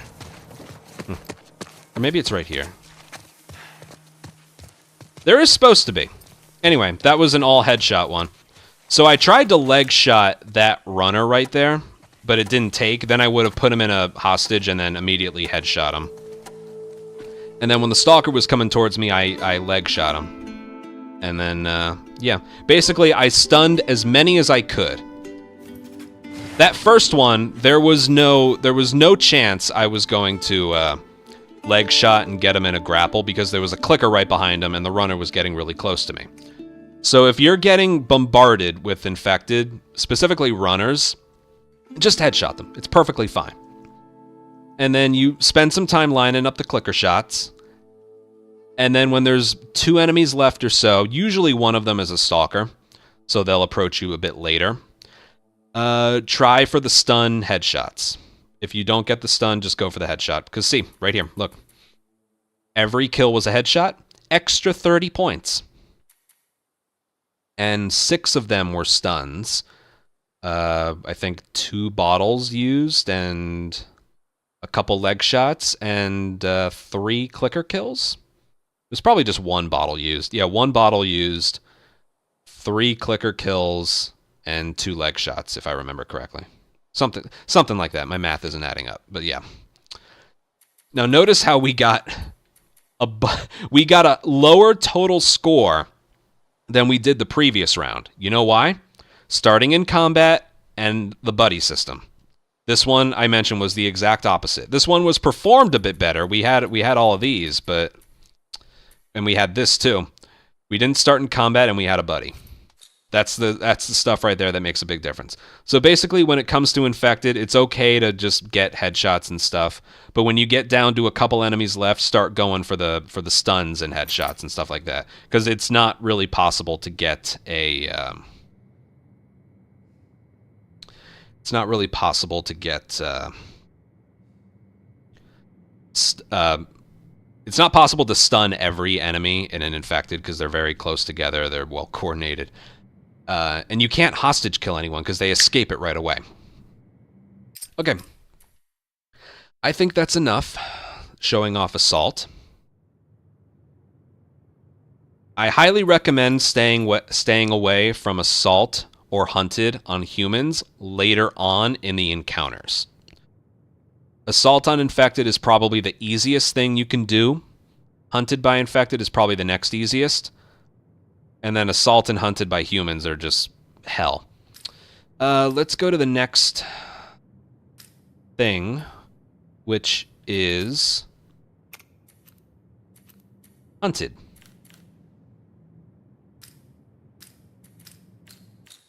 Let's try hunted. We'll do one against people and then one against infected. The one with people is pretty easy, I would say, and that is, once again, don't bring the fight to them. Let them bring the fight to you. And this is the perfect map to show this off on. So, hunted by people, it is very difficult because they know where you are at all times. This is basically like starting in combat, no matter what. And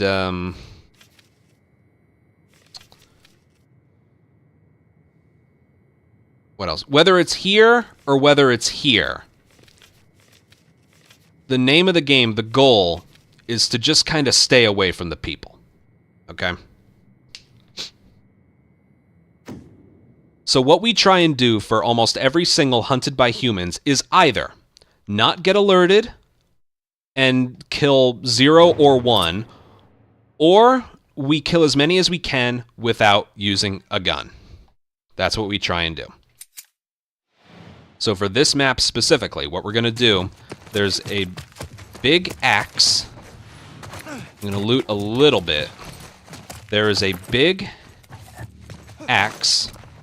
It's always there. There's a brick. Right here.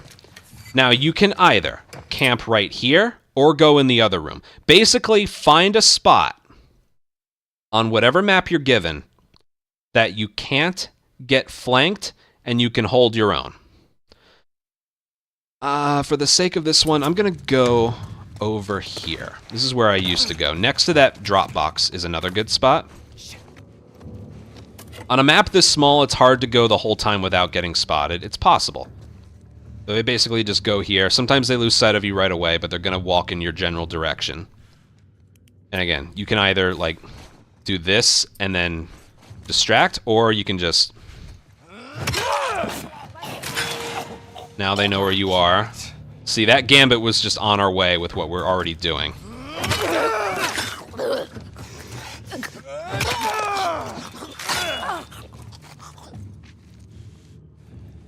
So yeah, don't use a gun. When it comes to hunted by people, unless you're put in a desperate situation, don't use a gun. So now we're just on the lookout. Spread out. Does that guy have a gun? Nope.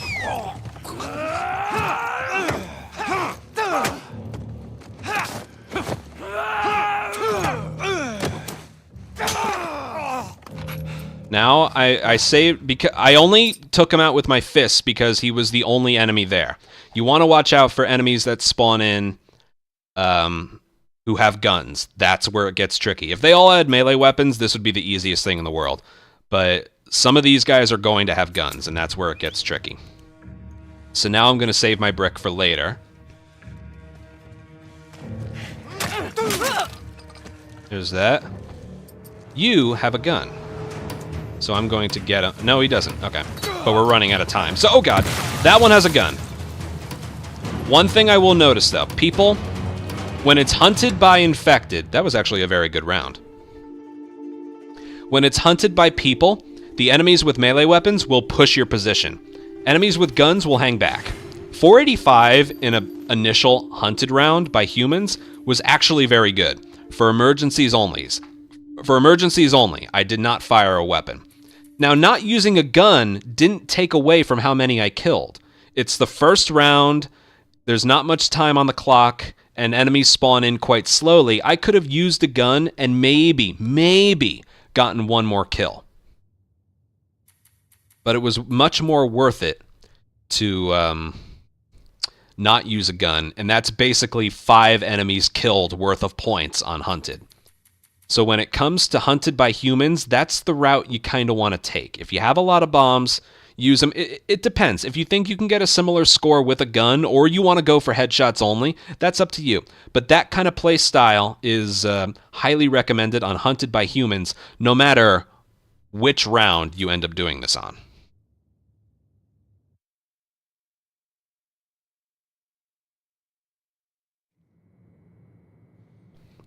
Okay, now, when it comes to hunted by infected, I'm going to bring up a video. Hunted by infected, you don't go for, you know, only one style of kill, don't use guns, that all goes out the window. Try and get a stun, melee kill, or multi-kill on every single enemy. That's the play with Hunted by Infected. Hunted by Infected is probably, I wouldn't say it's the easiest. I say Assault on Infected is the easiest, but Hunted, I'd say, is the next easiest, and it results in the highest scores, because they're a lot easier compared to humans. Val, he's in the chat. If it's okay with you, can I bring up your 1014? Just give me 1 second here.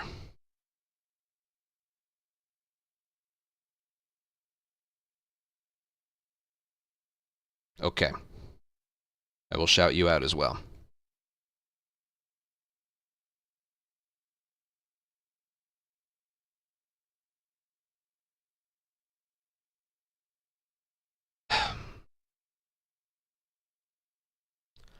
Again, Hunted by Infected isn't like, you don't have to overthink it too much, but there's one video I can bring up, Valathra, or Val, or Valathra, I still don't know how to pronounce his name. He got a total score recently of 1014. That's doubled than the points that we were just getting in these other examples I was showing you. He got it on Hunted by Infected on the 5th round in Supermarket. It's there's the most time on the timer, enemies spawn in really quickly, and it's the smallest map, so enemies are able to get to you much faster than other maps. I'm just going to play the whole thing. It's like 2.5 minutes, but yeah, it's so worth showing off compared to whatever I can show you here.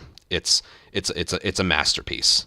Look at, now he's not just going for kills, he's going for unique kills, multi-kills, stuns, melee kills, headshots. He ain't going for simple body shots and stuff. This currently is the highest total score in no return history right now. Because custom runs can't get you a higher total score. Because total score doesn't matter about the mods. Total score is, pre-multiplier.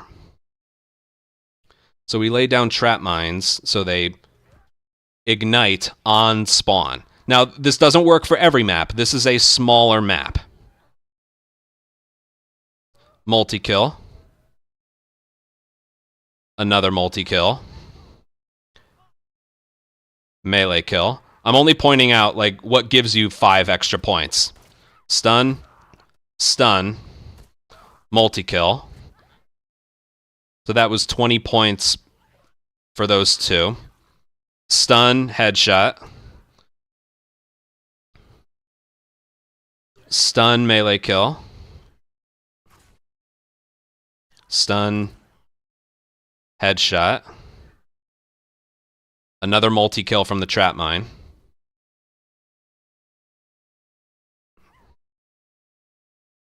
Stun, stun, multi-kill. Stun, melee kill. That's 10 points. Again, I mentioned it before. Stuns, 5 points. Melee kills, another 5. Multi-kills, another 5. Now that right there did not give him any points besides the hunted kill. So that Shambler was only 10 points. But you want to spend your time. He could have ran in there and killed him with a melee kill, but that would have taken time away from taking out these runners here, which you can get more points on.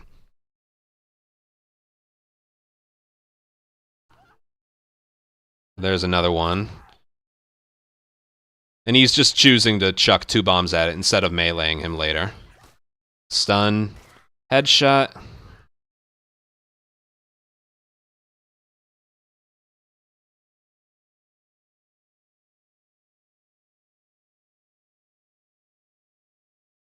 Multi-kill.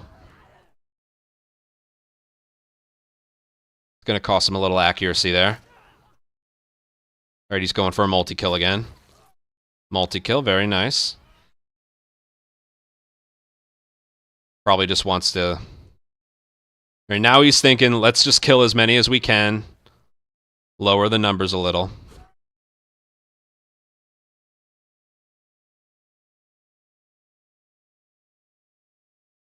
Stun melee.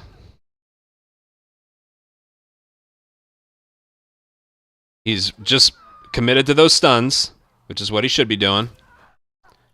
That runner wasn't close enough. Multi-kill. That one might count for a headshot. He could have gotten one more kill out of that if it didn't sever his leg. Yeah, when you get closer to the end, just try and kill as many as you can. But this resulted in 1,014. 41 kills, some missed shots. He got the gambit, 10 multiple kills, 21 stuns, followed by either 8 headshots, 7 melee kills. That right there, no matter what map you're on, no matter what map you're on, no matter what round it is, that is how you do Hunted by Infected. Now, some rounds or maps don't spawn enemies in that quickly. Remember, I mentioned Gondola is an infected-only map.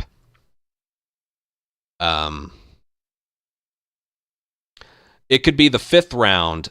They're not going to spawn in that quickly, as they did in Supermarket right there, even if it's the 5th round. But no matter what, you go for stun, melee kill. Or stun, put him in a headlock, headshot. Just something you do. You have to abandon the mindset of, like, kill them in only one way, not using a gun or only headshots. That can go out the window in Hunted. Knee shots aren't necessary when you're getting rushed, but you try and max out your score potential. That's really all it is there. So yes, nothing will result in a higher score than Hunted by Infected. If you want the highest scores, that's the route you go. Now, it starts to get tough. If you have a board here... hold on one sec. If you have a board here where it's like 2.65 Hunted by Infected or 4 multiplier assault on people or something, you might end up with a similar score no matter what, because the multipliers make the biggest difference. But yeah, sometimes the choices are pretty easy. But yes, that's how you do Hunted by Infected. When they're in the earlier rounds or you're on a big map, you might not be able to get collateral kills. I'm just letting you know that is like a play style there. And yeah, if it's early on or it's a big map, just focus on those stun melees. And yeah, let's focus on Holdout next. There isn't much to say about Holdout. It's fucking crazy. That's pretty much all it is.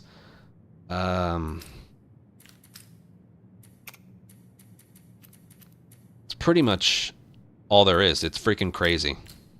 I think I mentioned the earlier on Holdout happens, the easier it is to handle. Can it even happen early on? Okay. Oh, it can. How about that? Like I mentioned before, when you're doing a standard run, the first one can only be assault or hunted on humans or infected. It can't be capture, it can't be holdout. Holdout can happen either here, here, here, or here. And there's only 4 maps for it, like I said. State Street, Gas Station, Overpass, and Hospital. Hospital, I would say, is the easiest. I'd say this one's the next easiest. These two are kind of close in terms of difficulty. State Street is the hardest, because there's a lot more entry points. And, yeah, I'll just do one here. It's chaotic. How easy or difficult it is honestly comes down to, 1, if a bloater shows up, which should only happen on the 4th or 5th rounds, and 2, the blockades. So the game does give you a lot of stuff here. I'll pick up the axe just because. So the blockades. This one's always blocked. This can be blocked. So can this, so can this, so can this, and so can this. Okay, so the only openings are these two windows right here. This window and this window. So you know what? I'm gonna... Now there's only 15 enemies. If this was the last round, there'd be 35. And the chance of a bloater. I suppose we can hang in the middle. We got the bombs dropped on death mod, which you can see in full display. It's really funny. Whoa. It can get laggy.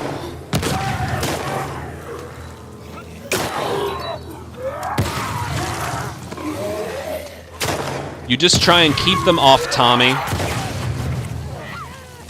Now the problem with, like, killing them from far away...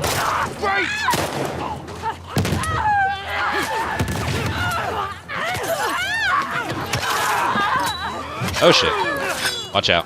Try not to kill too many in a row.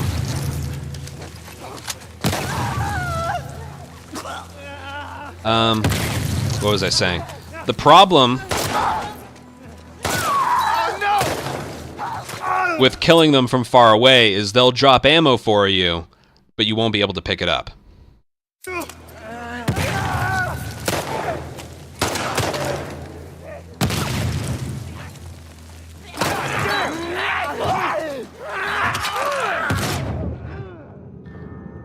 So yeah, it's much harder.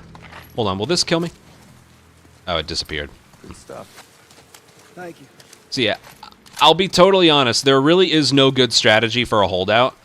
The only thing I'll do is if, like, we're able to funnel the enemies into one location, but there's one open spot, like right here, I will put a trap mine down there.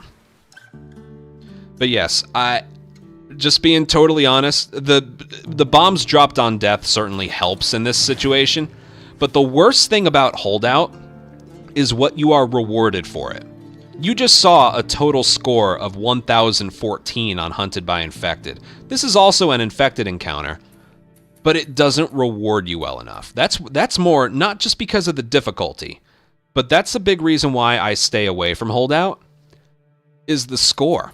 420 is an A. I think I don't know if I mentioned. With regards to the, like, score you get, I don't know where I could find this out, but... Oh, there we go. A C rank is 200 points, a B rank is 280, A is 400, and S is 450 or higher. The biggest reason holdout, like, really sucks is because I mentioned Assault has the time limit thing for every...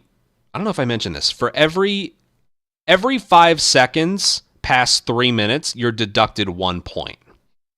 So if you did an assault round in 3 minutes and 4 seconds, you get 100 points.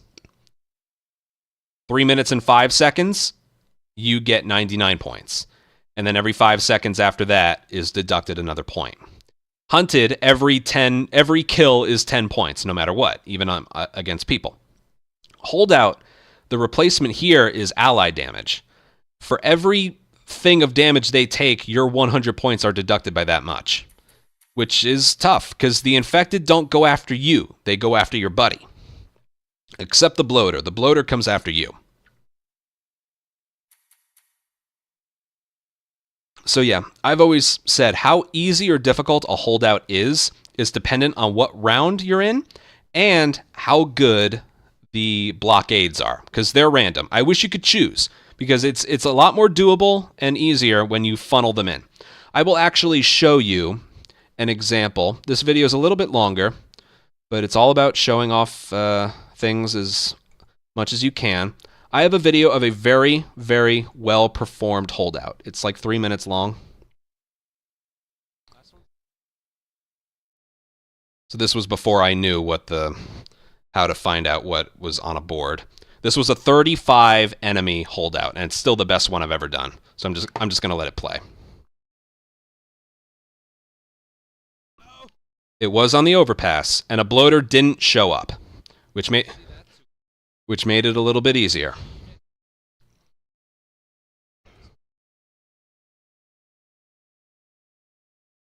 Yeah, I got good RNG. This window, and that entrance are open. The side and the left window are clogged, which made this easier. So because this was the furthest one away from these two windows, I laid down a trap mine. I don't think I would do that today. 35 enemies.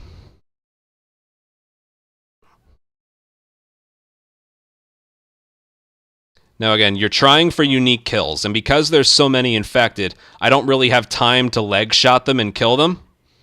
And I didn't have a shotgun either. Otherwise, right there, I would have tried for a multi-kill.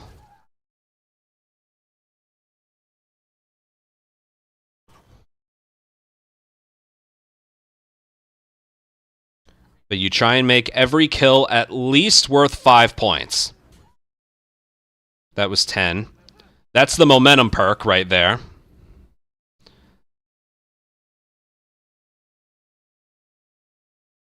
You saw the screen kind of showed that Jesse looked high for a second.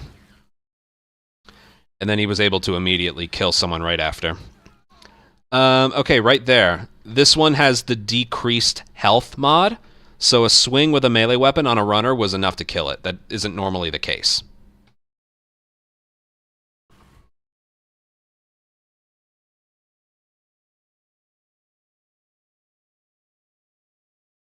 That's 5 points.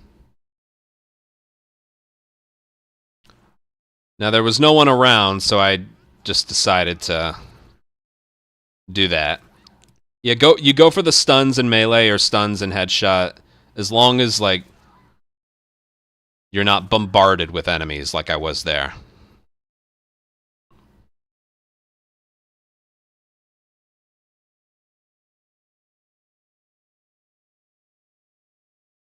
Now notice, I only have one gun, so I'm getting a lot of ammo dropped.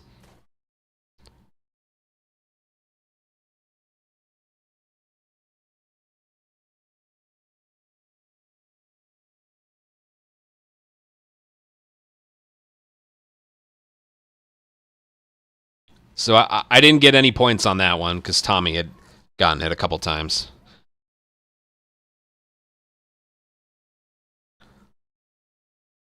Shambler is one more hit, yeah. So Tommy's killed a couple. You don't get any points for your companion killing a couple. But you can see we're just trying for as many headshots or stuns as we can get. Try not to just body shot them for no reason.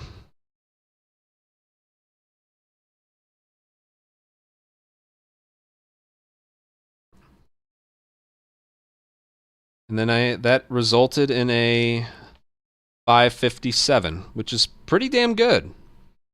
That is a very high score for a holdout.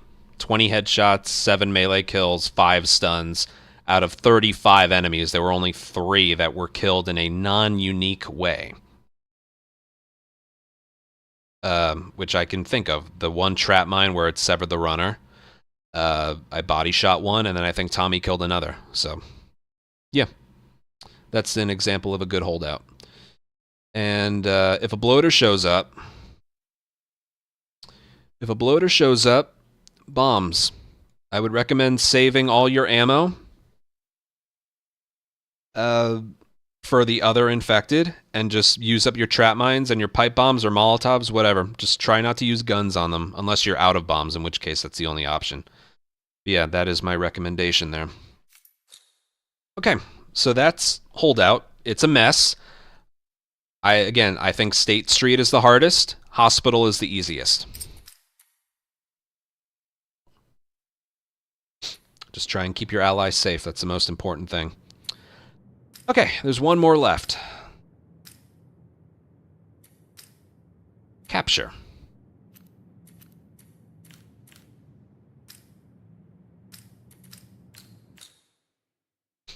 Now this one's interesting. You approach it from the perspective of it's basically one round of assault. Except the enemies aren't looking for you, they're just defending a safe. Alright, now I have to use a gun here because I don't have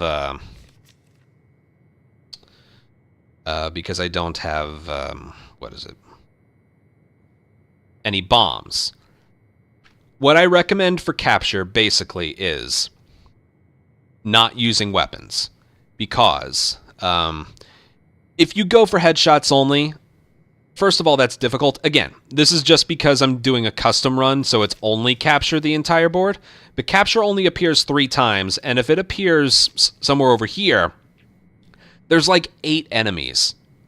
That's really tough to headshot them all because, and this is the unique thing about capture, every single enemy has a gun. Unlike Assault, unlike Hunted, no matter which one it is, 2nd, 3rd, 4th, or 5th, every single enemy has a gun. So headshotting all of them can be difficult.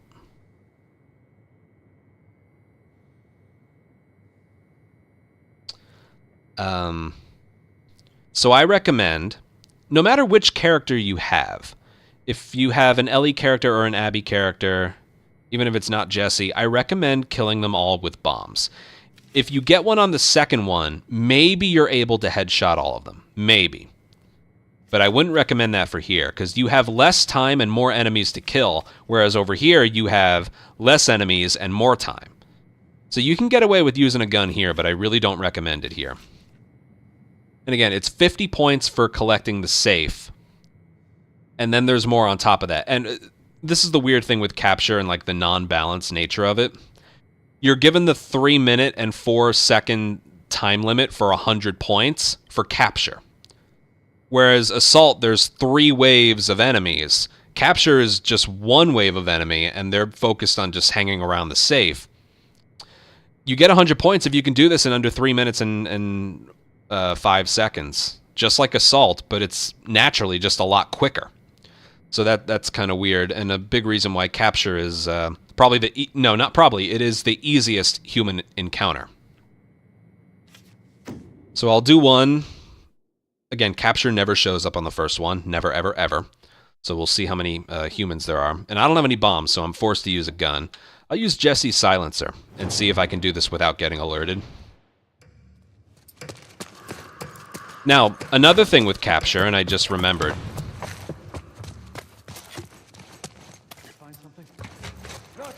Alright, 4 enemies. With Assault, I forgot to mention this. With Assault, enemies are sort of pre-planned where they are going to spawn. They will spawn 1 foot away from you if the game deems it worthy. And that's happened. One moment, please. Just give me one moment.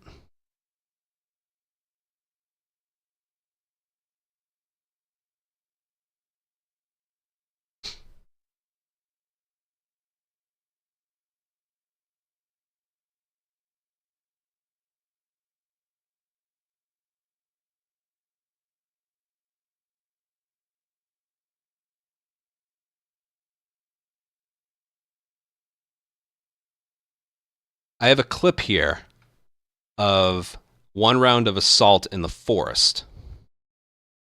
Watch what happens.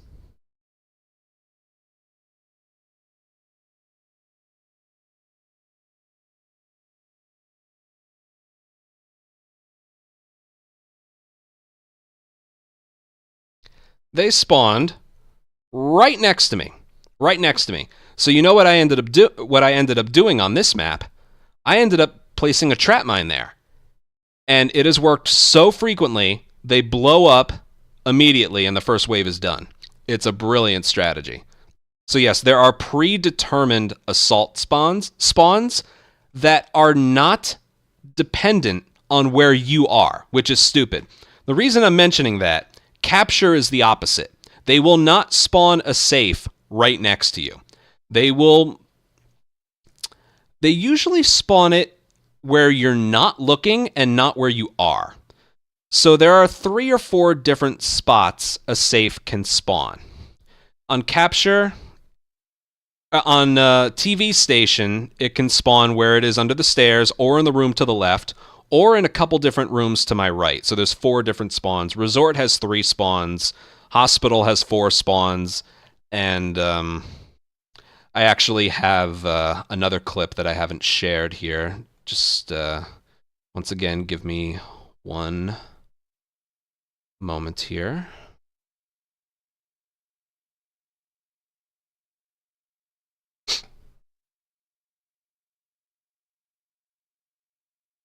Don't worry, I paused the recording. I also have to pee really quick. I'll be right back.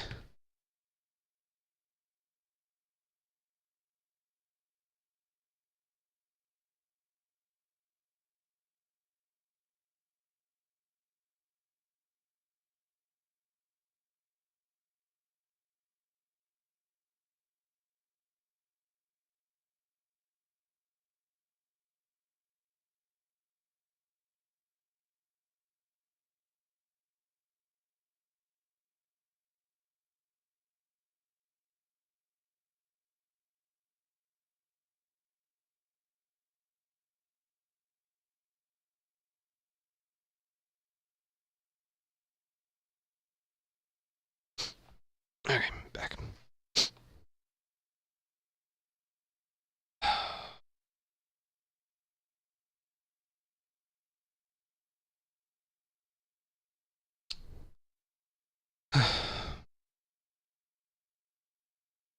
I want to show you an example of a capture that happened on Hospital. There is one spawn location that is significantly easier than the others. I have it right here. So what I'm doing here is I want it to spawn in an area to the right. So I stand in a certain spot and look a certain way. So we can, yeah, right here. I manipulate that spawn location. So it spawns over there. And watch this. Just watch the people melt. Because this is such a small area.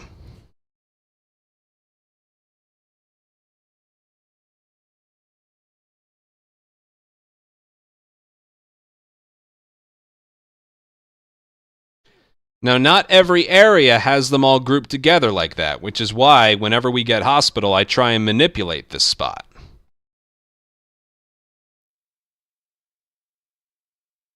So yeah, that's the first thing you got to learn. First of all, you learn where the locations are, which ones you prefer, and then try your hardest. It's not totally consistent, but try your hardest to manipulate those spawns. Like, oh, I hate when the safe spawns here, I'm going to run to this area. That's basically what you do. Okay, because I have no bombs, I'm going to try and headshot them all for the 30 points. And I'm going to try and not get alerted because I have a silencer. And we have time to do this. So they're not going to wander around the map too much. They're pretty much all going to hang around here. Forget the gambit. Well, maybe not. I think she's going to turn around. I don't know what I don't think she knows what she wants to do. I'm just going to give them a moment to see what they feel like doing. She's going to hop down.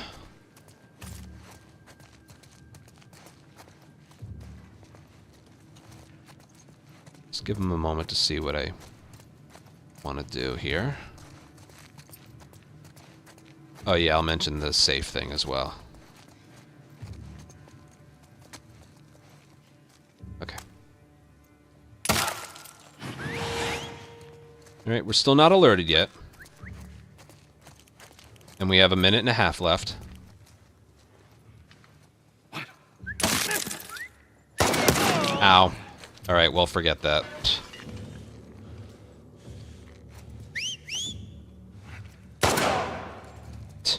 Oopsie. Okay, so they're all pretty much just gonna come up here. My silencer only had 2 things in it.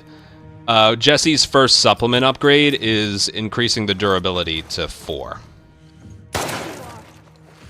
Okay, now even though she said there you are, there's a couple things to mention here. Now that we're down to 1 enemy, the last enemy is always going to hang around where the safe is.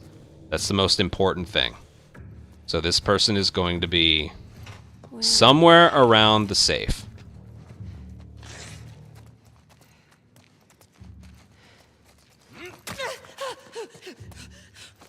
And fun fact, that right there counted as 15 points. 1 for a stealth kill, 1 for a stun, and 1 for a melee kill. That right there was 15 points. So when you get down to the last person, wait for them to lose sight of you, which you can tell based on the music or based on their body language, and go for that brick takedown. Okay, now you see the timer on the top right? If you kill every enemy with 30 seconds or more, the safe is captured automatically. If you kill everyone with less than 30 seconds, you have to open it manually. I'll show you the opposite example in the next one. We'll do much better. God damn. Then you use this time to loot. There's usually a med kit there.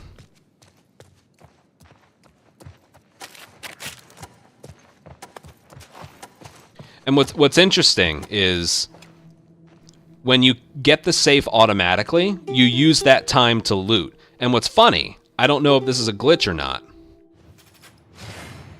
Yeah, that was bad. I know. Oh, I did it in... sorry, I went too quickly. I did it in 3 minutes and 4 seconds and got 100 points for it. If I had spent 1 more second, I would have lost 1 point. What was I saying? I forgot what I was saying. Yeah, well. Okay, so I like to do that first. Let's grab a med kit, and let's focus on bombs. Here we go. I also recommend getting a shiv upgrade for getting grabbed. I also want supplements, please. No supplements. Okay. Jesse's supplement upgrades makes it so, again, improved I forgot he only starts with 2. Improved durability on the silencer. Improved pipe bombs with a radius, and then you can hold 6 and craft 3 at a time. That's why Jesse's the best right there. Along with the ability to just keep re-rolling and re-rolling and re-rolling. See the little infinity sign? He's the only character that can do that. It's hilarious. So yeah, sometimes early on in capture, you might want to go and try for headshots only. But most of the time, I recommend going for bombs only. Or not bombs only. Bomb as many as you can, and then go for like bottle melee stuff. Basically, things that will get you points that don't use a gun. Because you will get 50 points for not using a gun. Alright, let's try houses. There's a lot of different capture maps. A lot different.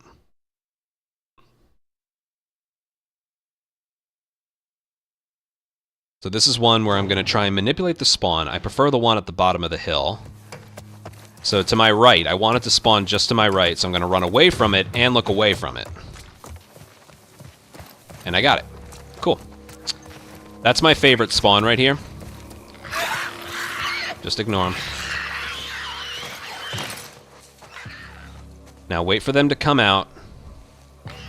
You can go around the other side too. I usually get alerted going there.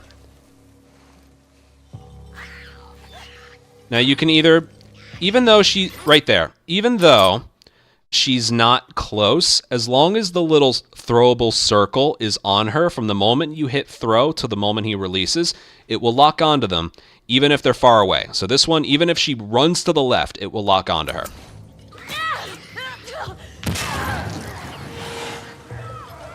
The Gambit was like on our way. Now the one thing you would like want to try here is multi-kills.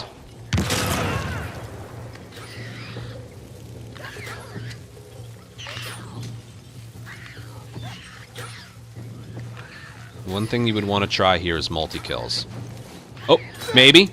Yep, we got it. Multi-kill. So that's 10 points. Right there. Now for this one, there's only one enemy. Oh, shit. Oh, boy. I didn't mean for that to happen. She's not going to come over here. She's not going to come over here. You know why? It's the last enemy. She is programmed. They are programmed to stay next to the safe when it's the last enemy remaining. So if there was an enemy out there and I killed an enemy in here, that enemy outside would sprint back and be next to the safe. So right here, you can tell by her body language, we're in stealth mode now. So what I'm going to do, stun, stealth kill, melee kill. And because there are more than 30 seconds left on the clock, the safe is captured. See that? So now, I'm going to sprint. What's, again, the funny side effect, he doesn't lose sprint speed. So we're just going to loot like crazy. Pick up any ammo that they dropped. Maybe a bottle. Is there a bottle out here? No, but you can just go. Outside enemies don't always come back for the safe. Well, that's what they're supposed to do. When there's one enemy left, they will guard the safe. Or there always has to be an enemy near the safe. That's how it works. 555 is very good for a capture. No ally. Again, there's the 20 points for not having a buddy. Safe was captured, that's 50 points. We completed the gambit, which again was just sort of on our way. Sometimes the gambit would be headshot an enemy, and it's like, I'm trying to not use a gun. 10 points isn't worth the 50 points we're going to get for not using a gun. A multiple kill with one bomb killing 2 enemies. 5 points for the bottle throw stun. The last enemy, I said basically, was a stealth kill, stun, melee kill. And then for emergencies only, I didn't use a gun. So when you get capture, no matter what character you're using, just try and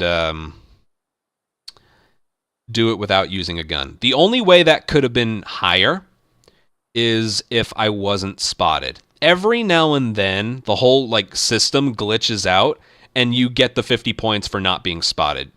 As of me recording this now, I don't know what is done to make that happen. It used to happen quite a few times before. They didn't patch it out. It just sometimes it happens, sometimes it doesn't. To this day, I still don't really know. But yeah, that's pretty much the only way. We have theories, but really no way to prove it. So yeah, the only thing that could have been better is if there were more enemies. Yeah, having more enemies certainly helps with the more unique kills. Sometimes if there's 8 enemies there, you chuck bombs into the building. Sometimes they come out of there, and I will brick and melee kill one of them, and then I find another bottle, and then I kill the last one. So you can get a more unique kill at the end and stuff. But yeah, that was a good example of a capture right there. Highly recommend using bombs. When it comes to rattlers and Molotovs, that's when it can get a little tricky. That's basically the one combination you don't want. You don't want to capture against rattlers with an Ellie character, because then the Molotov doesn't really do anything. And that's when you start to question everything. I'll be totally honest with you. Even I don't really know what to do there. Can't headshot them because they have helmets, and yeah, maybe work on Molotoving the non-armored enemies, and then work on stun bombing, melee killing the armored enemies, something like that. But yeah. Oh, and somebody asked, how do you pick things up so quickly from the case there? You basically just hold down triangle. You basically just hold down triangle here. The whole time. Not you tap triangle and then hold down triangle to open it. You just hold down triangle the entire time. So yeah, that's pretty much all I have to say about the four modes. For the highest scores, you want Hunted by Infected, especially towards the end. I once was able to get 4,541 points in one encounter because it was Hunted by Infected in Supermarket, Mystery, Bombs Dropped on Death on the 5th encounter. I got 841 total score, which resulted with a 5.4 multiplier, got me over 4,500 points in a standard run. So for the highest points, get good at Hunted by Infected. When it comes to Assault or Hunted on humans, later on in the board, if you're forced to do that, you got to cheese the encounter. Sit behind a spot where they can't flank you, and then just pick them off one by one. again, maybe like disturb a hornet's nest and then just sit back and wait. If they start in combat, that makes it a little bit easier. But yeah, those two are definitely the toughest things. And capture, as you can see, if it's not against rattlers, it's doable. It's doable. And again, with the spawn stuff, with the safe, everyone has a preference for each map what their preferred safe spawn is. But just know you can manipulate it to a certain degree if you run to the spot where you hate it spawning in the most. Okay, that's everything I can think of with the factions, the modes, and the points. And we're done with this video. Last video is going to be the bosses. 6 different bosses. I'll make my own video on that. So yeah, that's about it. Thanks for watching, and I'll see you. Bye.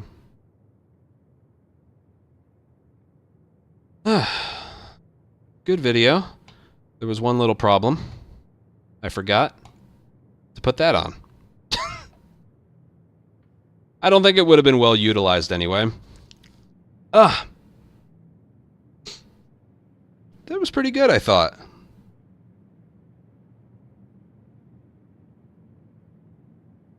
It wouldn't have been well utilized anyway.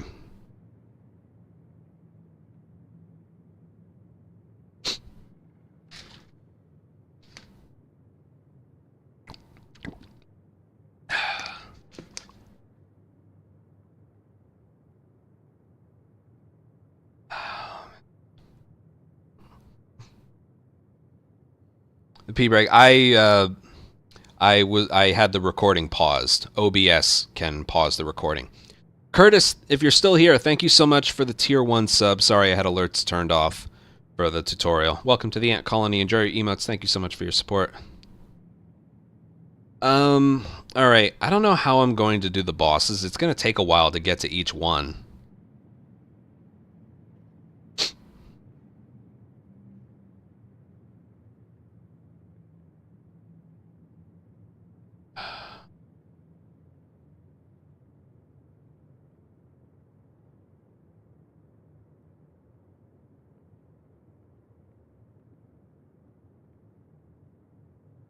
You should do a whole video on just hardware store.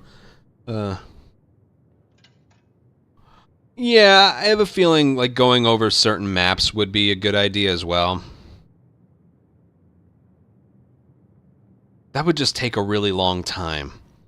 That's something, honestly, I feel like maybe someone else could do.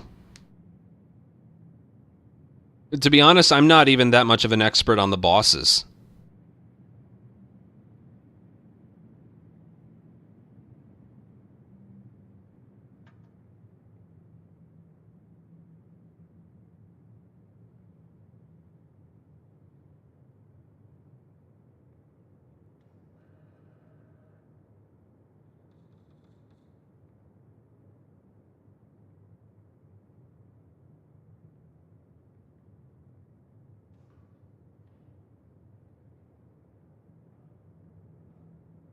I don't know. I think I might be done for tonight. It's getting kind of late. Yeah, it'll be uploaded in a few days. The Rattler boss. Yeah, people are going to want to know about the Rattler boss. I agree with you there.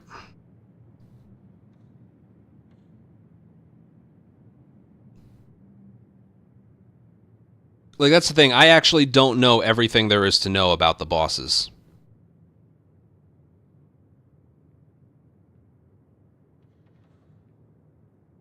I mean, I didn't think there was anything wrong with that tutorial. It was good enough, right? I felt like I explained things well. Was it good enough? Because I'm a little paranoid about tutorials now, because the last one I made, people like really didn't like it.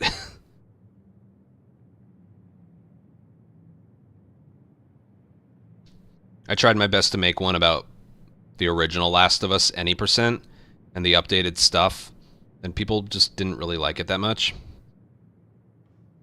I didn't explain things perfectly, but the new glitches were just... They were tough to explain. They were difficult to explain.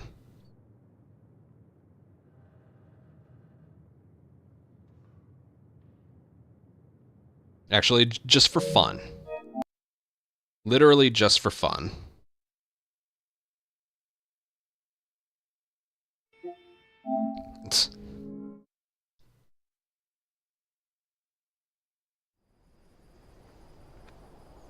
Because I have fun with these.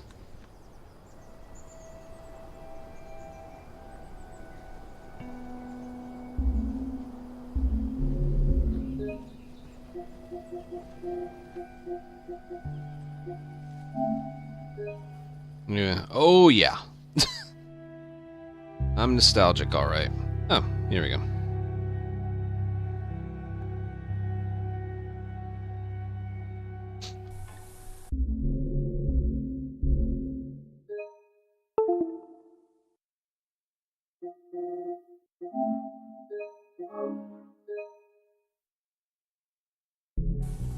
See that wire? Stay underneath it, okay? Just keep your head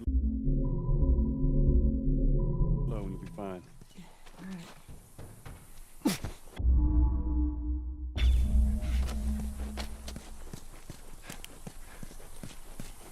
You hear that? Yeah.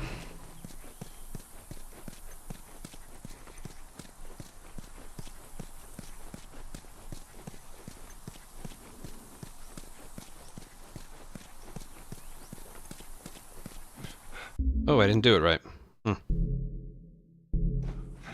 Oh my god. How the hell did I pull that off? That was hilarious.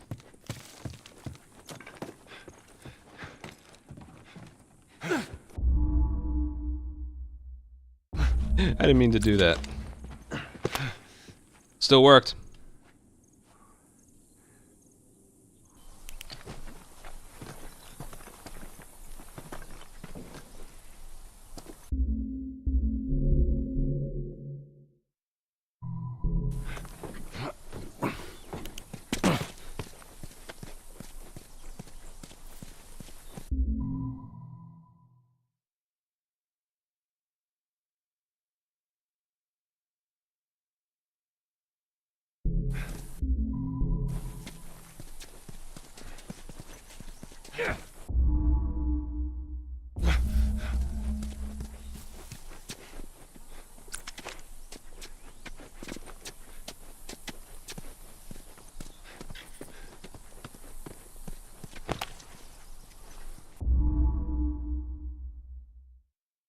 I just did them perfectly.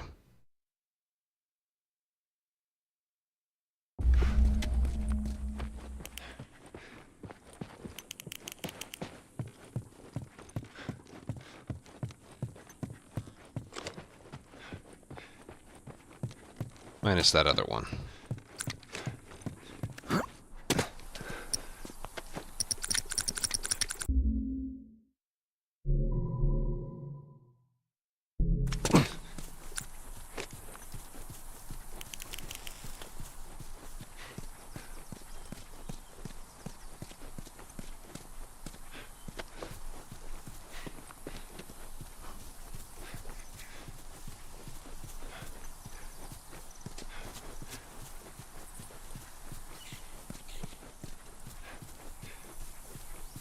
Bloop.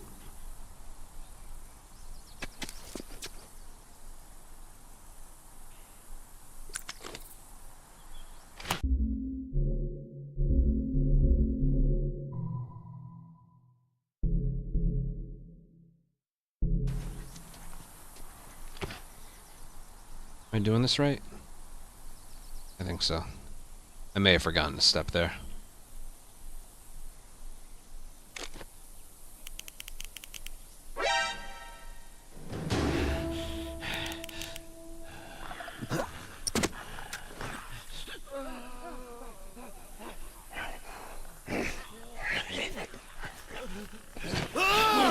Get out of there!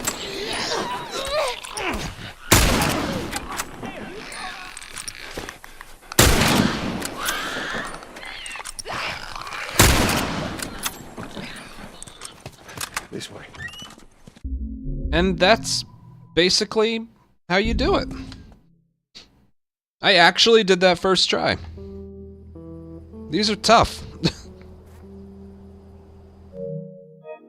Anyway. What was the whole point of showing that off? That's difficult to explain. And I wasn't the person who found that glitch. So... But I'm clearly not helpless. I'm competent. I know how to do it. So I tried to explain it the way I know how to do it. And some people just didn't take well to it.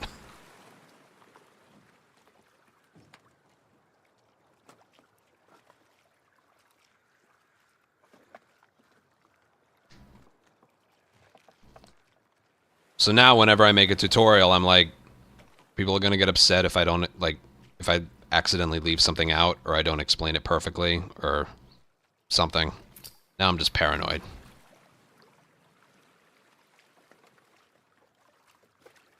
Because once again, you know, I'm not the best at no return. So somebody else would probably be better off making their own tutorial. But I'm like, I'm still gonna make one, you know? I may as well. No, it's not easy to explain. Because those quick turns, you can do that with either a melee weapon, a brick, or your fists. World record holder Uranto, he prefers using the brick. I prefer using my fists. Again, or Joel's fists. I did it first try right there. For me, it's easier. For him, the brick is easier. So, like, how the hell do you explain how to do it when everyone prefers a different way to do it? It was weird.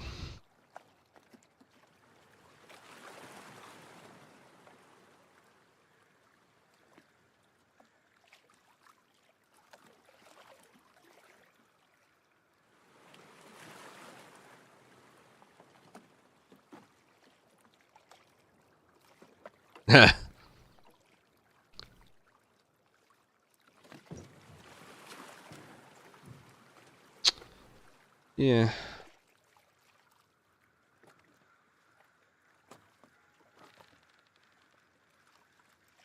Oh, you know what I forgot to mention with the capture? The crappy lock-on.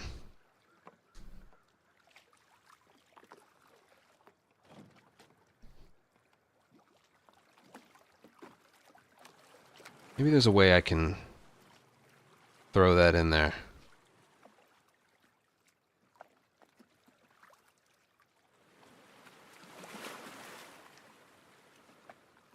Maybe there's a way I can throw that in there.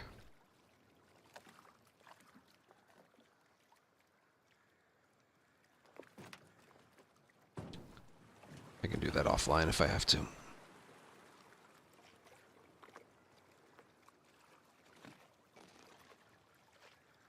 Yeah.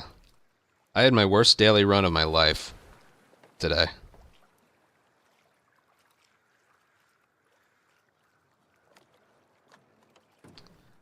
Yeah, it's basically when you're not doing a manual throw, if there's a body, whether they're alive... No, usually when they're, like, off-screen or dead. Remember, like, it'll lock on to a corpse instead of the person you wanted to throw it to? That's worth mentioning, because it's bullshit.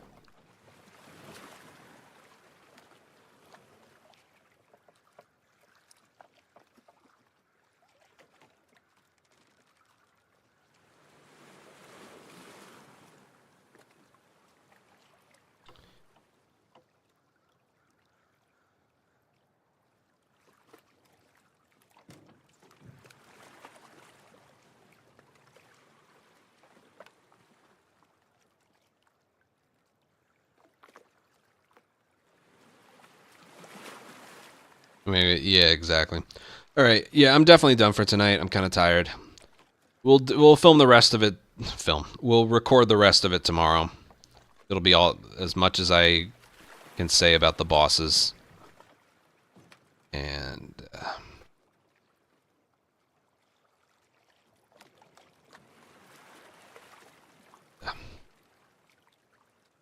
yeah, but I'm kind of tired. I've always said that tutorial making isn't fun, but there's always like an obligation to it because it's for others, not for myself. Or for whoever makes a tutorial. So.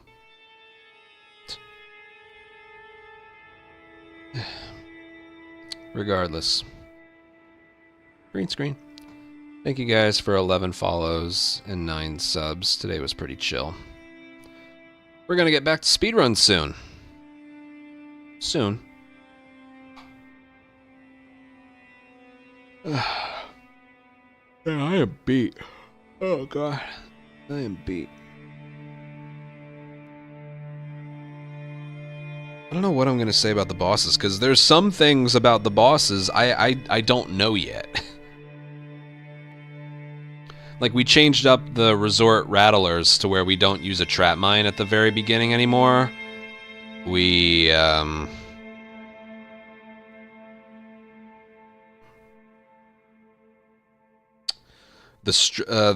Seraphite strip mall, I barely get that boss. And I don't know how to do that one without Jesse. And,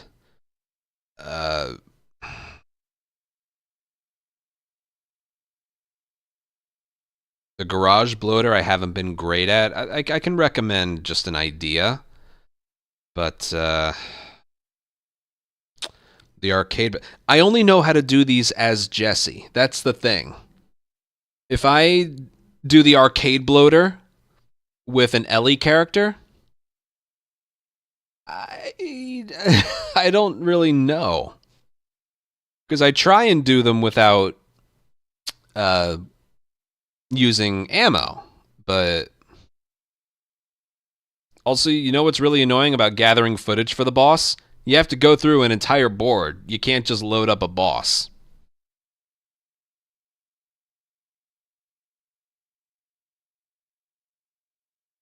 No, a professional is going to try and kill any boss without using a gun.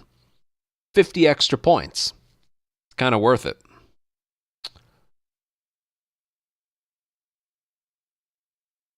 But again, that's where my problems arise. I don't know how to do that without Jesse.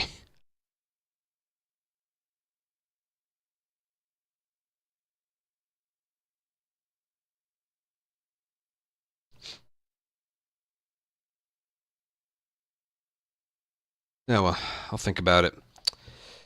I'll do the best I can. All right. Take care, everyone. I'll see you tomorrow. We'll get this out of the way. And yeah. I'll see you. Bye.